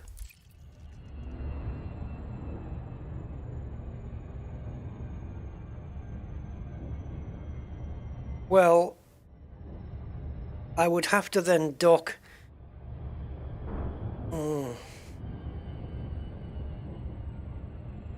I could. I mean, I could dock at Shinny and then... Okay, I'm gonna have to... My AX ship doesn't have too much of a jump range, right? So it's gonna need to be transported to Mbuni or nearby. If I don't get allied, it's gonna have to be transported nearby. If I dock at Shinrata and then transport it to Shinrata, then I've got to jump it all the way to the Thargoid systems, and that's a pain in the So Spanch gives us from here 18 jumps. The only reason I want to take this to the mega ship, though, is because this is the ship that has, I don't know.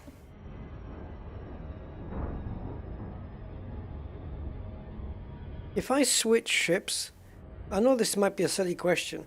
If I park this ship at Shinrata and get into a Cobra Mark III, for example, am I still carrying all my exploration data? Or does it stay with the ship? That's just probably a really stupid question from somebody who's playing the game since the premium beta, but can't think right now. Horsehead and Statue of Liberty, totally different directions. Yeah, but hey, it's a nice little trip though. Horsehead's good. I like the Spirograph Nebula. That's pretty damn cool nebula, that is.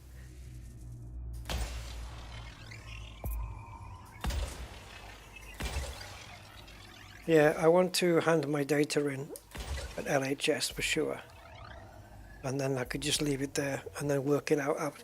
Yeah, let's go to LHS, hand the data in, and then after that, I'll get the transport of my ship started, so I don't have to wait on Sunday for it to be transported, and then that can be that. Oops. Oh, Hold on there a wee minute.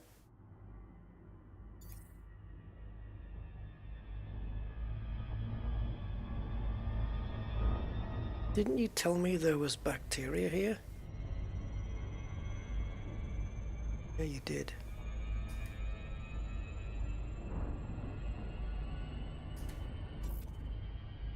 So... Oh, we haven't mapped it. There you go, that would explain it.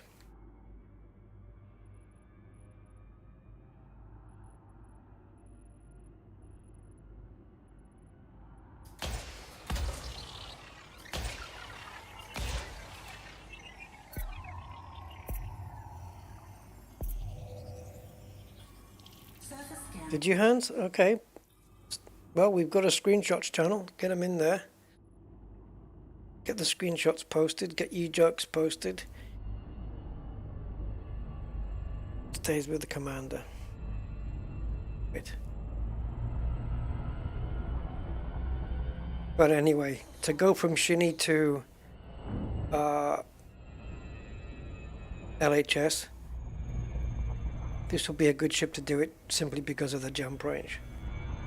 And so therefore I don't really have a brilliant reason to land at Shinrata. So it might as well be LHS. Oh, that's not going to work. Bacteria grows on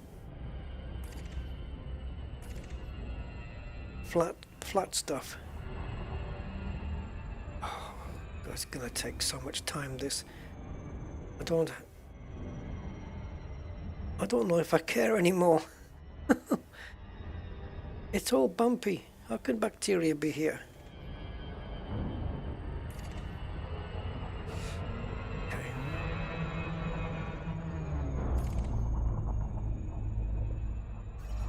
What a lovely atmosphere, though.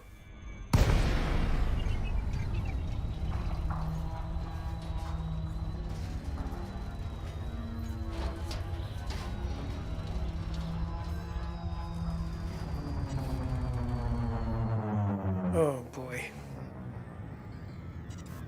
Yeah, good luck. Good luck finding bacteria here.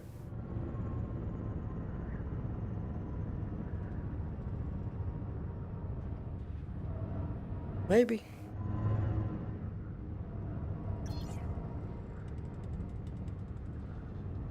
Oh, well done, Alexander. Hi. For 3 weapons? Cool. Yeah, we've had a couple of people join the Discord recently. That's awesome.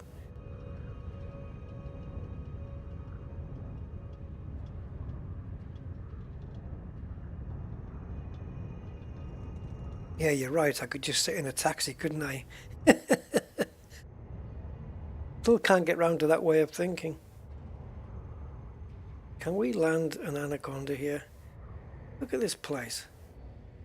Ooh, I wonder what that nebula is. Let's find out.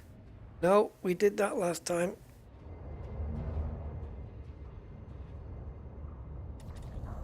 Right, oh, we are. I thought we were higher up. Right, we're looking for backy splats. Guys, backy splats. Bacteria splattage. Backy splats.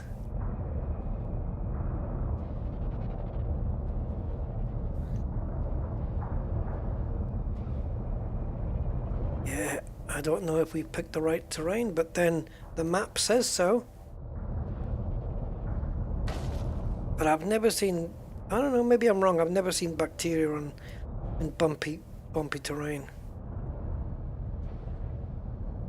This is the first time for everything. The hell, was that no, that wasn't.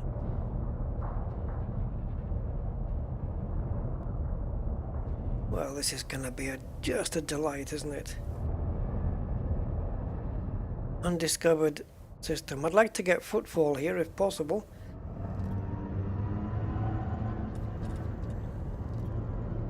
Oh, don't mess this up. Don't want to be belly scraping anywhere if you can help it.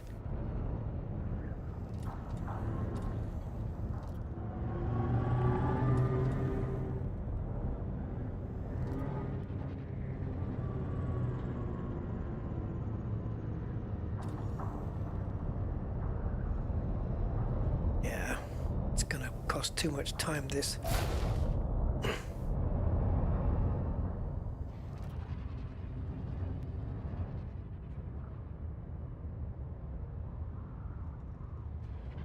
Stop, stop, stop, stop, stop. Rocks? No, just coloration. Okay.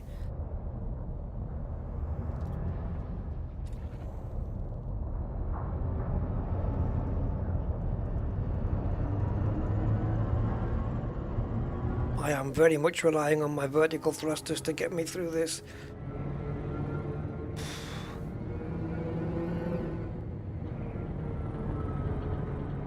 I think we should forget it, but I want to get footfall if possible. I just can't do it here.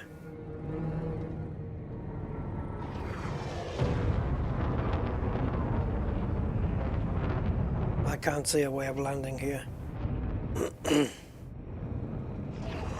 Oh, I'm not going to be a FA off, no chance. Yeah, you're right, Chris. It is a little bit of a risk.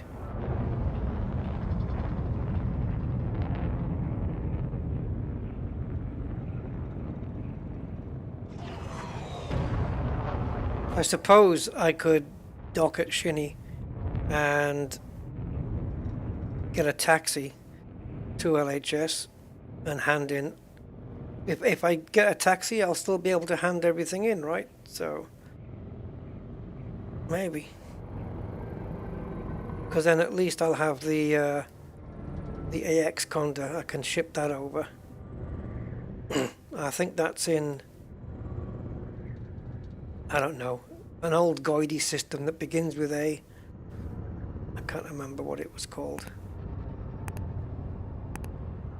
Let's see if we can get this thing landed. And at least I'll get footfall and then we'll just get out of here. We've come a long way, but that bacteria's, I can't be bothered with it. Oh, come on, get me down.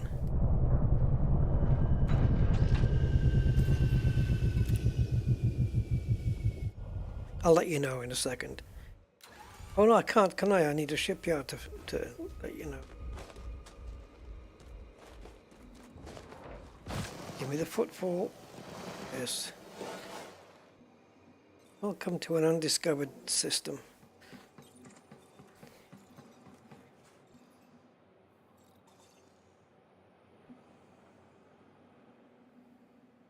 But as for the bacteria, though.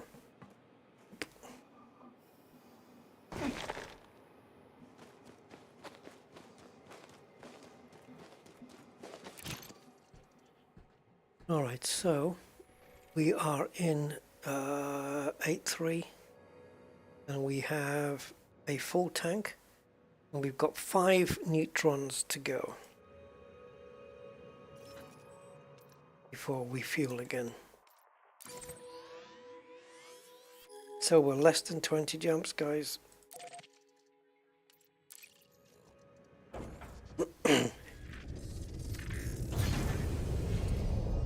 Can you imagine a taxi driver getting hyperdicted? I am assuming they are immune to Thargoid hyperdictions.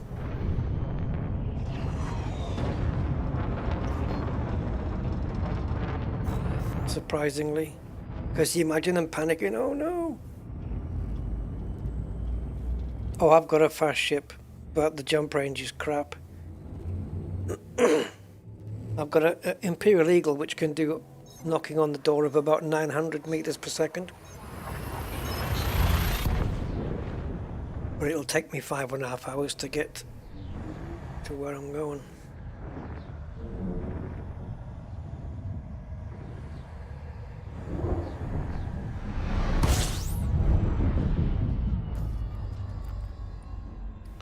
Um,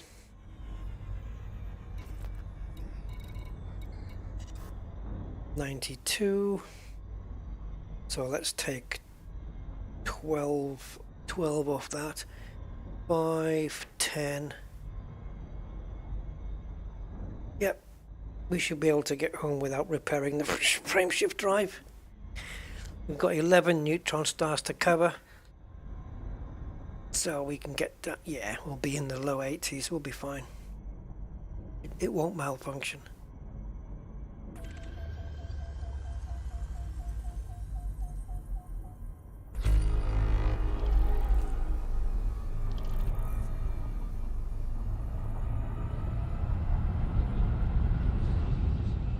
Warning, full shift drive operating beyond safety limits. Don't do this at home, kids.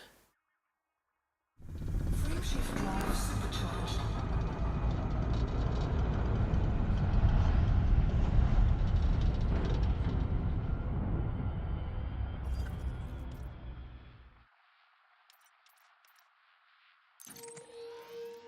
What route are you plotting exactly?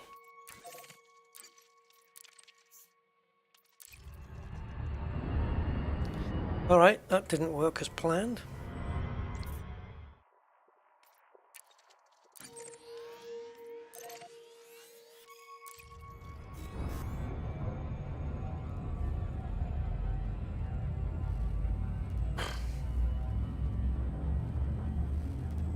Yeah, I'm not getting paid enough for this. Right, but I'm not going to be going into Thargoid systems either. If I go to LHS in this Condor, I wouldn't be going through Thargoid systems. But can't they hyperdict you in systems close to them as well? You know, because you asked one. How does that work? Does the map just not let you go there or something?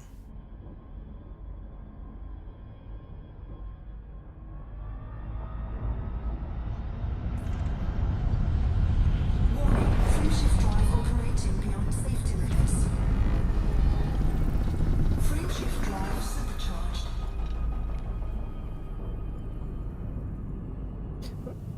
While I was in the middle of the jet cone there, I'm copy and pasting my next system in. Multitask.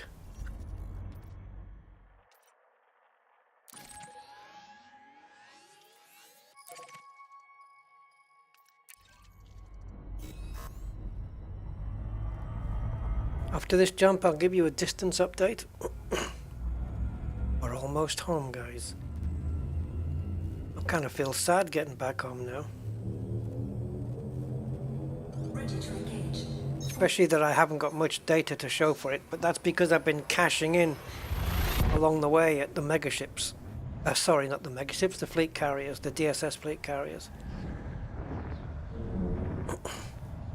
So I've actually handed in a lot more than what we'll show here.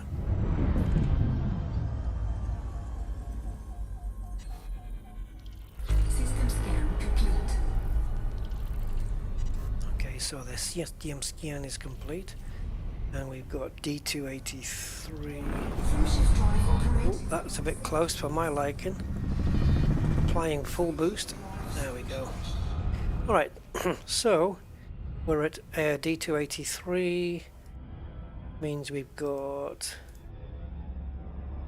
that system next. We are currently... Nope. Nope. There we go. Oh, I'll tell you after the next jump.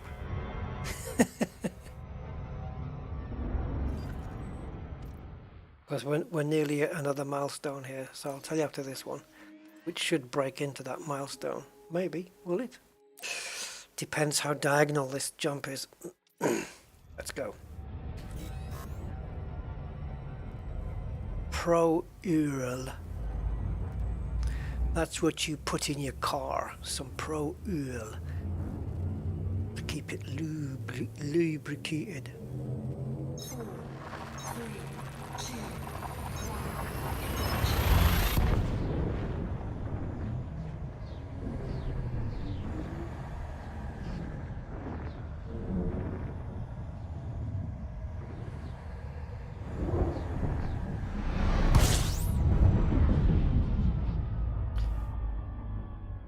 Oh, tell you on the next jump. Basically, we're going to be under 2,000, but we're not quite yet. We're just a couple of light years above 2,000. Right, into Marge Simpson's hair. Ooh, slow down, buddy. Warning, frameshift drive operating beyond safety limits. Frameshift drive supercharged. Well, actually, slow down.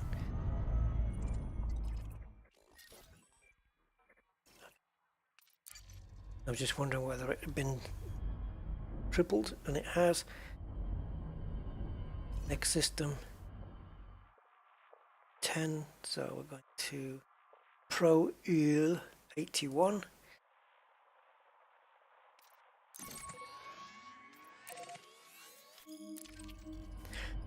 Oh, and by the way, we are there. We're going to start getting into systems that contain nav beacons very soon.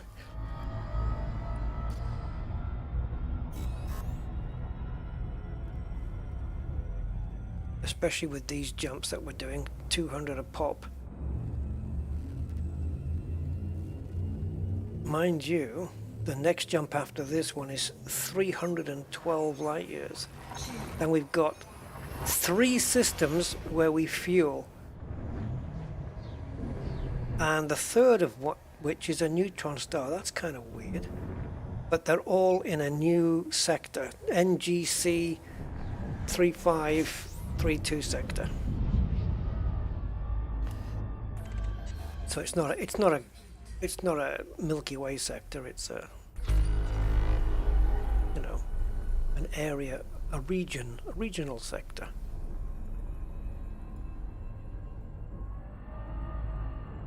If I see anything interesting on these routes, I will drop down and have a look. You know, I'm not just gonna jump and scoop unless even if there's something interesting, I will stop. Frameshift drive supercharged. Okay, I'm just gonna descan just in case. Okay. Interesting. And the distance. 1,801. 1801 we are now away. And we're about to do like to jump, which might bring it into the 15s.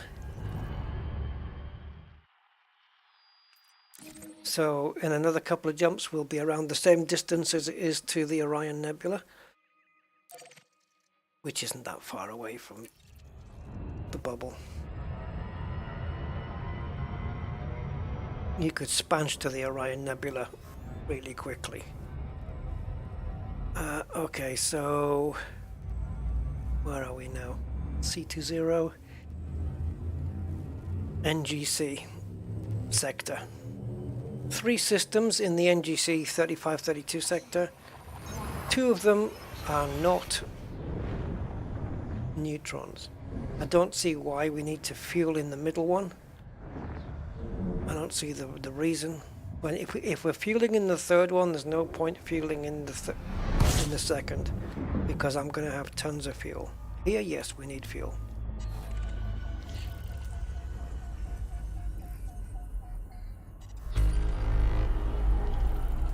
So let's fill her up. Let's get a bit close so we can get a high scoop rate. And 2. Is that what it said on the bodies discovered? No, 12. Cool. An undiscovered system. 1,493 light years from LHS.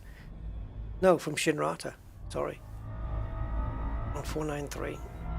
And it's undiscovered.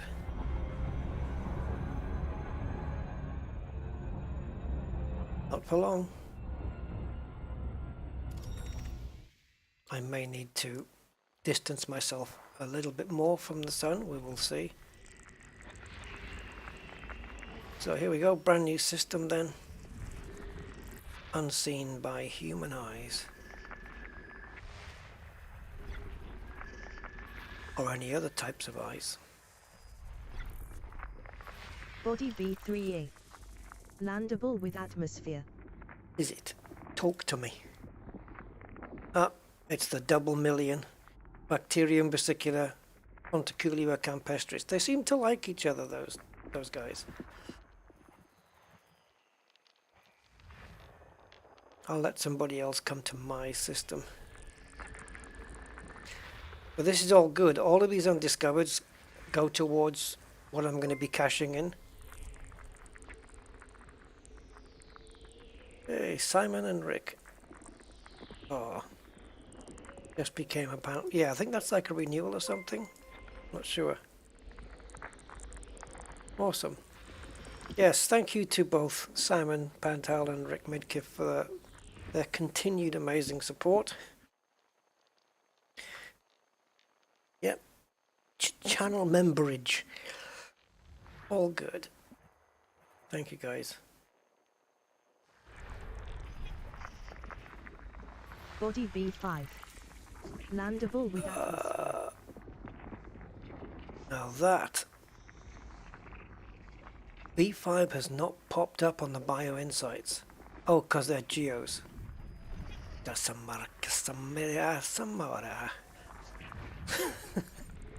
Yeah, they're geos. The geos versus the bios. Gonna win. System scan complete. Alright. This is what our brand new discovered system looks like. Oh, hello. That's a bit on the gravitational side. 0.6. I thought it... Okay, so these are all small then. 0.1. 0.6, yeah. I think it looks bigger, but look at the size of the atmosphere. See how thick that is? Does that mean it's going to be...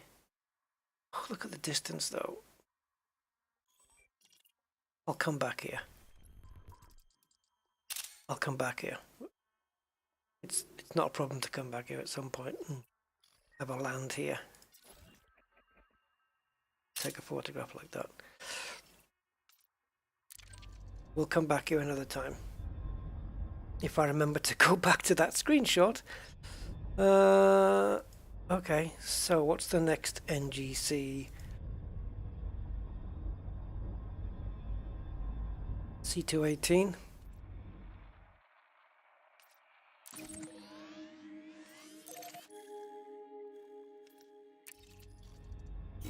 Standard jump.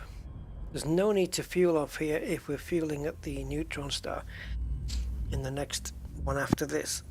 But if we need to fuel in the neutron star, yeah, we will, because there's 5 more jumps after that. And then we're pretty much getting into the Musker Dark region later on. And then there's a few more jumps left to go before Bubble. Passing through Omega Carinae, Col 285 sector, which is obviously right there in the bubble, and then LHS 1163. Almost there, guys. Stick with it. Almost there. We might as well do it.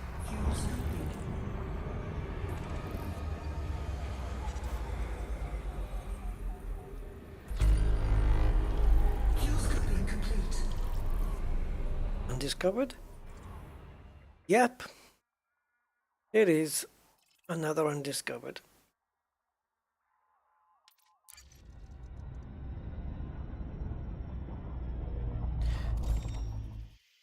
Okay, so we've just got some high metals, asteroid clusters.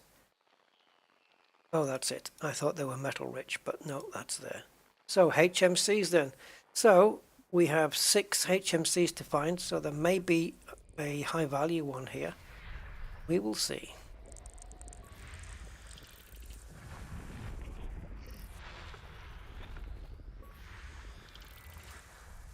It's not guaranteed, but 1 bio, 3 geos.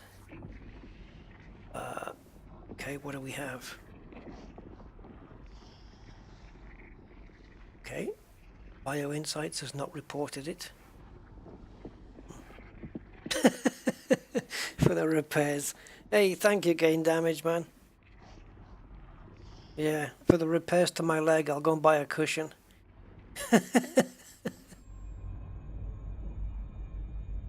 Hey, cheers, Gain Damage, appreciate it. Woo! Roar, roar. There you go. Thank you, Gain Damage, for your kind £4.29 super chat for the repairs. Lolo7. Cheers, buddy, appreciate it.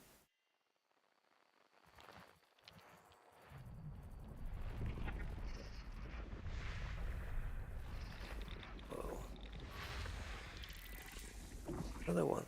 These singular bios are not coming up on Bio Insights. I wonder if it's being tricked, or like there's a bug that it's not displaying them because there are geos as well, and of course Bio Insights doesn't display the geos, so maybe there's a bug there it's not doing the bios. That's all I can think. Gain Damage, for your kind €5 super chat for the repairs. Lolo7. See, it does it in both currencies. Still can't figure out why.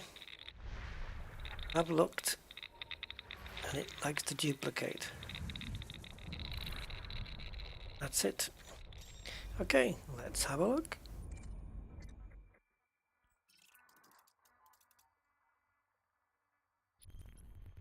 Oh, well, hold on there a minute. Well, now that ain't right.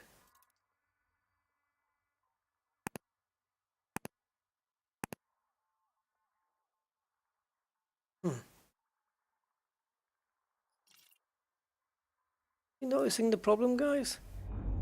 This thing isn't bugged at all. This is.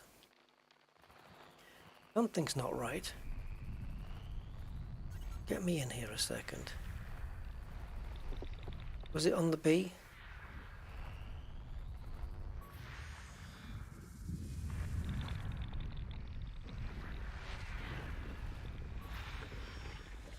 B1, Bio, and Geo.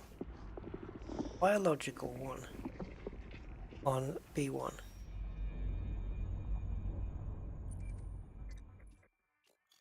B1. Not. How can it have a bio? It doesn't have an atmosphere. What's brain trees or other non-atmos plantage? Okay, I'm curious. I'm curious, let's go. I can't. I'll do it this way. I'm curious, let's go. Yep, could be that, Simondo. If it is, we should see it on the surface after we've given it a good probing. So let's do that. Non-atmospheric plantage, yeah, you're right. That came delayed. Did you send it second class?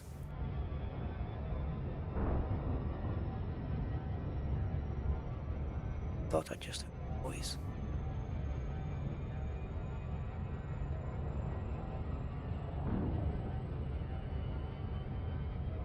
Planet that has grilled chicken.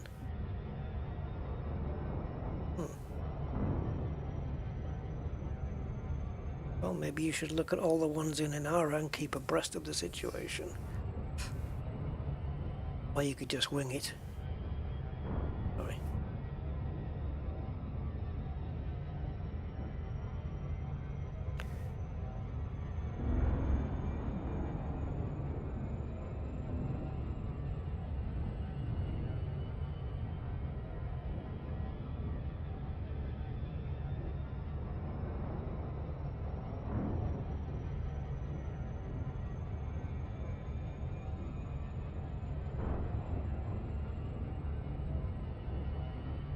Wouldn't it be good if there was a saying that brains don't grow on trees, you know? Well, actually, I mean, you know the brain trees? It is my thought that this is where the phrase "the tree of knowledge" came from. You have to go there and talk to the brains and teach them things. And at one point they'll become self-aware and realize that they're just sitting on a tree, hoping that their lives will branch out at some point.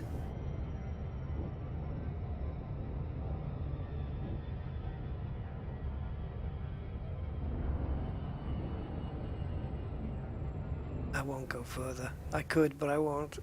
I'll leave it there.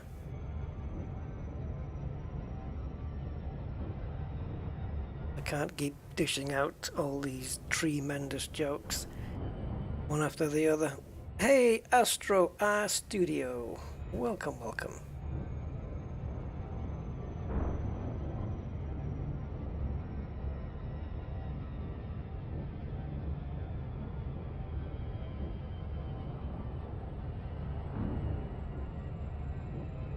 Yeah. Oh yeah. Oh wow, we got 67 likes here. Thank you guys. The fact that we reach home is going to be a shame that we're not going to get a part 40.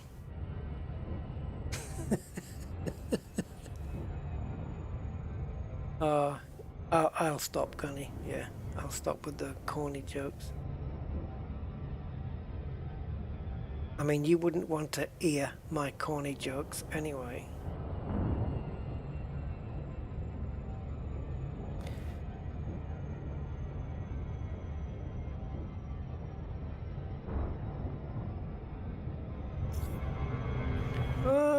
Reading the chart. This is a RTC loop of shame.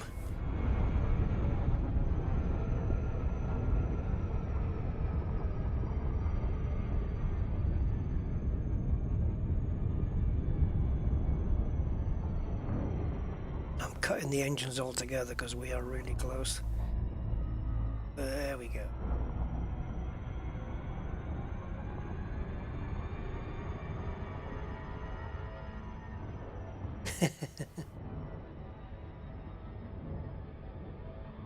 I just tell you them as they pop into my head, so I've got no guarantee of quality.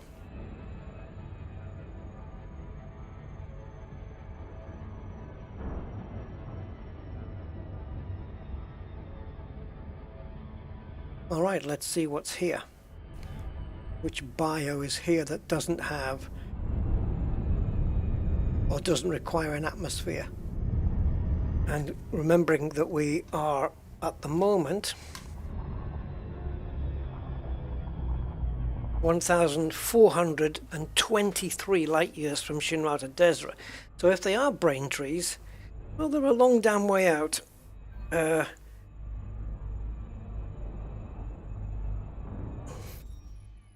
So, 2 probes.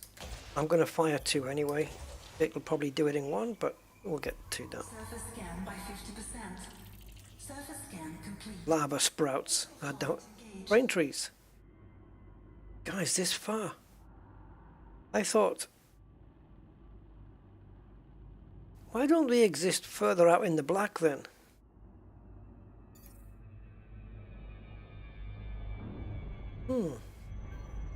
I don't have anything to fire with it. Well, I've got the SRB, of course, but... Yeah, the SRB. Of course I do. Okay. So, brain trees here. 1,500 out. 1,400, I guess. I want to say that, yeah. Okay. While we're here, should we footfall? I suppose we might as well, eh?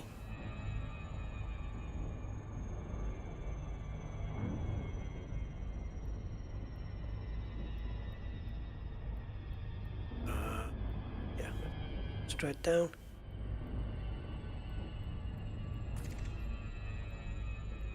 Okay.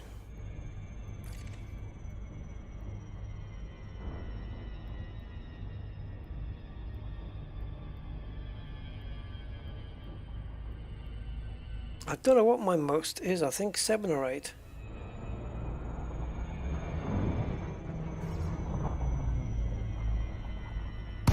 Yeah, definitely the light side here. Simondo for sure. I'm gonna land on one of these plateaus and maybe this big one. Ship's creaking like an old Cadillac. Or a new one.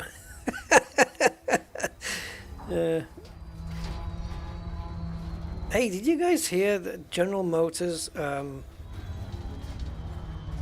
Cadillac, yes? Yeah, Cadillac. They want to get into Formula One. I know. And you might think, well, they probably won't, the engine will break down before the end of the first lap. But they're going to use engines from another supplier. Very wise, I would say.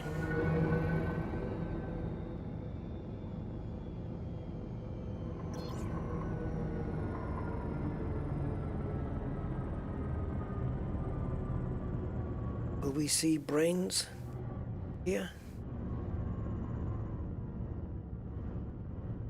Not the guy from Thunderbirds, but the plants. There we go.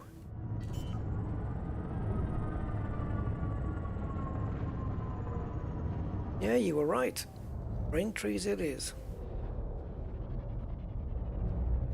There's a place in England that's just 2 letters short of being Braintree. And that would be Aintree.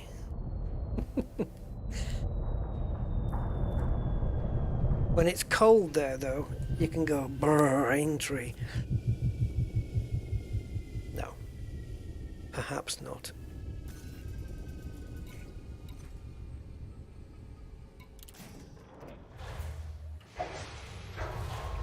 Brain trees.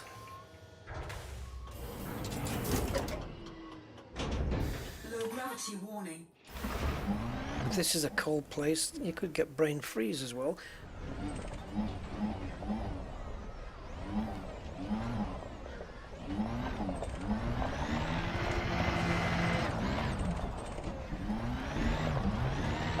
Well, I wasn't expecting to come across these. I've got to admit that.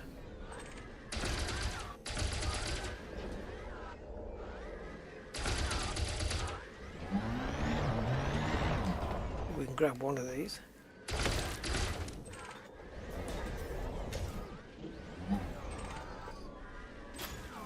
Hey, we got some germanium, guys. We're rich.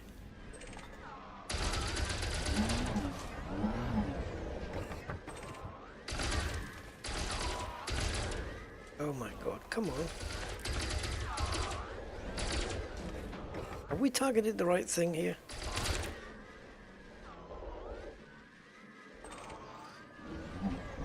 Germanium from the planet Germania.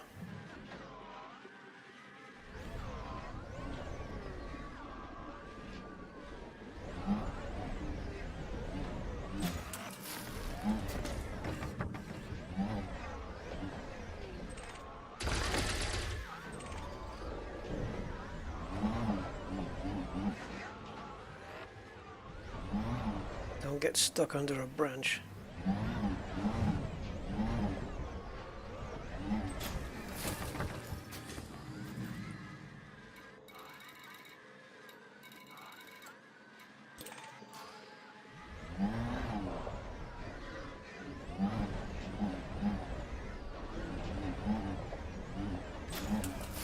Zinc? Cool. Put that in the kitchen.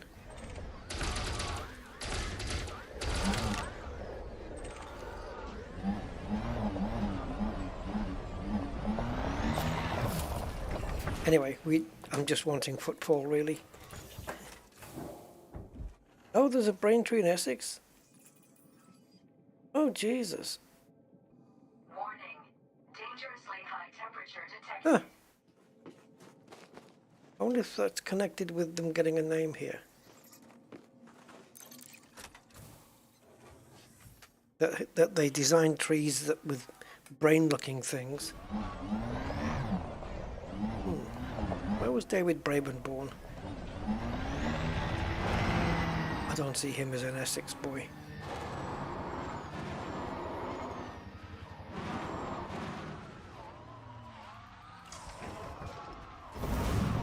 Right, so are you going to stop at some point?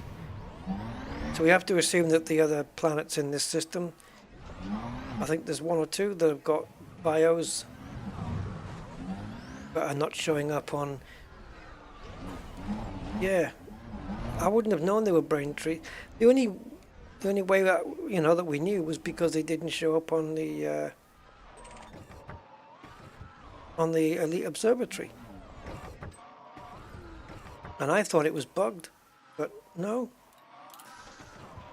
You guys were right, Braintree. Horse's brains. What? Oh, I keep forgetting to do the SRV one. At least with the trees, anyway. Alright, so our next stop is the last stop in NGC Thingy, and it's going to be a neutron star.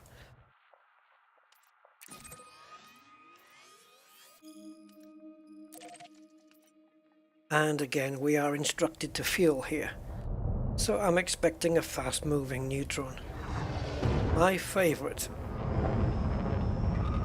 Not really.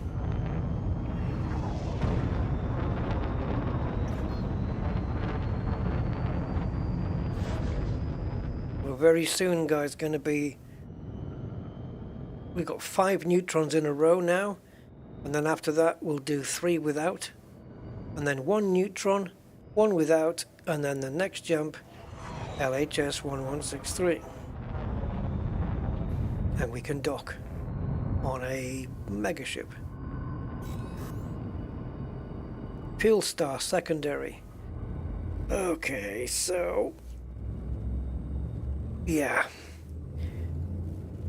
Doesn't necessarily mean it's going to be a fast mover, but you just know, right? You just know. Alright, close your eyes. Close your eyes. Right, quickly put the next system into the clipboard. Done. She's a mover. Okay, so we need to go up this way and keep the edge on screen so we can see where the top is.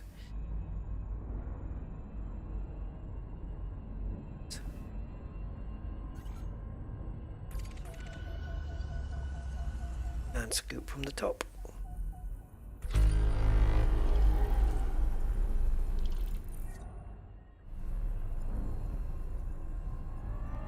Okay, I don't want to do it that way. That's the one.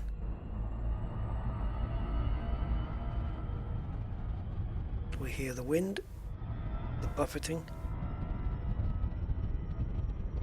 Warning, fuel shift drive operating beyond safety limits. A bit on the top here. It's going to take... okay, we're back. Warning, fuel shift drive operating beyond safety limits. Yeah, we keep jumping in and out of it. Fuel shift drive supercharged. Cool, we're out. But now we need to lock in B or C. C's closer. Hey, hold on a minute.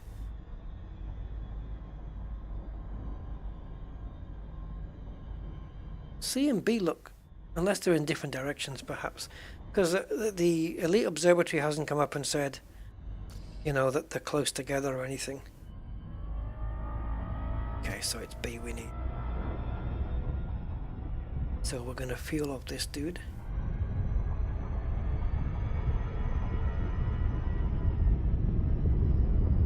Because otherwise we won't have enough left to do the next 4 neutrons in a row. Apparently.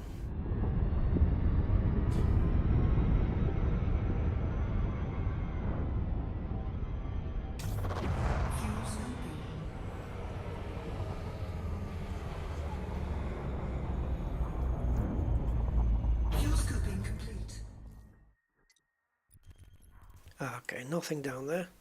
One landable, probably already taken care of. Yep.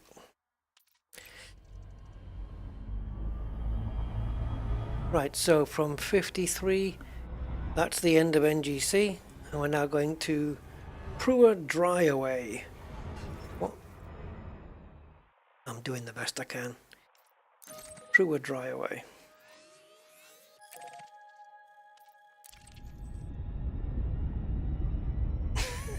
Get fried. Stay safe, Commander Sauce for Biz. Thanks for being here, buddy. Yes, I don't like these fast-moving neutrons gain damage. They're not easy on the eyes, you know.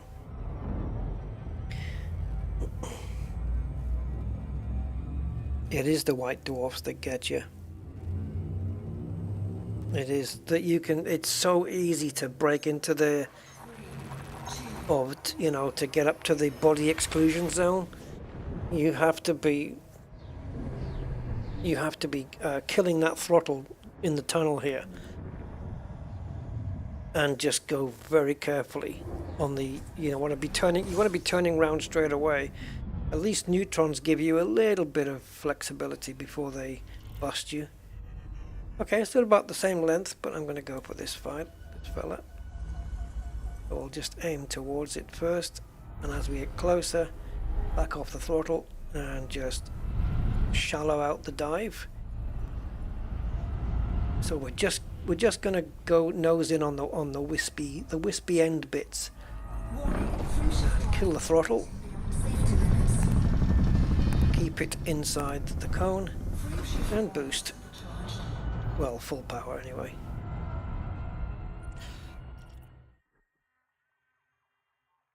Okay, so 4 bodies. Is that what it says when we beep it? It does. Okay. We're now moving into another region. Swoils,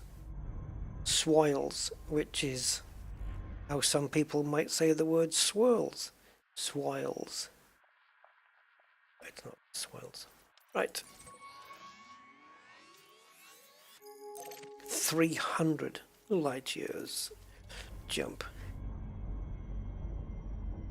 We are closing in fast. We have got, let's put it this way. It would take more jumps for my AX Conda to go from Shinny to the Goids, where the Goids are hanging out, than it would for me to get home from here using Spanch. That's how close we are. If you want to know distance, I will tell you the moment we've completed the jump. Oh, bugger. Well, let's put it this way, on the next jump we will be under 1,000. We are currently at 1,050 light years from Shin, which we're not going there obviously, but it's with this ship it's maybe going to be an extra jump. As if we were, like, if we were going to Shin, it'd be one less jump than where we're going right now. I would say 1 or 2 maybe. I don't really know. I don't know what the distance is between LHS and Shinny. Let's do a quick boost. System scan complete. Right, so next one, which brings us under 1,000 light years, is the second of third. So we've got 3 swoils. This is the first one. 3 swoils, 2 Muska Dark regions, a Sinoof, an Omega, a Coal Sector, and LHS. And that's it. We are officially bubbled. Bubble wrapped. This.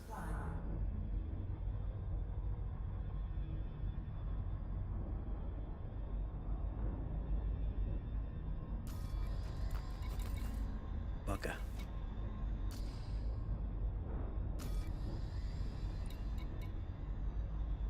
Did we not finish the supercharge? Yeah. What?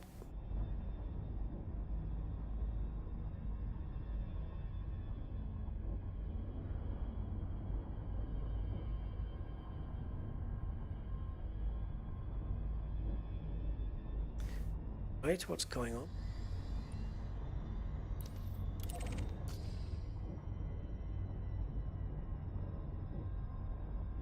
I thought we'd supercharged.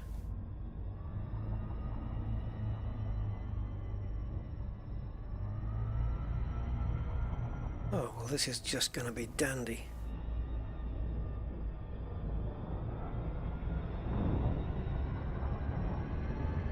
Heading back to a neutron. Not recommended. Scooping going towards a neutron. Not recommended.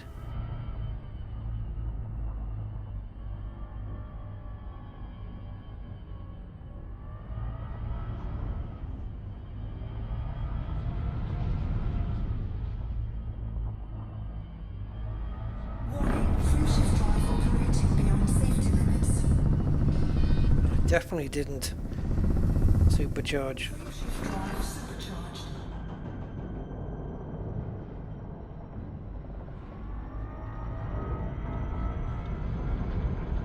Do a quick Sir Robin. Oops, we're still in the midst of it.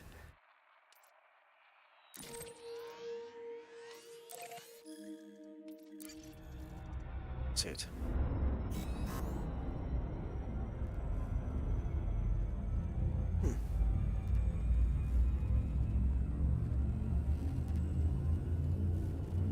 Yeah, that would be nice, wouldn't it, Alexander? Yeah, I've noticed that on a couple of occasions. It doesn't do that.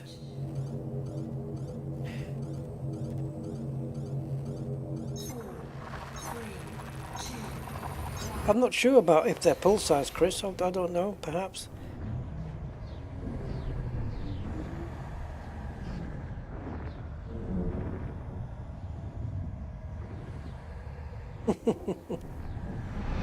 Oh yeah, no, don't panic, Hans. You have to just kill the throttle. Another 5-hour stream. Yeah, I know, crazy. Thank you, Bramley. Have a good evening.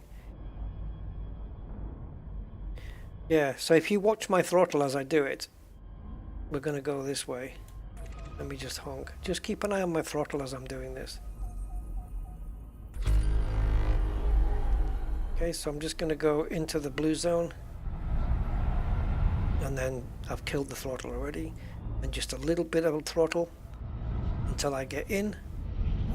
Kill it. Count to 3. As long as you're in the thick of things, and then just boost. Straight up to 100% and get out of there. Yeah, dead easy. So, I believe... Do I believe? Don't believe. It's after this one. We're going into the Muscaddark region after this. D47, so I Swoils 93 next. Yep. I don't know if I've even been into the Muscaddark region. Yeah, I think I have. Yeah, so after this jump, we've got... We're going to jump into 93 right now. Swoils 93, and then we've got 1, 2, 3, 4, 5, 6 jumps to go. And out of those 6 jumps remaining, only one of them is a neutron star, and that is Omega Carinae. And that's it. We made it. Which means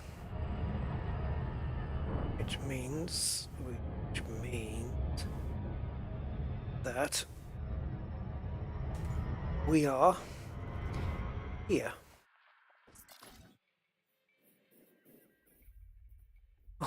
Jesus. Stand by for your nav beacons, guys. How close we are. There's the Muscaddark region. Oh, it's right next to the Coalsack Nebula. I've been there, I think. Have I? Hmm. what's happened here. Of course, to get closer. Coal sack.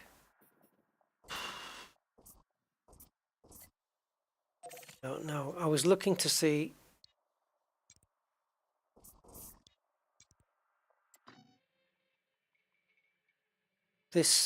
A sub-location is bookmarked. That's different from a squadron bookmark, right? Because that means I must have done that.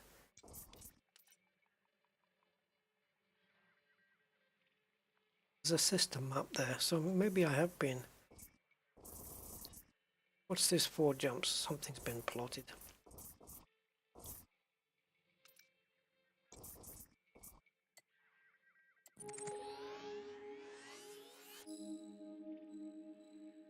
Bear with me while I fix this.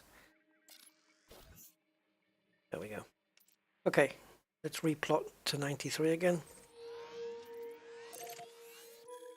Go.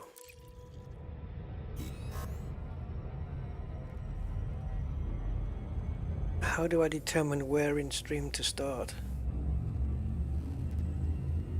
I start from where I left off last time. Loading. Oh, nice. Hello, loading. How you doing?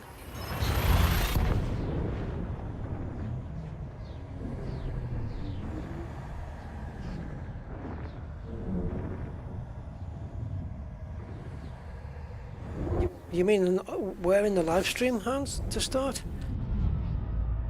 Usually from where I left off, if that's what you're referring to.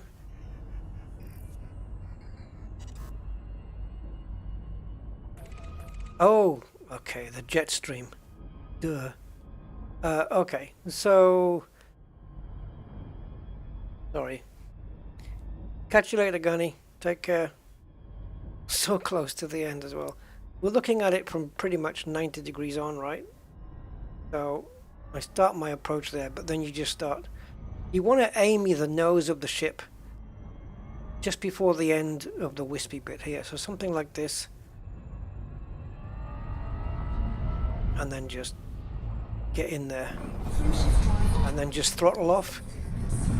Fight the ship like to stay in the tunnel. And then just once you're supercharged, you can just full throttle out. Yeah, the jet stream you mean, Hans. Yeah. Gotcha.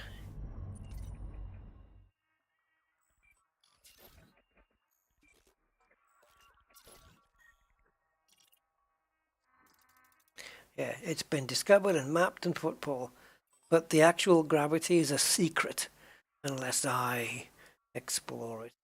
What's the point of other people discovering it all and putting the information out there? So, and then all the information's not available for anybody who might be visiting. I don't know, silly. So, let's quickly have a look. Boing.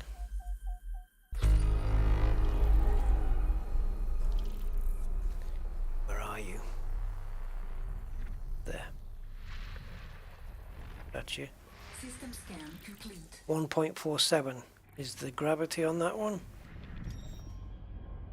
Alright, let's hit the Muscadark region with this jump. We're right near Coalsack. Chameleon? Was that another nebula that I don't know about? Does it change color depending on its mood?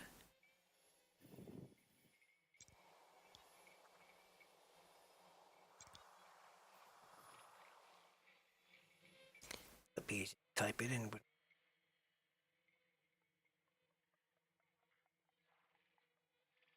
Chameleon.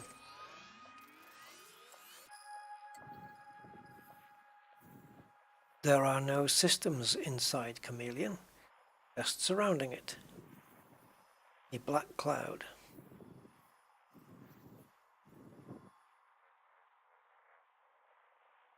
Okay. I was curious.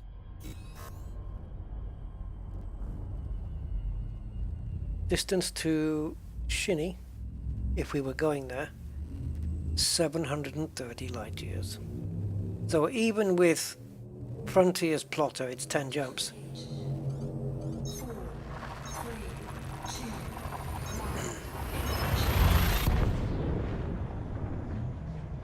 2, It was a CG for Ammonia Worlds. Once that system in the coal sack. Oh, is that right? Oh. There are, okay, so there's Ammonia Worlds around here. Oh, look at my fuel level. Oh, buddy, buddy, buddy. Don't have me running on fumes.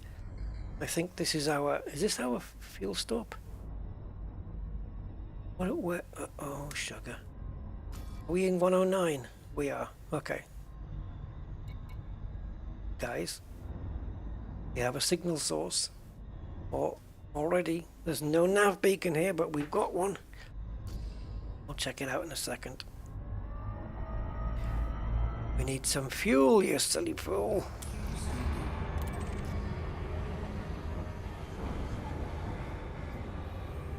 We have a USS 730 light years out. Yeah, we'll be hitting nav beacons, nav beaconed systems or populated systems very shortly. I'm gonna have a check of the system map here too. system scan complete. Shit, what? Fuel cycling complete. What and the hell? Excuse me? Out here? 17 minutes remaining. Warning, temperature critical. Yeah, it's not the only thing that's critical around here. Non-human. Do we know about this? Is this normal? Has this been known? Thargoids? Perhaps? Maybe it's the Guardians. Maybe they're building up here. We have yet to discover it. I'm not going to fly in there, by the way. Threat 5? Possible Cyclops? I don't think so.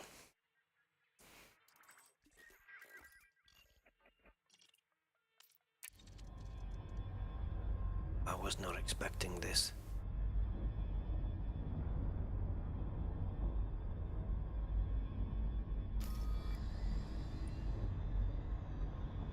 Screeny. Just so I can get the location. Although it's not going to last here, of course, but there's another one cropped up now. I'm at risk of getting... Am I at risk of getting hyperdicted then on my way here? On my way back? Muscadark region is a Goid region. Ah! Right, we're leaving. We're leaving. The problem is the next system is a Muscadark region. Last thing I need is to get goided before I get in. Threat 8. Bye.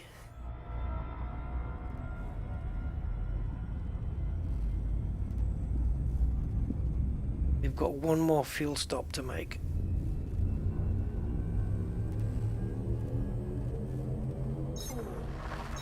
Jesus Christ. That's new. No hyperdiction. No hyperdiction. No hyperdiction. I'll be the only one out here. I'll be marked.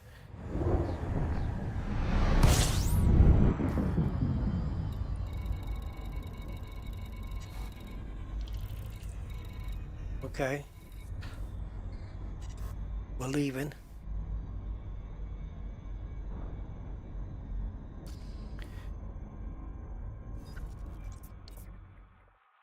Since when have the Goids been all the way out here?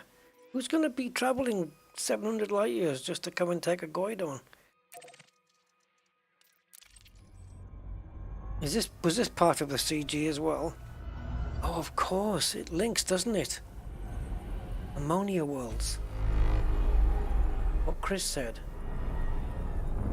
Ammonia, yeah, they like Ammonia Worlds, don't they, those flowery buggers?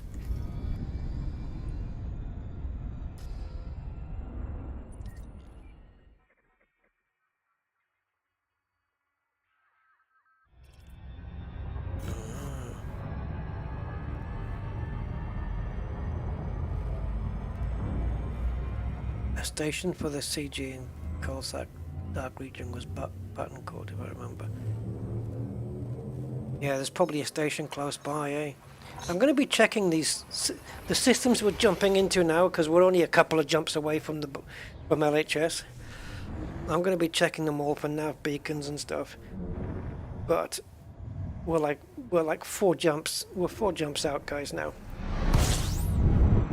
So this is Sinoof. So yeah, we've got 3 jumps. 3 jumps now to do.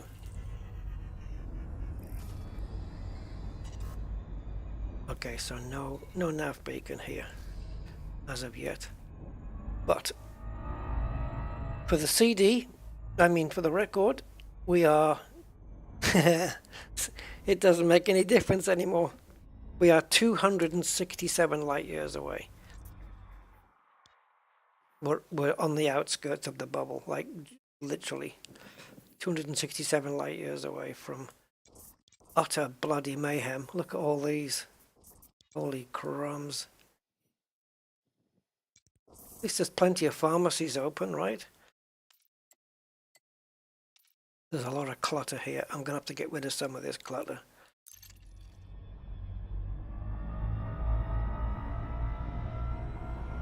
Alright, so the next jump is the last neutron star. It says to gather fuel here.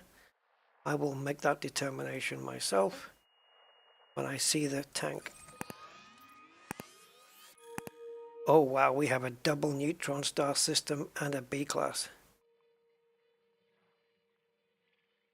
So, oh, awesome. We can scoop off the primary star, the B83, and then we've got 2 neutrons, which, do we use them?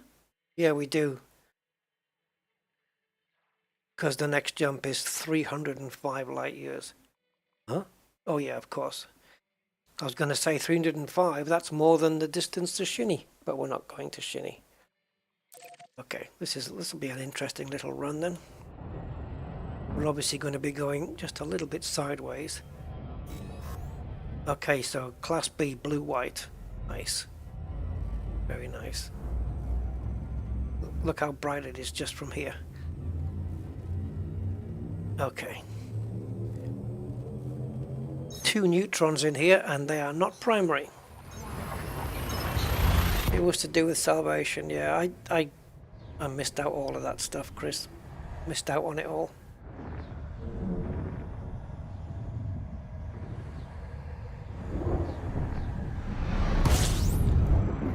Holy smoke, did you see that? There's some activity going on up there. Let's just step outside. There are 2 neutrons here. One of them is clearly very visible. Oh. Okay. Is the other one more settled, I wonder? Maybe I'll maybe I'll scoop off him or supercharge off him. Can't see him from here. Probably like 100,000 light years away. Is that the same guy? I'm totally lost now. Is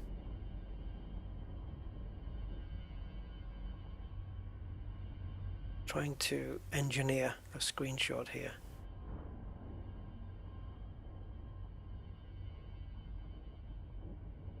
Oh, come on. I know. Right, let's get the fuel. We need the fuel. Oh, I don't want to go in all that spit.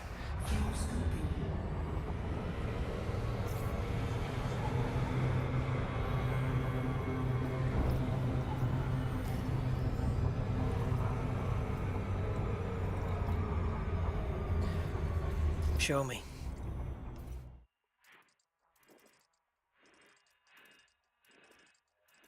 Bloody hell. Fuel scooping complete. So we've got this fella here, B, which is right there. 25,000 light seconds. He is probably far enough away. He's not going to be affected by the the main star. So this will probably be a nice slow one. But to be fair, this one will be quicker. So we have to supercharge off this dude. Boy. Right, we are fueled.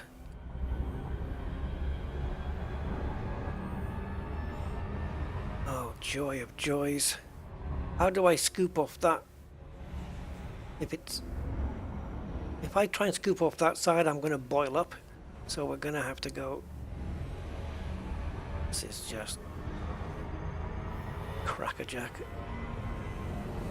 It doesn't even have a smooth top to it, this one. It's going so damn quick. Come on, let's get this over with. Marge Simpson's hair blowing in the wind. Warning, temperature critical. Jesus.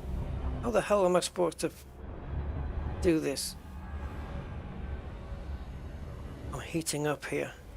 Come on. Okay, we're cooling now. Warning, frameshift drive operating beyond safety limits. Fuel scooping complete. Frameshift drives. What did she say in the middle there? Did she say fuel scooping complete?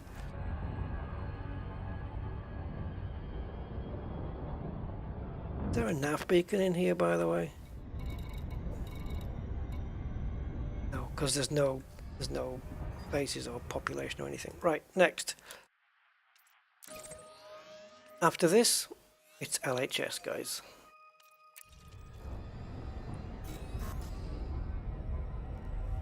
Oh my god, we're there. I'll have to change the name of the stream. Rusty Comes Home. It'll have to be that. That's the title I wanted. Oh. Good evening, Paul. How you doing? Looks like you've arrived just as you're about to get... Oh, you've arrived. Yeah. Yeah, that's right.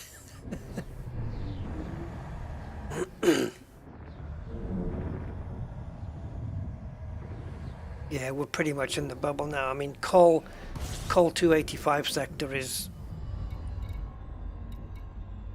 the look, we've got named systems here now, right? I'm just gonna check this just for we can't scoop, so the next system is LHS, guys. And it's 33 light years away, in case you were wondering. And I bet the distance to Shinrata now is going to start going up. But in case you're wondering, it's 63 light years to Shinrata Desra. I guess I should end Captain's Log, I guess, when I dock on the megaship. Oops. Okay, we have got one more jump, guys.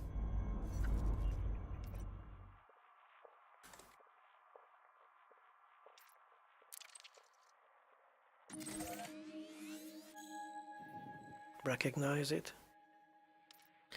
And in case you're wondering, we're here. We are bubbleized.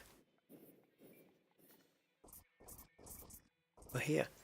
Now, my AX ship is there. Nope. That can't be it. Divorcee? Didn't even know we were married. No, it can't be.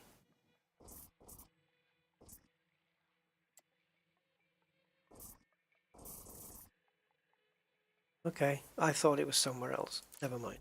We'll find out when we get on the megaship where it is, because we're going to need to bring it over anyway.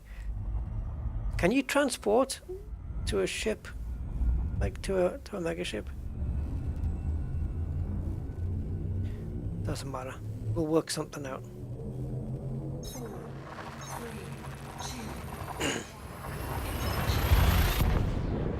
Thank you, Andy. What a trip, eh? And according to Captain's Log, 117 Well, I'll give you the final figure. It's not accurate. We'll have covered a bit more than this, but Captain's log says we have covered 117,556 light years. If you count the systems that it's missed out, it's almost Beagle Point and back. Almost. And the distance to Shinrata has indeed gone up now.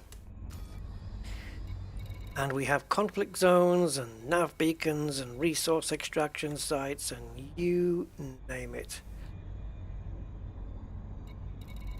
I can't believe we have to scroll this.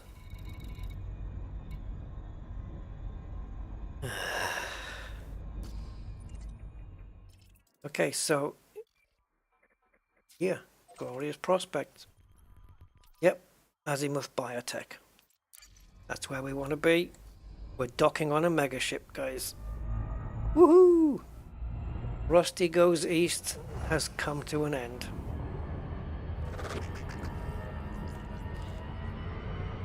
I wonder how many people have watched every single episode. I'm gonna have to create a separate playlist just for these so they can be played in sequence. If anybody has enough life left in them to watch it all. Hello Marlo. This is an Anaconda. Slightly modified with a spoiler kit and stuff. Yeah, this is not what your normal average Anaconda would look like.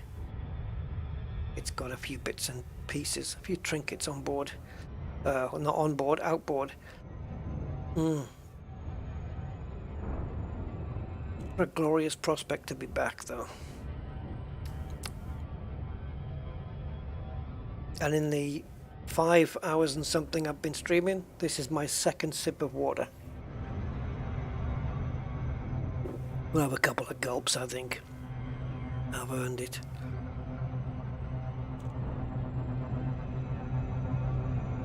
I have no idea how long the stream has been, but I can tell you 5 hours and 51. So we're gonna run into 6 for sure.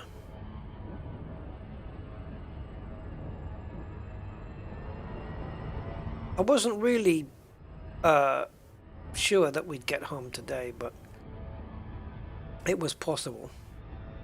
We could have stayed out, done a little bit more exploring, but then we would have had to bring Rusty home tomorrow, and then there would have been less time for goidy stuff. So yeah, Commander Rusty Dog's not going to get a minute's peace. Spent a year out in the black to come back to fight Thargoids. So it's just quickly in, change your clothes, and get out there.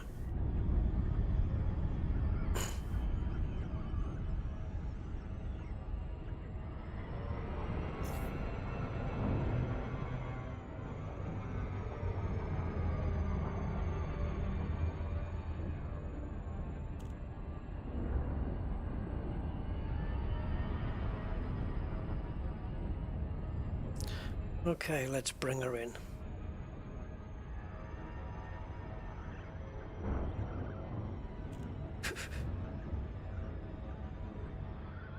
It's a pity, like, you can't do transportation in the respect that I could dock here, bring my AX Conda here, for example, get in that, and then instruct that this Anaconda be transported to Shinrata Desra.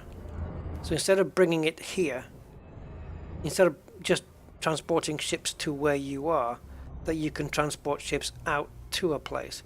Within reason, of course. You can't just say deliver this to Colonia and actually, why not? Yeah, why not? If you can afford to pay the price, you say take this ship to Colonia or take this ship to, I don't know, whatever.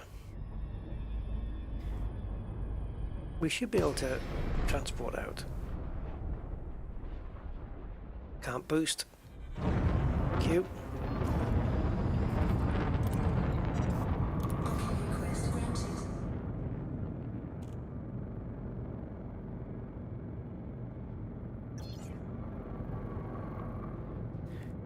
whether we can have ship transportation on here or not, I don't know, but if we can't, then we'll dock at the base here. But I want to get all my data sold here now and see if we can get up to Allied.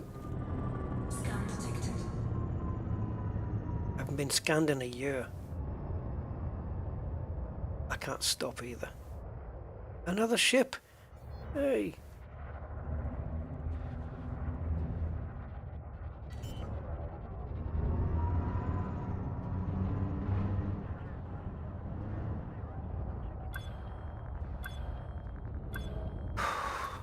Large version of R2-D2 in front of me there, waiting to welcome me back too. Docking successful. Engines disengaged.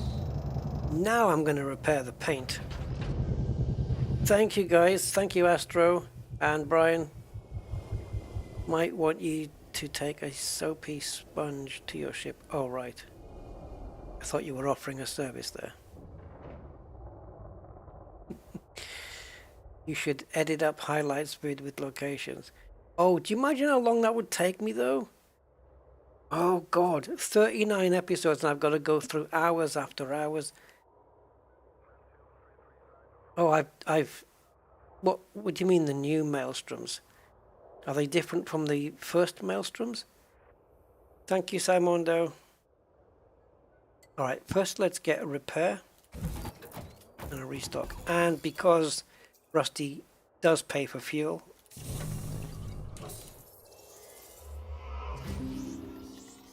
okay, so we're not totally neutral, we're a little bit up, so we must have done some good. Okay, let's bring Annie up to scratch. Paint, I should have looked at it first, but doesn't matter. Ship integrity up. All is well. So no shipyard here, so we'll have to do that somewhere else. Right. There must be somewhere else I can go, guys. There's no universal carto here.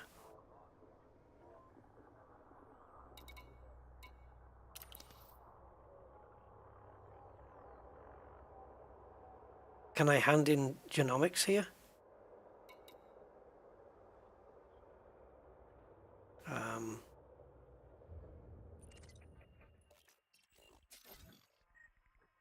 This is where we need to be. Hanzika. This is where we need to be, guys. It's got Vista Genomics. I'm assuming this does too, but even if it does or doesn't, it doesn't. So we're not supposed to be here. It's Hanzika, I remember.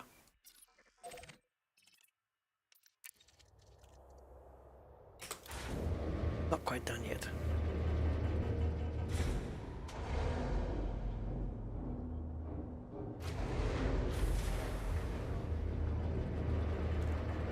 Suggestions for what? The systems?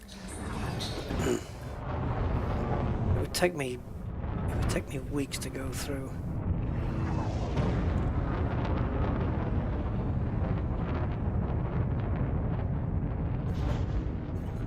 But I have said that I'm going to put a bunch of screenshots together and do like a slideshow.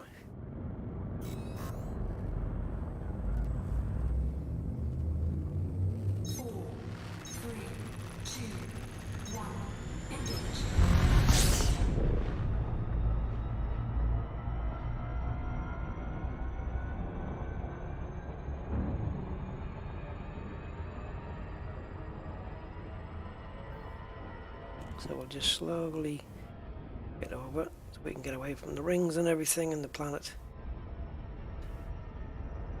So it's a little hop here. Yeah, I remember this. Having to go 82,000 light seconds every time I needed to hand in some bio data. But I need Vista and I need Interstellar. I need both. I need to hand in my cartographic data and my bio data. And then at least if we get the permit for Mbuni, Because there's no point handing it all in at Shinrata. You know, I'm already allied there and everything, so there's no point. But here there is a point, there is a reason.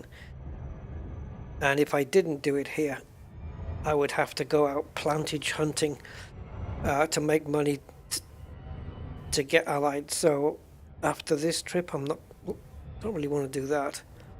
So we'll just use what we have now and hope it's enough between the two to get allied.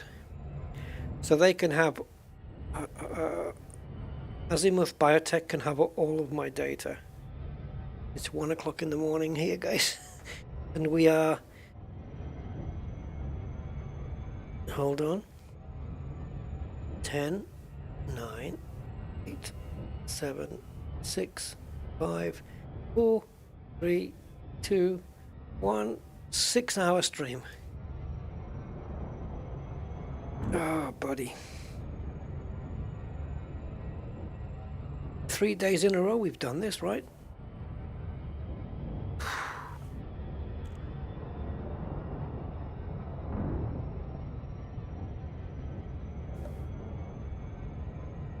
Man. I'm lucky if I get 6 hours sleep.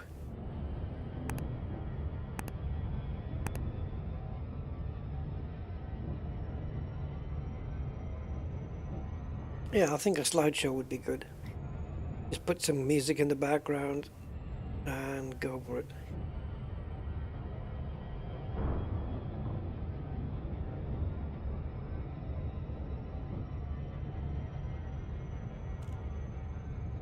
Yeah, we've seen some good places. Great terrain on some planets, great vistas, some nice formations, Lagrange clouds with weird stuff in them. Didn't come across any lightning things, but we did get... There was a creature, wasn't there, that had lightning near it, or I don't know, something like that. Hope you have a really good chair. I don't, Hans. My chair's crap. It's really uncomfortable.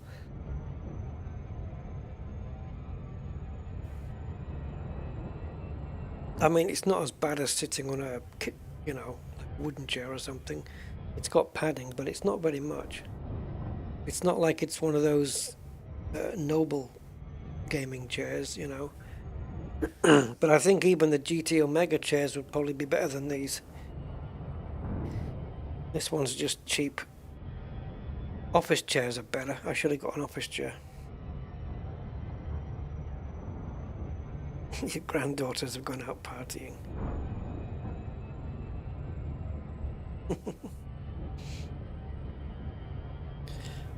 My streams probably outlast parties as well. How much biodata do you have?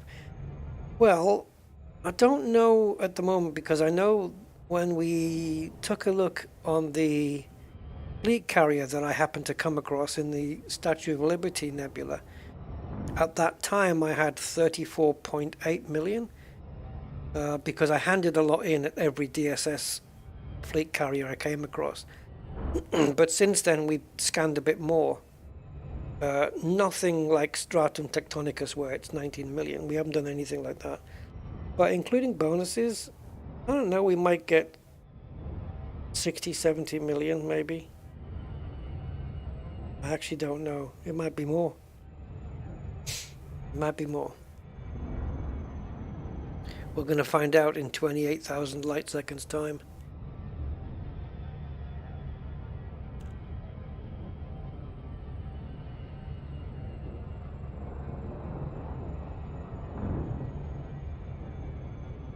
I don't know, maybe I made 100 million.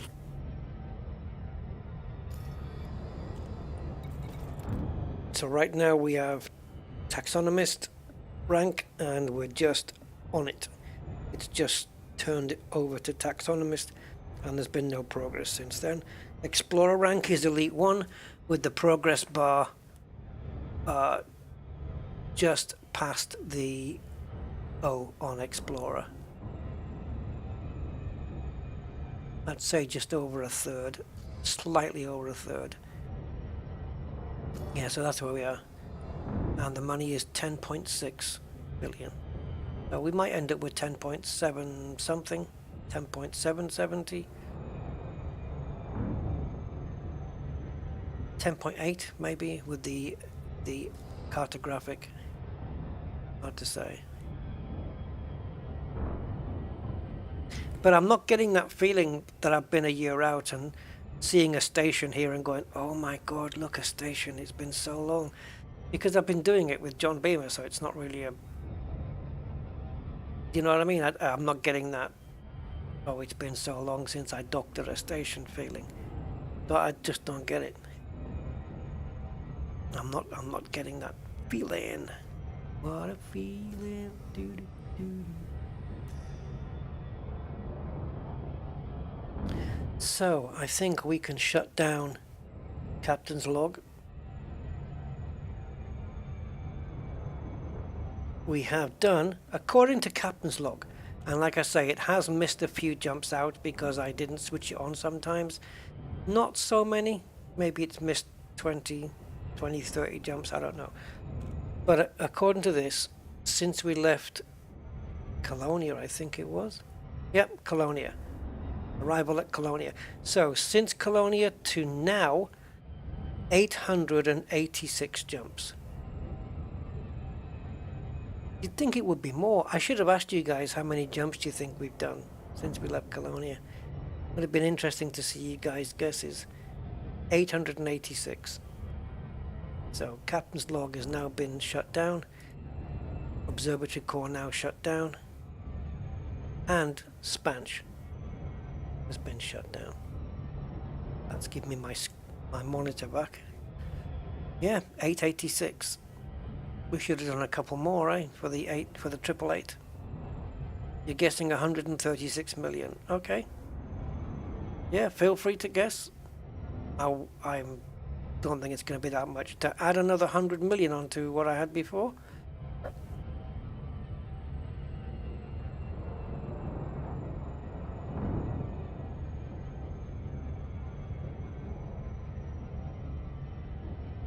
Ah, okay, Andy. Yeah. I thought if I missed out a couple of jumps that it doesn't get registered. I'll have to... It's interesting. Well, I don't know though, because if I jumped over to Shinny now with Captain's Log switched off and then I loaded in Captain's Log, it's not going to put me at Shinny, is it? No, it doesn't. It doesn't. It doesn't. Because it's only when I do the next jump. It may fill everything in if I do the next jump, but it doesn't add it on if it's not switched on. I think so, because I'm pretty sure. Oh, well, yeah, yeah. I know because I've been I've missed systems out definitely 100% before.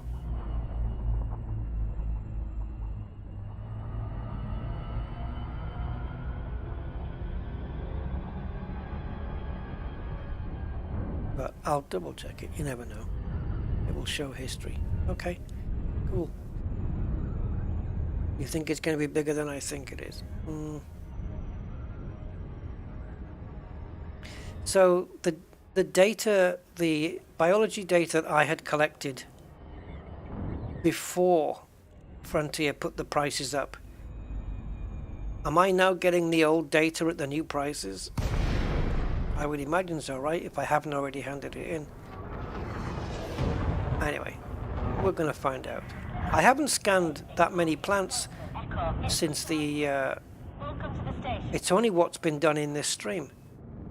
We had 38 million, I think, plus any plants that we scanned on this stream today. So, I don't know if it's going to go up that much. It might hit 100, but... I don't know. We'll see, we'll see. We'll see if it surprises me. I just want it to be enough to get me allied. And I'm hoping 100 million of data will do that. If they're not happy with 100 million, they can piss off. That's a hell of a donation. Actually, they're giving the 100 million to me, aren't they? But it must be worth that.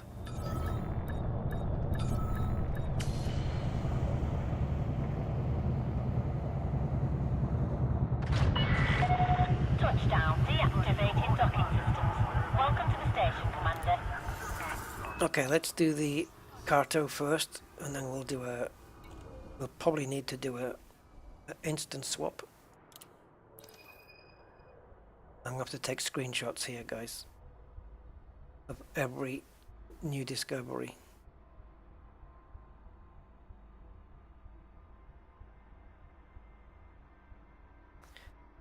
Right, 25 million on the first page. Jesus, what the hell caused that? Oh, it's just a big page then, is it? 2 million. Oh, 10 million. That's like... That's a first discovery then, right? Yeah. 4 million? That's... Yeah, there you go. And look at the... See, this is a non-terraformable HMC 39, but look at the terraformable ones. Mind you, these haven't been detail scanned, but the price difference is a lot. There's 10 million just for this. Wow. I'm actually recording this as well as streaming it. So let's sell this.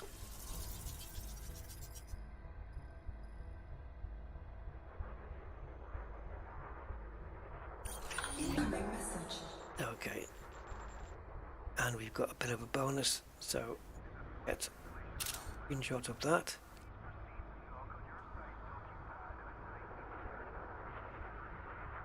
Is this the FE1 like ABCDE1F?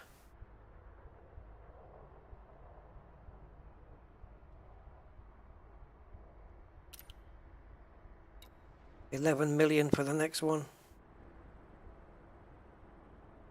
Not bad. No. Yeah, see, these were detailed, but were they terraformable? Because these are a little bit lower. A couple of water worlds.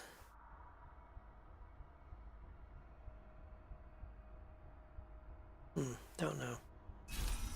Oops. Go back. Ah!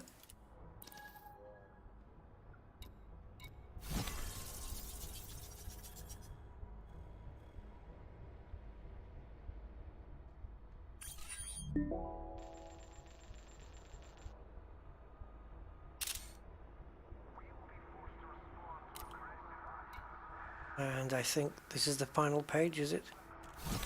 Yeah.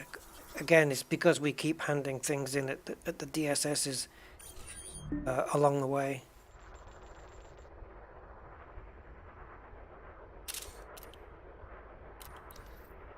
Okay, that's all the cartographic data. So if we want to see the update here, we're going to have to instant swap, I think. Or wait a while, but I don't want to wait.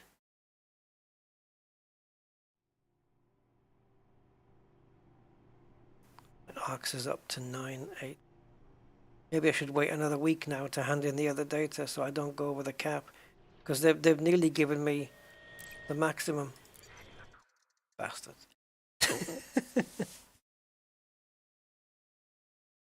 Yeah, they do control the station, because this is where I handed in my other stuff. Yeah, it's where I handed in my my stuff, my plant stuff last time.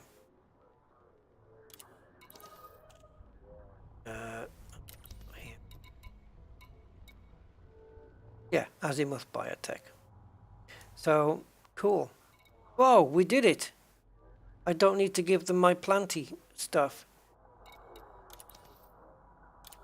Mission board. Talk to me. There we go. We got it. Incoming message. Boom! That's it. We got it, and we've not even handed in the stuff. There we go. That's what I wanted.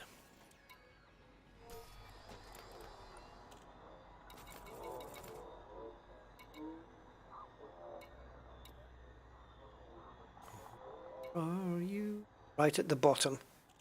Mbuni system permit. Now, shipyard. AX Conda. It's a beast, this one. HRC 118. Ark's Faith. I told you it began with an A. That's where we are. Ark's Faith in HR 1183. I don't... It doesn't tell me anything about the ship here, does it? Does it? Can I go in here? Yeah. There it is. No. Where is it? Talk to me. This is my... Oh. I thought I had all the spiky bits on there. Show me the details. I want to know the jump range. 21. So we've got 4 Guardian shards, missile racks with rapid fire, oversized, reactive heavy duty grade 5 deep plating, overcharged power plant with thermal spread, dirty drive, upgraded. Everything is like on this hybrid power plant. That may not help me a bit later. That's maybe not a good idea. I might have to put that back down to a normal. Because if anything that zaps away the Guardian tech, the problem might be though, if I switch to a normal power plant, even engineered, I don't know, I might not have enough megawatts to power the ship. This might be a small issue. I'll have to have a think on that one. And then we've got the Xeno, the shutdown, the point defense, the heatsink, another point defense, one top, one bottom, I believe. And then we've got this stuff. Hull reinforcement, hull, module, hull, module. And this is the only one that's not engineered. It's a bit of a beast. A little bit though. Oh, we're gonna see it, don't worry. Don't worry. We're gonna see it. We're gonna see the amount. So it would take 14 million to bring it here. Well, I just made that, didn't I? I've just made that amount. So, okay. Let me pop into the galaxy map. How far are we from Goidi territory? Because might it not be better for me to move closer to a Goidi place and then have it brought to there? Like maybe here? You know, there's an engineer there as well for what good that might do. Or maybe just a system that's in between these two.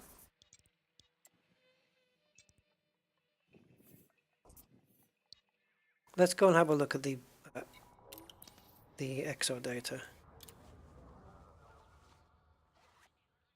Just in case you guys want to get out of here. And I don't blame you.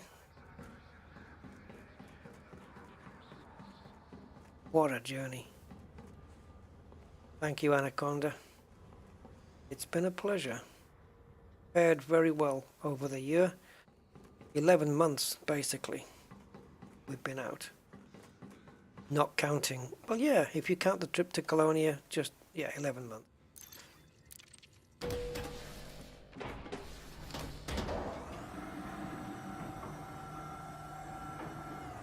My go-to exploration ship. I know she's a big one, but she's great. Okay. Use you. Vista Genomics, can I help you? Yeah, I got a little bit of data you might want. Do you collect any interesting biodata during your travels? You could I say. seek to learn more about life in the black. 46 million. See, I told you it wasn't going to be that much. So we got 19, but that we had that before, and I think we had that before, and then we've done this. But then there's the bonuses still to come, right?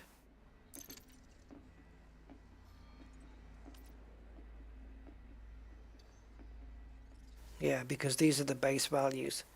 All right, let's see where we go. Let's do it.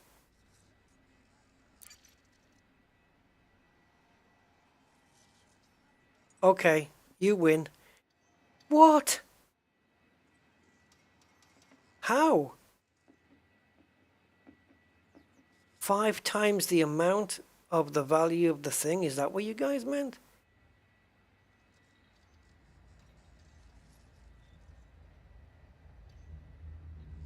Sugar. I should have scanned a bit more. I didn't know it was going to be that much.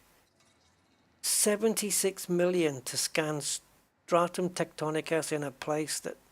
See, if you use the expressway, it's probably going to give you stratums and stuff that's already been discovered by somebody else, right?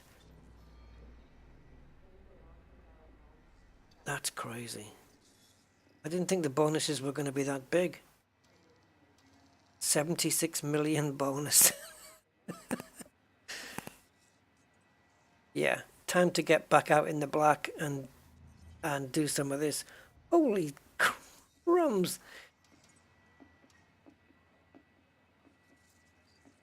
Yeah, I think I'm more than allied now. Yeah, we made a couple of 100 million there. Just, that is crazy. I mean, the bonus on its own from these two is 100 million.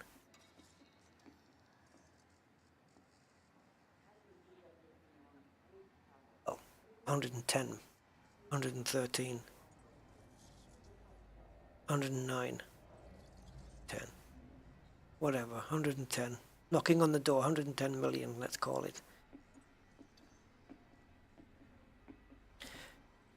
Well, if I've ever seen a screenshot, that's one.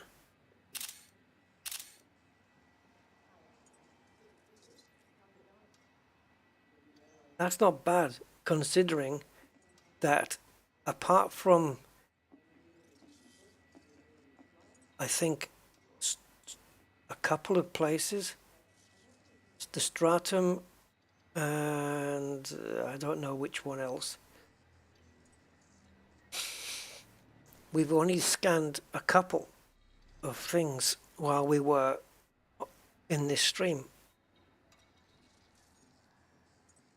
But yeah, finding any stratum tectonicus out there, and not just stratum either, there's other stuff that's similar in value to here. The bonus is crazy. That discovery bonus gets you, what, a dropship or more? I don't know. Hey Zonta! Yes, we made it. Yes, hi. Just seen your approach. Nice sum of credits. It is. But I made Allied just with the cartographic data. Wow. Can I help you with anything else? Vista thanks you for your contribution. Yeah, I thank you for all the cash, mate. Cheers. Can I get a key ring? Oh, you don't do them here. Okay. Hello. Hi, I've been away for a year. What? I've been away for a year. Been away for a year. Been away for a year. Have needs. Okay. Right.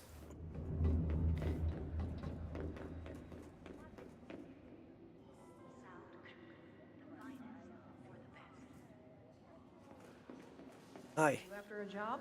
I've been away for a year. Front, it could be trouble. Better not. I'll save that for off stream.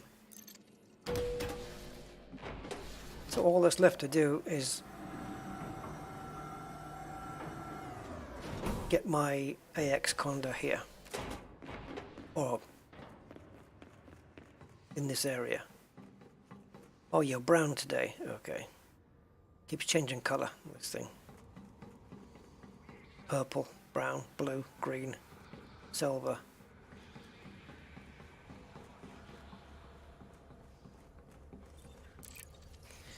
Yeah, you guys were right with the money. I wasn't expecting that, if I'm honest, at all. Yeah, did we get a reputation change? We went to cordial, we went to friendly, and of course, we went to allied. And then we got the permit. So, from here to eternity. From here to, let's say,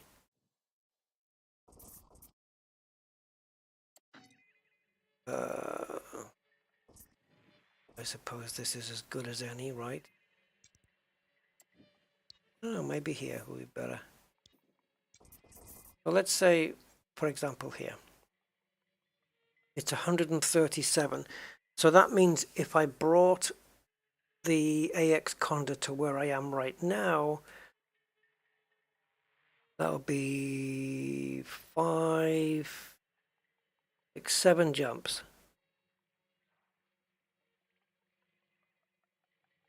It's not the worst thing in the world, is it? But what if we went here with the Conda with ours right now? What are we looking at in terms of distance here? Oh, yeah. Good thing I triple checked. Okay.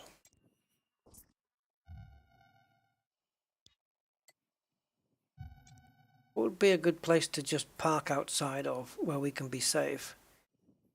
And then it's like a couple of jumps. Is this safe? I mean, it is for now.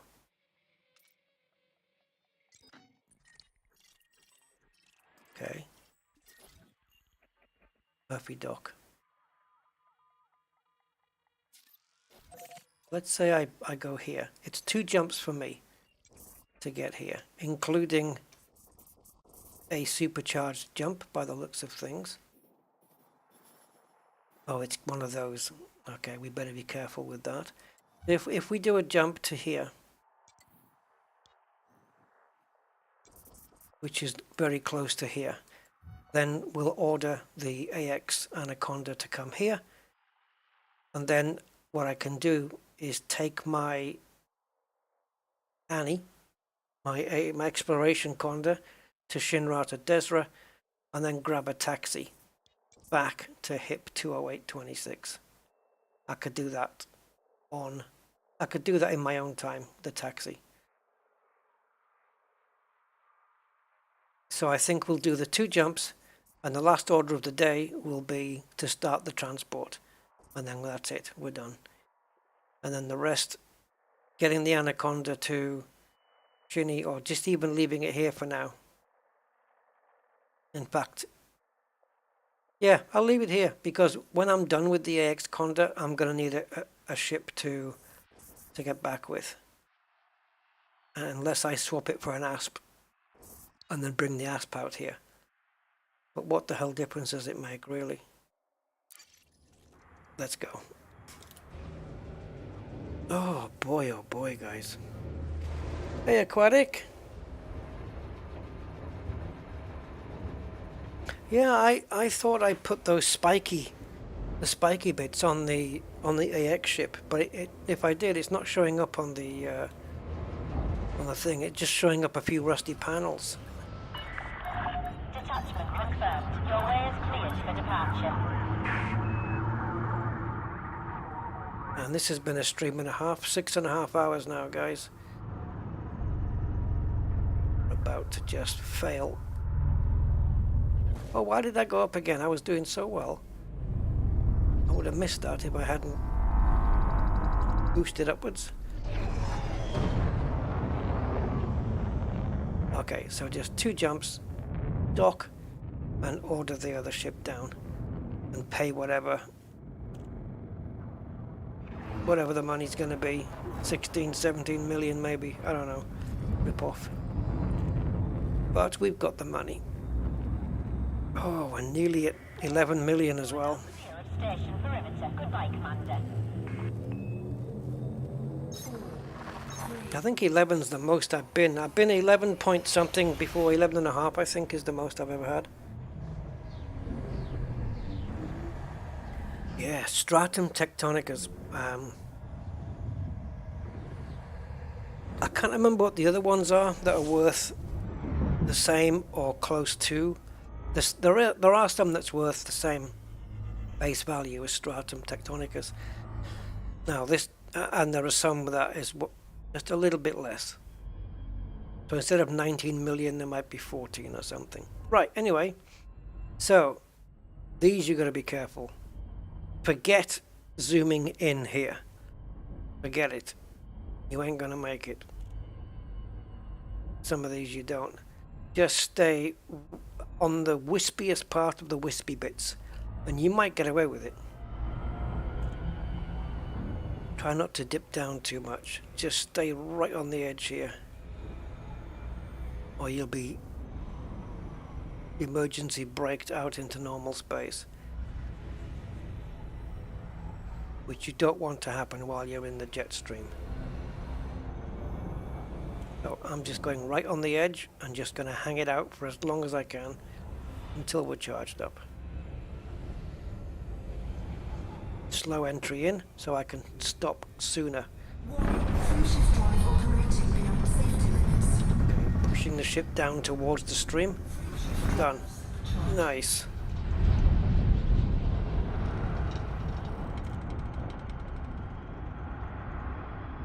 All that for 0.7 light years. Jesus. Although we have lost a bit of fuel. What's our current range? 100 and, oh, I'm not gonna back calculate that. But the next jump is 76.9. We have a 76.2 jump range, but we've lost a bit of fuel, so we maybe could have made it. I don't know. Great, now I've got my frame shift drive down by 2%. You son of a... I don't know if it was a white dwarf, maybe. I didn't check, but I wasn't taking any chances. I was treating it like a white dwarf.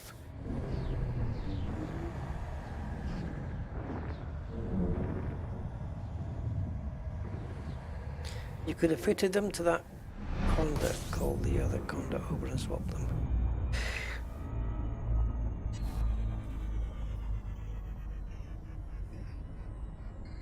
Oh, I see what you mean. Yeah.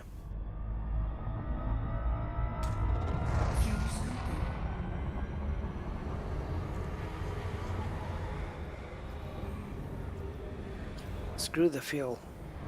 Get to Murphy Dock.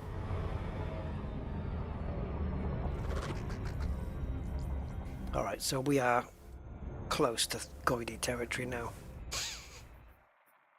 We are very close, as you can see.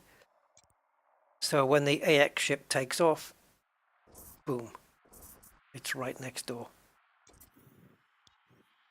Geysatorix. Cool.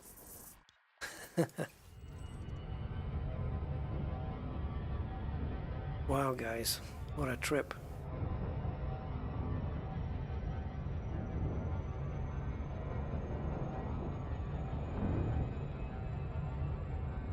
If I go back into Captain's Log now,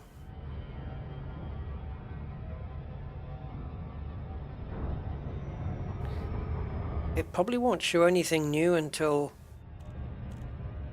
I dock or jump to the next system with Captain's Log running. Then I think it may bring the history out of everything I've done in between. That's probably possible.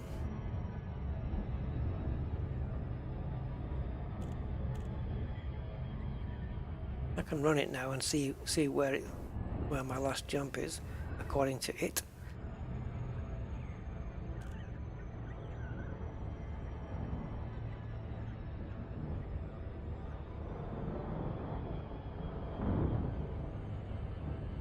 It's still loading.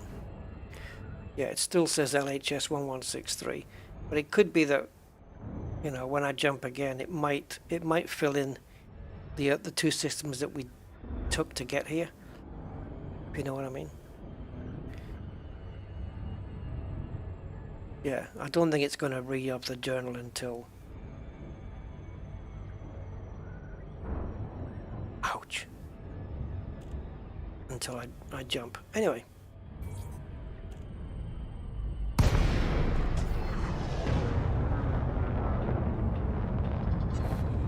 Twenty to 2 in the morning. Odyssey, Romeo Delta Echo. We've prepared a landing pad for your arrival, Commander. Welcome to our station. Wow. Permission authorized. Adjust heading for approach to pad 40. How do you guys sit through this for so long?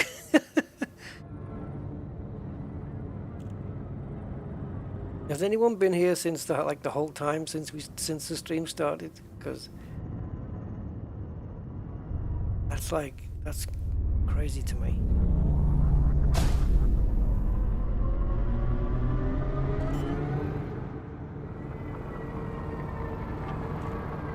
Right, we need to back off.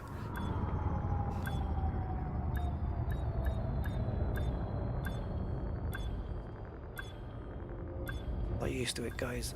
I'm rusty.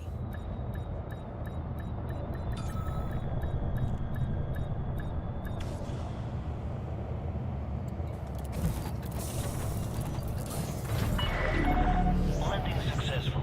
Dispatching. Oh, you're playing Fallout 4. Cool. Visit, Commander. Alright, let's get her over here.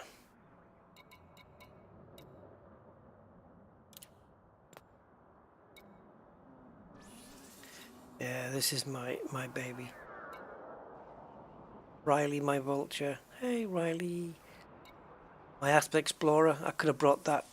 I could have swapped that for the vulture. My Python. Harry Cal. My good friend. No longer with us, but remembered on this ship. Is this one? Infiltrator.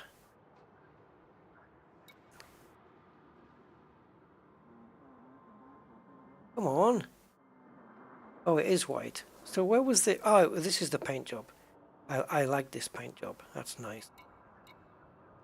Hey, Merlin. Oh, you bugger. Right mouse click, bugger. Come on. There she is. Midnight Black. The multi-cannon of death.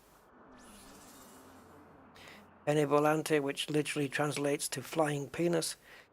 Got quite a sporting livery on that. Misdemeanor. Laughing Gravy. Laurel and Hardy. One of the Laurel and Hardy short films. Built to be quick, but the Imperial Eagle is faster.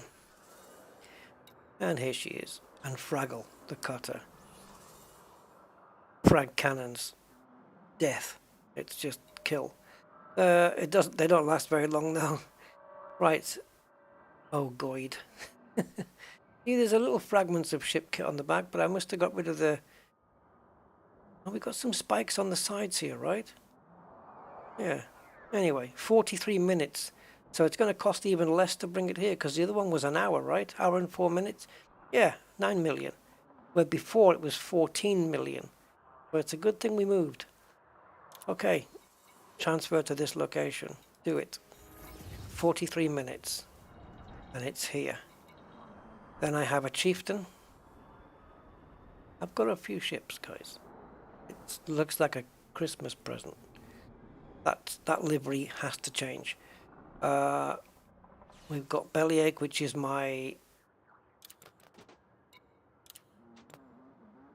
trading ship. Bellyache named after, because if you fill it with goods, its belly will be aching because it's full, and also it's named after a Billie Eilish song from way back. Way back, 3 years. Censorship. This is great. This is my Cobra 4. It's just full of sensors and scanners and That's what it does. It's just for scanning and censoring and all that. My Diamondback Explorer Black Ice. Not quite sure of the purpose of that one. The Rusty Crate, my Crate Mark II. Cool. This was a livery. Where did I get that from? Was that one of those screenshot Frontier things that's screenshot? What are they called? Whatever. Another Alliance Challenger with the weirdest name. That's where I call Wally the dog when I go to my sister's. That's how I call him. I go, Wally, Wally, Walls. And he runs over. So I called the ship that. Whatever. I've got a Type 6 for reasons I have no idea why. Less than a jump away, my Crusader. My Sidewinder Villanelle, because it is fully engineered and I-rated. And Villanelle is the name of the female assassin from Killing Eve. And another right click bites the dust. Carol, another friend of mine who passed on another Crate Mark II. Goldwing, again named after another song by the same person. A Crate Phantom. I don't even remember half of these. Same livery, that's bizarre. My Python, Kingfish. You have to go way back to the 1930s to find out why it's called Kingfish. Mysterio. Didn't we use that with Angry's story, the storyline? Magellan, therefore that is an exploration ship to be called that, for sure. The Wrath of Riley, a combat anaconda. I barely remember this. Okay. I guess I've got 3 then. Edmund the Black Adder. Yep. Another courier. Why have I got another courier? Oh, man, back to the beginning, right? No, this is a different one. I've got another vulture. Oh, that's nice. I don't even know I've got these. What are these? Okay, Brian, take care, man. Before drunk girls descend on me. And another Cobra Mark III. Now, hold on a minute. This is my cloned Conda. I'm scared to sell it. Yes, it's gonna look at the price to bring it down here, guys. 472 million. I'm scared to sell it in case it removes my other one, because this is a clone of the other one, but they can't be linked, right? But okay, regardless of that, where the hell's that Cobra? 61 hours? It's got to be in Colonia. It is. It's the only logical guess. So I've got one in Colonia. Jesus. What on earth? It's been a long time, guys. There's only a few ships there that I know. I didn't know I had duplicate vultures or more than one vulture and stuff like that. The curry is likely the free one from last year's Christmas event. Maybe. Yes, aquatic. His granddaughters. So, yeah. No, the clone ship. Okay, I'll explain. The clone ship, the reason we've got 2 ships exactly the same. Actually, I can't remember the reason, but Frontier were involved. Something happened on my exploration. I think it was I don't know if it was a fault that the server went off and came on. I don't know. Something happened. I think maybe I don't know, did my ship blow up or something? But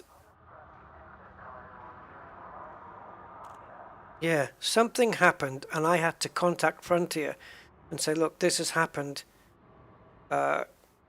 with my ship. Can you please fix it or something? And they put my ship back to where I can't remember. They put my ship back in a place that was different to where the original Anaconda was. But there was two of them all of a sudden. So there was the one I was in, and the cloned one that was in a system that I was in previous, in a different sector. And so I thought, if I go and sell the Anaconda called Annie, it might remove both of them. And it could be that the only way to protect against that would be to be sitting in Annie like I am right now, and then delete the other one, because it won't let you sell a ship that you're currently in. But then I don't want to run the risk of it selling that ship. Oh, I don't know, maybe it can't do that. I was going to say, then I come out to the main menu, go back in, and I've got no ship to go back to. What do you mean that's what carriers are for? For what? Yeah, it was something to do with Frontier getting involved, helping me out with something. And whatever they did to fix my problem caused there to be two ships. So, yeah, that's what it was. Alright guys, I guess I have to end it. We are 6 hours and 46 in, and that's just a little bit crazy. So I think I think we're going to put the ship away and go and take a seat. Video game frat house. I can imagine. I need some food as well. I'm going to grab some food before I go to bed at 2 o'clock in the morning. I probably won't be asleep for the next 2 or 3 hours now, as I have my wind down, catching up on YouTube stuff.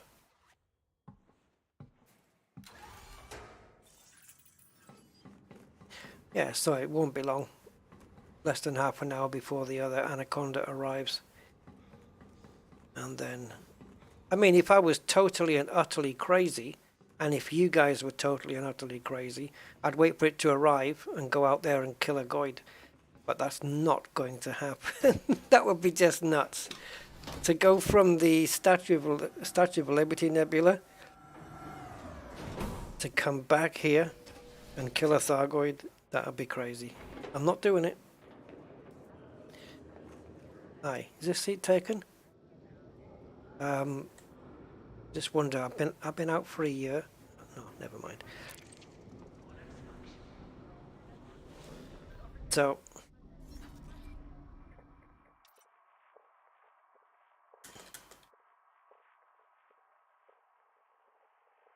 How far away is it? This is where we came. This is where we started today. 6,000 light years. Oh yeah, of course, it was 6,001, wasn't it? Or if you're going there via Frontier, 63 jumps. Not bad. That's what we covered today. That's a chunk. That's a good chunk. Jesus. Okay. I'm going to sit here waiting for my ship to arrive. Guys, thank you so much. I hope you enjoyed the stream today. And that will conclude Rusty Goes East. I hope you enjoyed the series. It was a year long, which I didn't think it would be, but it was. I think Mr. Budman said it was February the 11th, if I remember right. Something like that. Was it February 11th or 15th or something? Anyway, second week of February, and we're just in the second week of January. So yeah, 11 months out we were. So that was fun. Saw some great stuff along the way. You guys have been with me all the time. So thank you so much for that. And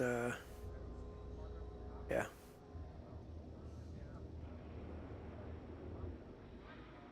Oh, the blue light. I already have something running, Zonta. I have a program which I bought called Care for Eyes, which I have it running all the time. Care for Eyes with the number 4 in the middle. Care number 4 eyes. And you can adjust the screen warmth. I have it on default. I haven't adjusted that, but you can turn down the brightnesses and everything. So all of my games and everything just run darker than usual. Yeah. So my screen is not at its proper brightness. Anyway, guys, it's been awesome. So yeah, that's the end of Rusty Goes East for now. We will be going out again in the black in a different direction some other time. I kind of think I know the direction I want to go in. So yeah, we'll be taking that one on at some point. Probably sooner rather than later, actually. Sooner than you might think. And maybe in the meantime, we'll arrange an expedition between the few of us, you know. Or we can arrange one that goes a fair distance out, and then anybody can turn around whenever they want, depending how far out they want to go. Something along those lines. We'll work something out. I'll sit down with Angry and maybe a couple of other people, and we'll chisel something out and see what happens. I appreciate all you guys' support and all you guys watching. I hope you enjoyed the journey. Take care, everybody. Good night. Bye for now.